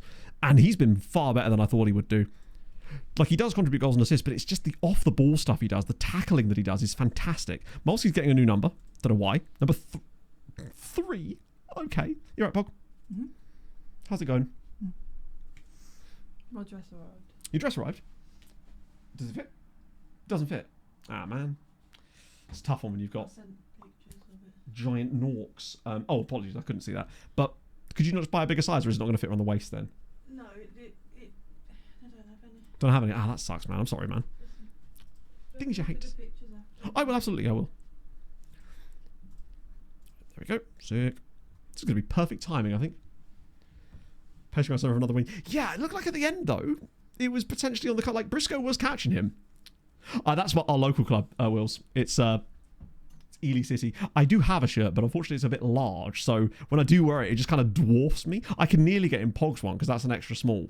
But yeah, it's our local team. We managed to get some shirts last season when we were up there. They gave them very cheap, actually, which was, I think it was like 20 quid each, which is pretty good. Gotta support local.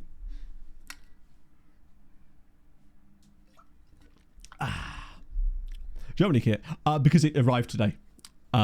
Ironically, I ordered a few kits a little while ago for some of the teams in the World Cup whose kits I particularly enjoyed, and the first one to arrive was my Germany one, which just happened to come while I was on stream, so I swapped into it out of Schadenfreude, which works on so many levels now. I guess so. But I don't know, it did seem like... I honestly think if Shane had a decent equipment underneath him, the things he'd be doing this year is crazy, because Trackhouse are simply not it. Basically. Sticker from the delivery guys, yeah, maybe. I'm really excited for my Belgian one, though. That's the one that I think is the nicest kit of the bunch, so I'm really excited to get that. So it will, of course, arrive after Belgium are knocked out, which would... Why is my Curacao one not here yet? Not Curacao. No, it is Curacao. He scored again.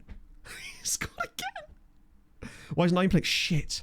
It's because when I did a rotation, I accidentally did it on all matches because of an injury, and I forgot that he wasn't in the lineup, so unfortunately he's going to miss out for a little bit.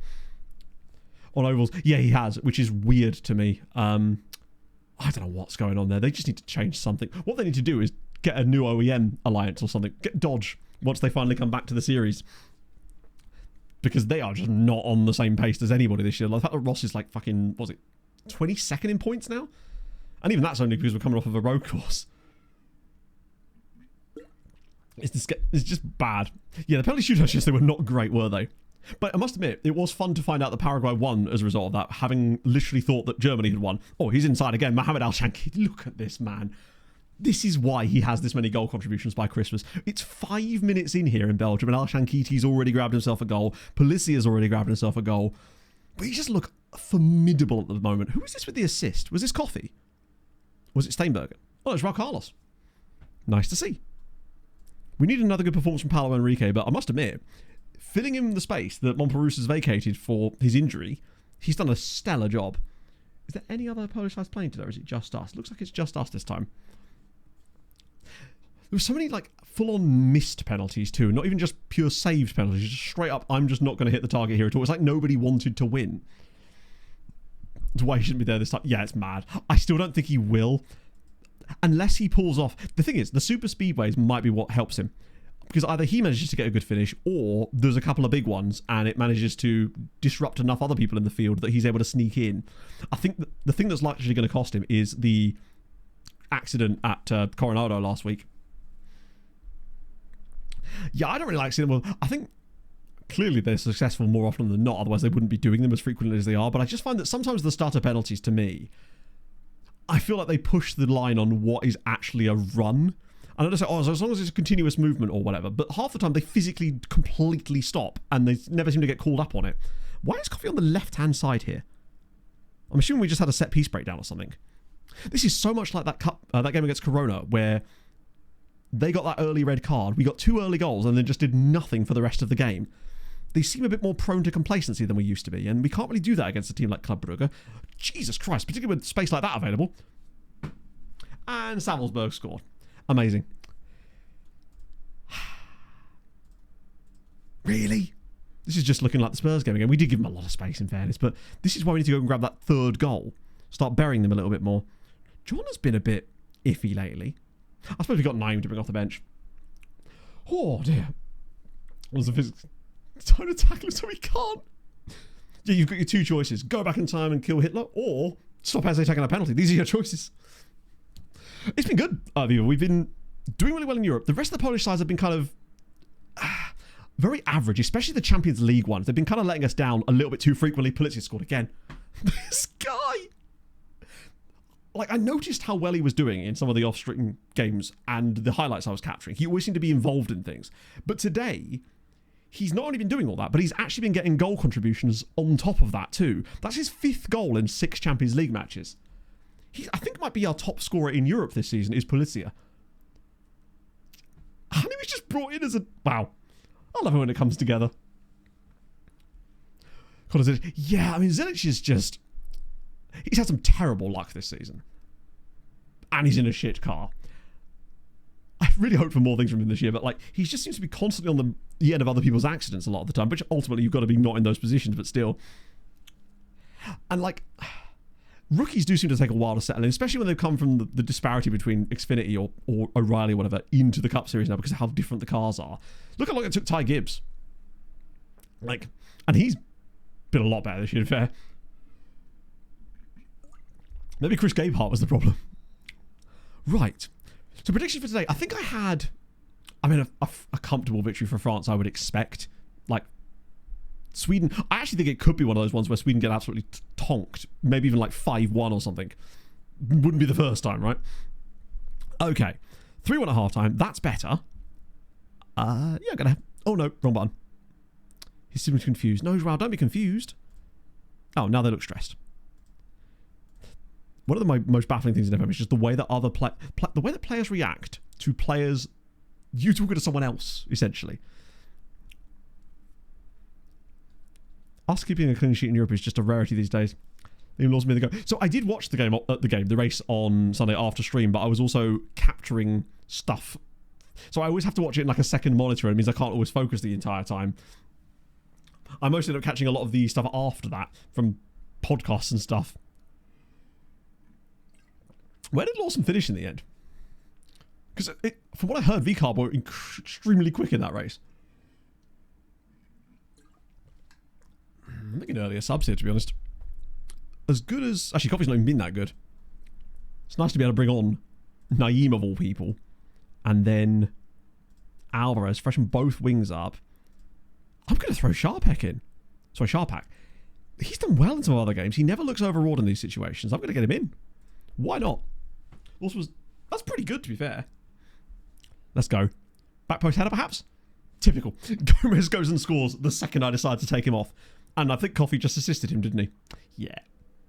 The 2 players I just decided to take off have combined for a goal. I'll take that. Helps their ratings right before they get yanked.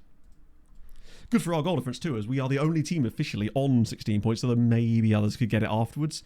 This has been a very strong performance. Just that annoying goal conceded.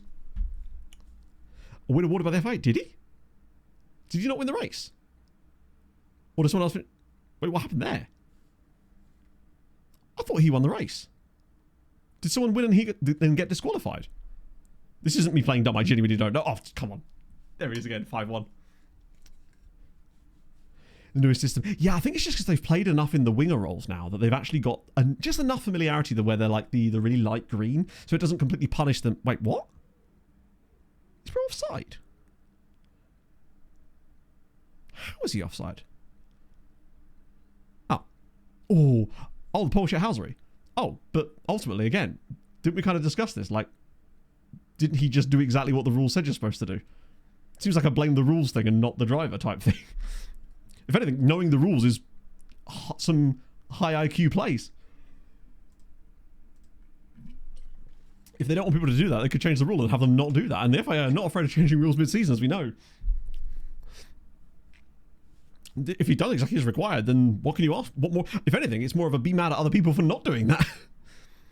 Be smart in this situation. Shankiti's through again. He's got to look for the pass this time, surely. And it's the first Champions League goal for Mateusz Sharpak. That's a big moment for this young man, because I don't think it's not going to be the last one he gets anytime soon. It's another brilliant moment for El Shankiti again. We're kind of cooking a bit in this game. Club Brugge are not a bad team at all. I don't know. I feel like he gets a lot of unnecessary hate sometimes too, and where people will just look out for the worst possible interpretation of things for that exact reason. It's one of the things I actually can't really find quite insufferable about F1 a lot of the time is the fandom, like we were discussing earlier. It's Naeem now through. Let's have a 6th goal. Why not? Oh, go on. It's another goal for Al Shankiti. 6-1. Mohammed's decided that actually he does want to try and get as close to 26 as he can before Christmas. Wait, not offside, surely. Oh, it's going to be disallowed. No, it's not. Never mind. 6-1. We take that. No idea who's getting the assist. Maybe no one. Joao Carlos. I guess it was his shot, technically, wasn't it? That's much more like it. I was discussing with a friend of mine last night about, like, he was like, you know, the usual discussion you have, the if we ever won the lottery type thing. And he was saying that there was a package you could buy through F1. They actually have on their website, which is basically like 5-star accommodation, tickets for every race, full-on accommodation, flights, everything. And it was like £2 million for the season or something. And he was saying that he'd probably do it if he had like moon money. Oh, go on. Another goal. I think this is just the end of match highlight, isn't it? But if Sharpek, yeah, it definitely is now. That's okay though, because we've still got Youth and Take preview to come, and a nice little 6-1 victory here with the usuals. Just please not 6. Nice, a save has happened. Who knew? It actually is possible. Caught to get a win. The Morocco of F1 drivers, perhaps. That's a good result for us. We take that easy peasy. Everybody just kind of did stuff. 3 assists for Joao Carlos. I mean, is there an argument to be made that we're better without Montparnasse? I don't think so, but there is something quite cohesive about the way that we play and create chances and spread out the love when he's not in the team. And I don't know why that is. Maybe I'm playing in the wrong position. Maybe I've been denying us the opportunity to have that happen. Because he's just kind of chef there. No clean sheet bonus, but we do get the man of the match award, which is obviously going to be Joao Carlos, I think. Loads of points for him. Mumble Salah. I mean, obviously Mumble will be back, but maybe I just need to find a better way to use him. It looks like, oh, by the way, it's a 3-way tie at the top with Tomek likely to win anyway. Did anyone sneak some extra points at the bottom? Chaser did get some. Hadrian, well, the Mauritius not doing so well there, friends.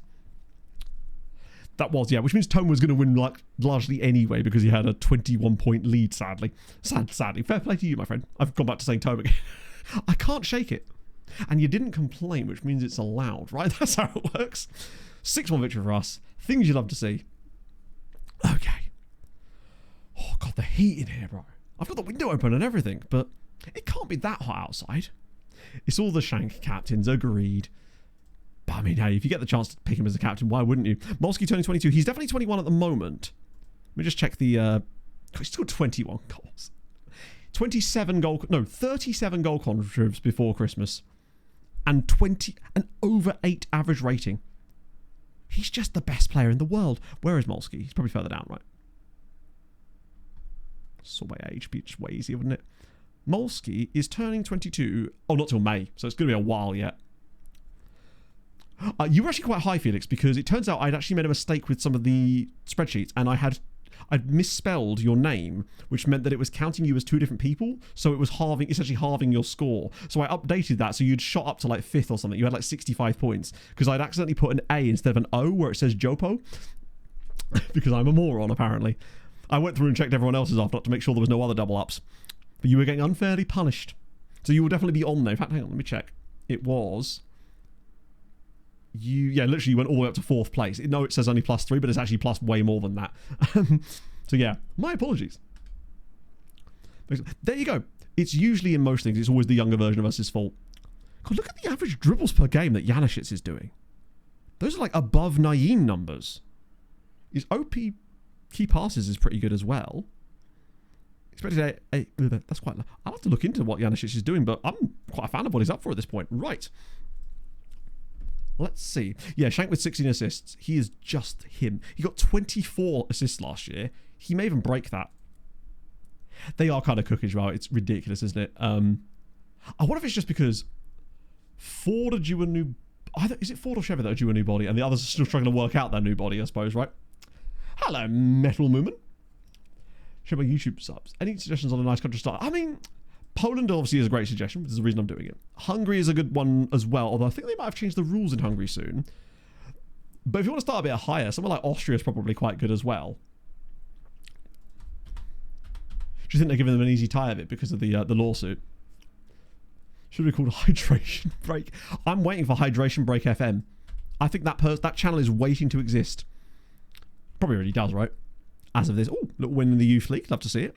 Okay, so Wednesday's fixtures. Jagiellonian host FC Copenhagen, must win. Piast away at Roma, gonna struggle there, right? Let's be honest. Austria is, I would say, with the little time available left, is probably a good option, yeah. Jagiellonia do get the win. PS get a point away at Roma. Not the end of the world. They're steadily moving along. Jagiellonia are on to 8 points now and have a decent goal difference. They've got a shot at it, but unfortunately, 7 is already good enough for 24th, so that's a bit of a concern. And Piast are now no longer in it and only have 6 points. They need another win, pretty much. Austrian second league. Oh yeah, with Austria, you definitely want to go second tier because there's some really big sides in the Netherlands, in Austria. Although weirdly, Austria are down to 32nd in the coefficient in this save. They just cannot catch a break. It's weird how bad they've been. Do with the Netherlands? Yes, for sure. Netherlands, I'd say, is another one of those ones that's right on the cusp. Like, you have an easier run of it because you've got Ajax, PSV, Feyenoord, RZ, a lot of very, very good sides, NEC, at the top as well. The downside about the Netherlands is because of the fact that you can't get relegated from that second tier, it does limit things a little bit. So that might be a bit of a downside to it, but you've got so much quality in the Netherlands and the youth rating as well. There's a lot there. Right. Friday, we want to look at the Europa League, and then we've got to go a little bit further because of intake preview and obviously the extra, like, the Conference League fixture that takes place there. Okay.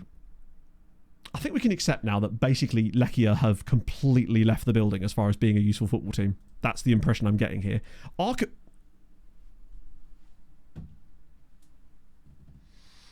Gdansk 3, Arsenal 1.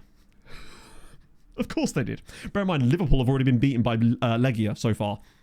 England are taking point losses here. I mean, Arsenal's still top, but that's great. Hello, TSRT, my friend. How's it going? We were just enjoying Arca having beaten Arsenal.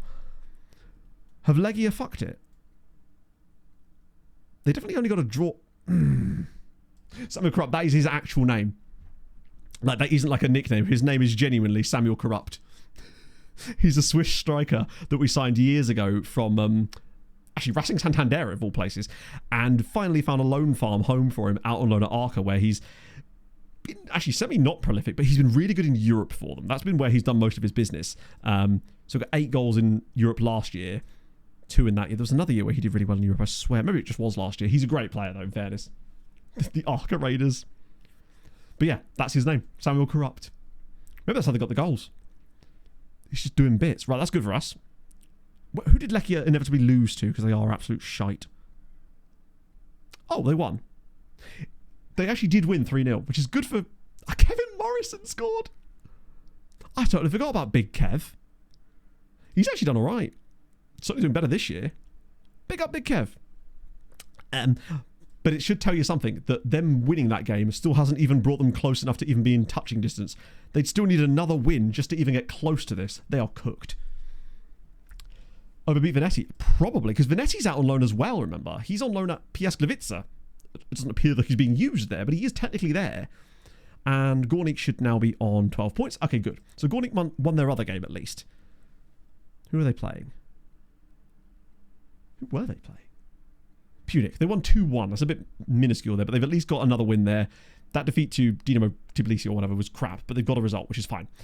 More coefficient points. We've got to go one more week to get the final round of fixtures for them, but they have at least already qualified, but they need to get another win too. Wait, where are you? Oh no, it's not Andrew, is it? It's Andre. I always get that confused. I thought you'd retired for a moment there. Nope, you're still there. It seems like that might be the case. Maybe he is playing Viva, and maybe he's part of the reason why they're struggling. I mean, to be fair, we haven't had any inbox reports saying he wants to come back because he's not playing or anything like that from my assistant, so maybe he is playing. He's just not having much of an impact there. Or he's injured. I don't think he is injured. So yeah, you're still just cutting about in China, having a lovely old time. 3 years left on the deal. Let me just check on Venetti. Oh no, it's not Vetetti. Venetti. Yeah, he is at PS Gliwice. Oh no, he is playing for them. I tell a lie. Just not really much in Europe. He's not actually playing loads. Like, that's clearly not every week. Only 5 appearances in the Champions League, 4 of which were off the bench. So he's clearly being used largely as a substitute or a rotation. Imagine having this guy as a rotation option. 26-year-old Swiss international with these attributes, and he's being used very sparingly. But fair enough. God, we're paying 50 grand a week for a lone player. That's how we do it. A bit of Inter 2 as well. Right, now it's literally just get to next week thingy, and... Oh, it doesn't tell you in the preview, is it? It's usually about the 17th. plays bad rather than not playing. Yeah, he's one of those players that you don't expect to even find a loan for because they're too good. But Oriola! New 3-year contract for Nehemiah. Things you love to see. And if all else fails, good Christ, the adverts. Jesus Christ. I'm sorry, is there an article under here somewhere?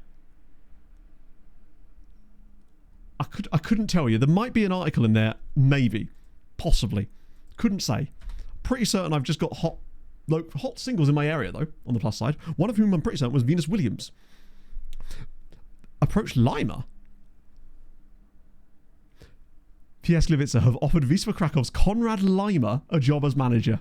My man. Konrad. That's cool.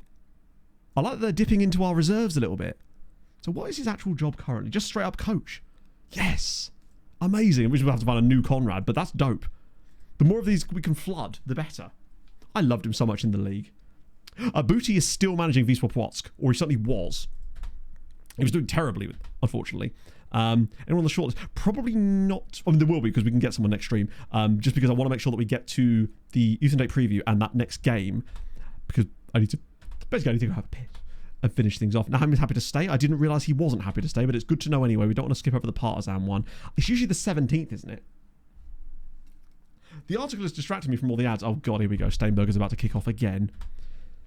Didn't we just do this, buddy? We're going to decline on that one. You'll get a new contract when you've earned it, which you kind of have. Actually, he kind of hasn't. There we go. Lima's gone. Things you like to see. Now, it could go terribly wrong for them as well, but it can't do any worse than their previous manager. Alvarez needs a new contract. I'll make sure I do that off stream as well, because he will get a new one. He's a great player.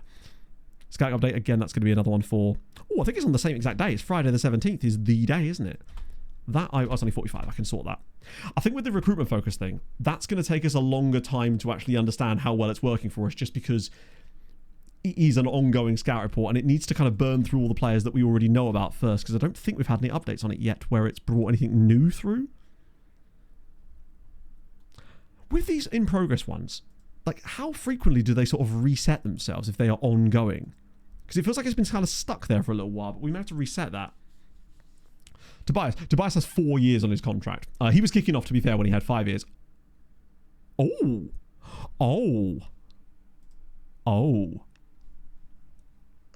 that's exciting. We have 2 forwards who are considered to be fine prospects. We might have 2 strikers that are A-rated in this intake. This is great. I know we have Sharpek, but one thing we did want was a homegrown academy striker to complete the set. A-rated at this stage is probably very good. For us, 1.5 stars is extremely good. That might be 2 of them. Oh. Okay. What does it say about them? Adria Farrell? Well, that's not a Polish name, surely. Adria Farrell?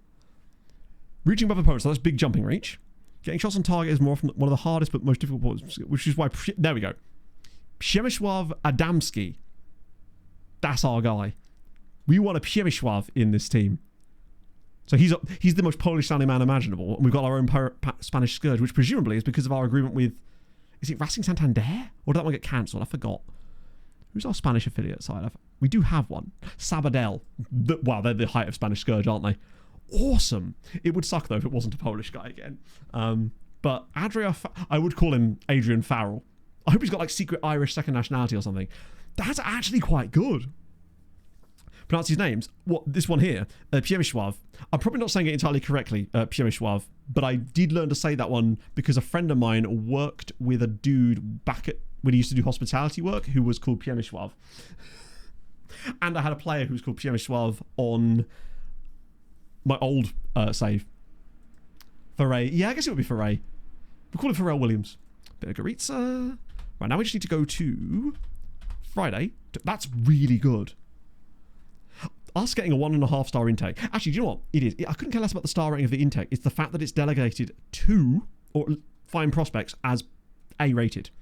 It's the individual player ratings I think are way more important. That's the sort of stuff we were seeing in our reports when we got Kowalski and Steinberger. Those types of things where there was one standout, even if it was only a 1 or 1.5 star. Well, it's sort of pronounced, but it's like a kind of, you know, in this way that like, is it Gornik, like in Gornik Zabzia?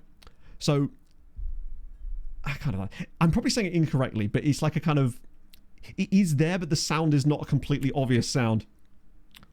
Oh, thank you. I don't know. Basically, it's just I practice saying them correctly, or as correct as I can, and obviously chat will correct me when I'm wrong, but most of the time I think we've got to the point now where I don't say them completely perfectly, obviously, but it's close enough that likely no one's going to be able to tell me enough to be able to improve it that much. So, for example, with the first couple of recaps, I had a little crib sheet where I had all of the teams and names written out with like a phonetic English pronunciation so that I could actually say it out properly. It's that's what I do, at least.